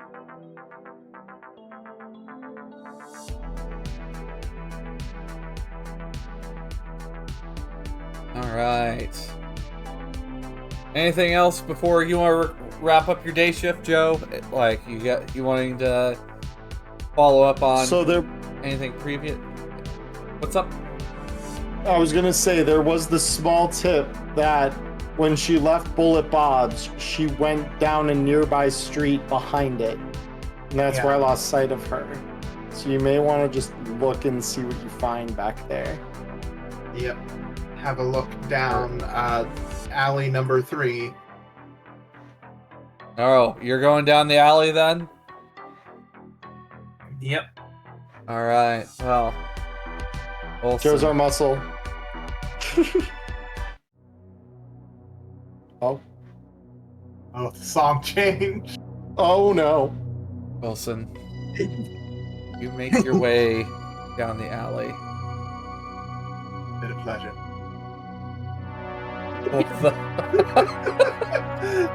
God damn it, Joe! Please! You make your way down the alley.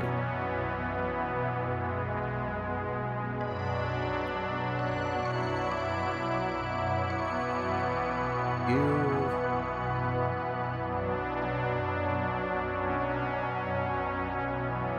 just hear. I gotta check something first. 1 second. You just hear bang, you die. I thought you're not supposed to hear the one that kills you. True, they missed one time.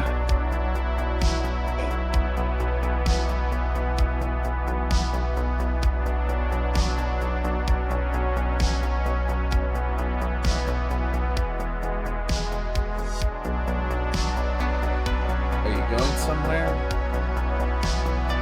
detective? And that, my friends, is where we're going to end tonight's session. That's so good. No. Yeah. All right, friends. Oh, it's so good. I think I know these are going to be a little bit longer sessions, but that's because it's going to be a very short, like 2 or 3 episode series. Like you guys got a lot done today. Give yourselves a nice pat on the back. Yeah, Great work. 2 shifts. Not even technically done with our second shift yet. Jesus. We will start evening shift. We have ended day shift. Congratulations. Wow. All right, you Good guys. shit. I need to award you all with some important stuff that you did today. Points. So, I would like to Magic do internet numbers for our characters. So, first things first, I will be assigning the humanity and promotion points that you guys earned. And Emron, would you like to talk about promotion and humanity? If not, It's been we a second, so I think we can cover it in the next episode. Yeah, I mean, I can go through it real quick down and dirty. So, because I don't remember everything about it, but yeah, let me get the core rules pulled up, just so that if I'm talking out my ass, I can at least be slightly more informed. I was just more meaning like what each set of points was for. Like promotion points, that's going to be if you do your job. If you do what a Blade Runner is supposed to do, you get promotion points. You did good by, Deputy Chief Holden. He likes that. Humanity points.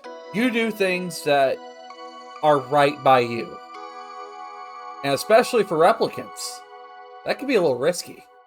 So, each of you found one or more clues that led to the progress of the investigation. You all receive 1 promotion point for that. Hey, y'all did. Where does that go, by the way? So if you scroll down to the bottom of your, the bottom of your character sheet, you got all 3 of the Chinyan, Humanity, and Promotion.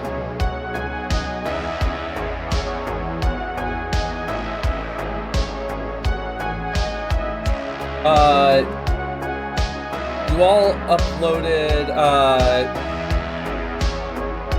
did you all at least upload 1 piece of important evidence to the mainframe? First of all, I know you did. Actually, I think all of you did. So all of you I'm get pretty sure we all did. 1 promotion point for that as well.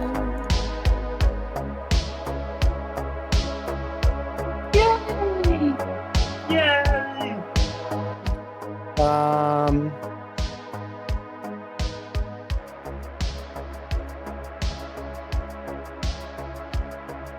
Alright. I'm just looking over the remaining ones.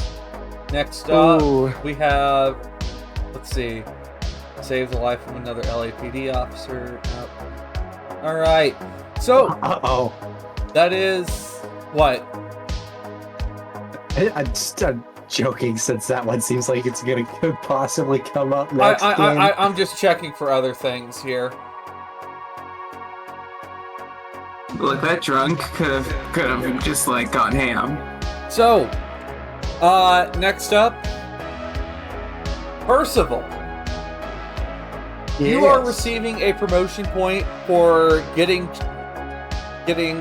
Chief Holden informed on what Kill Magazine is gonna put a smear out there, so that way he could get something out to Wallace. Yeah. Now, Joe, normally this is just part of normal gameplay, but I know this is not your normal type of game. You are receiving a promotion point for a fantastic investigation on your own at the apartment. Great job. You did very, very good.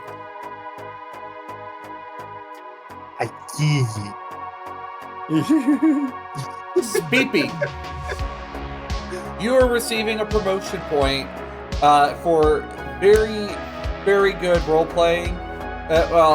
Very good role-playing, but also on top of that, really getting people to talk when these people will not talk. Hell yeah. And finally, Fenna. Valkayrie. You followed a lead that got you some important information, despite Wallace telling you, don't go there. You get a promotion point. Alright, let's see if anybody loses promotion points. That's right! You can lose these. Let's see, fails. Oh, hell no. Alright. Fails to apprehend a wanted fugitive, even given the opportunity to do so. Percival, you lose a promotion point for letting Styles go. Hold up. What? That's only if it's known by them. They don't know I let them go. Okay. Alright. Yeah, because that's the authorities telling you, or the authority figures within the RDU saying like, hey, why didn't you do this, buddy? Like, no. They don't know. Okay, alright. So we don't have to know. Oh, big one, just do not accuse Wallace Corp of anything, even if you have evidence. Yeah, this is also true. Alright.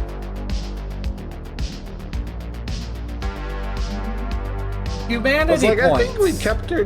I think we kept our nose pretty clean. Like, yeah, you guys did very good. After each session, you should also hand out humanity points to each character for performing acts of compassion or humanity. So, Joe, you received 1 humanity point for going to Leah's apartment and you found her bedside photo.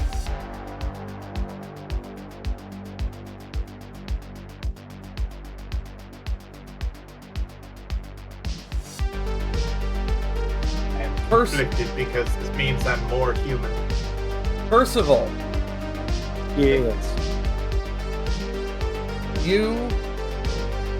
did realize Styles is a replicant, but you let him walk. Yep. Gaining I humanity kept his name point. out of my mouth because I'm not a narc.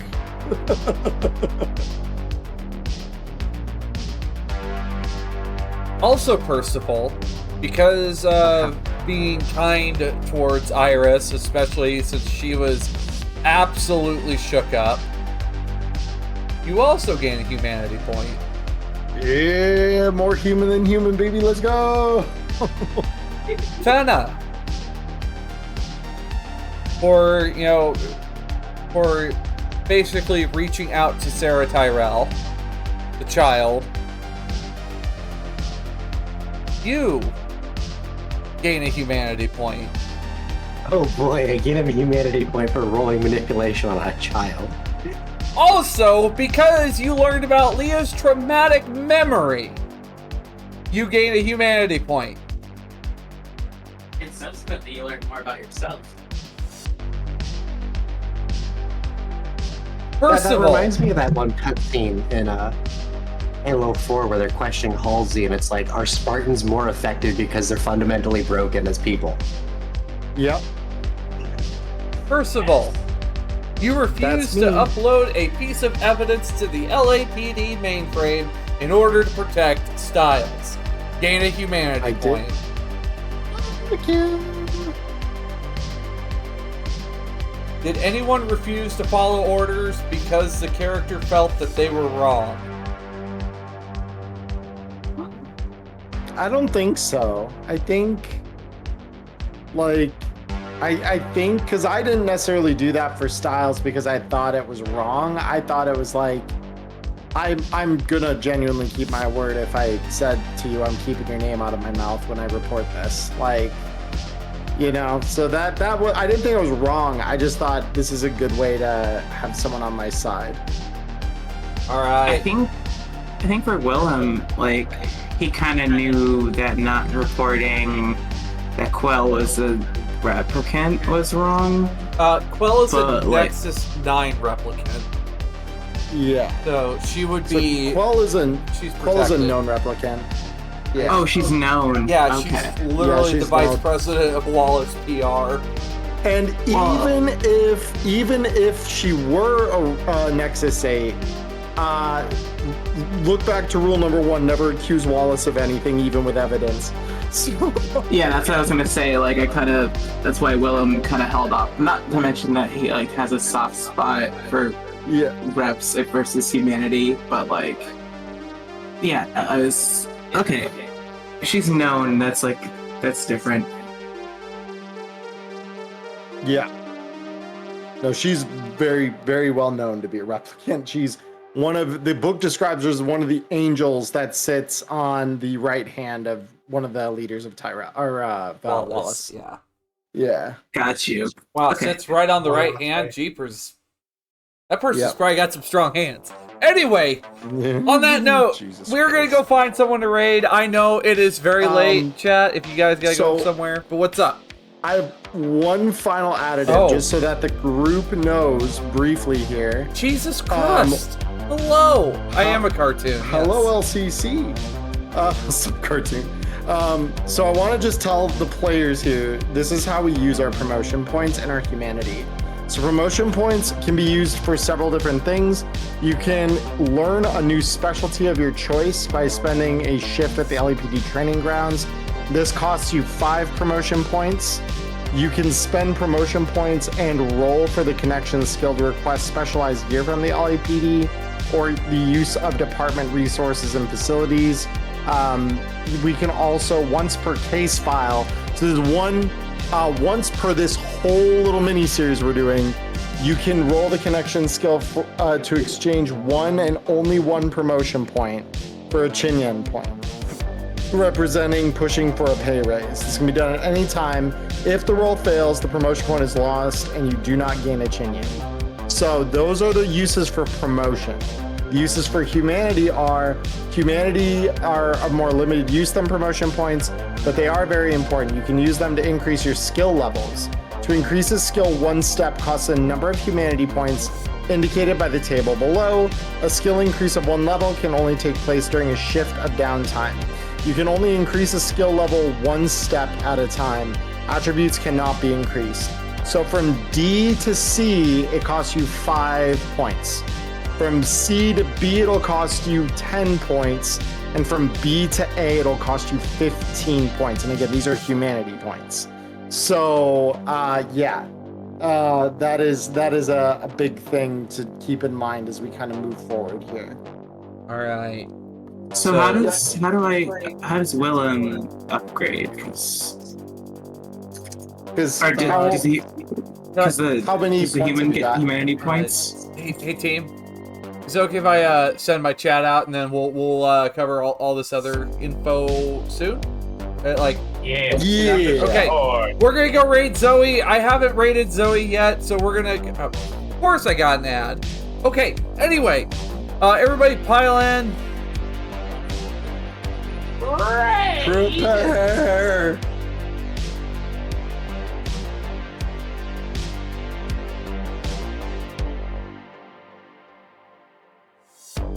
Goodbye, LCC. See a cartoon. I'm not a cartoon. Fuck. Anyway, there's your raid. That's your raid message. Glad for you guys to be. Glad to have y'all here. I will see you guys next week for episode 2 of Electric Dreams as we go into the evening shift and see what happens to Olsen. Alright guys, see you around. Bye!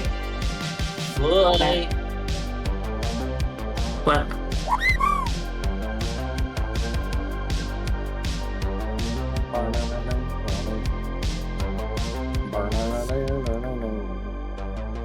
Bye, VOD!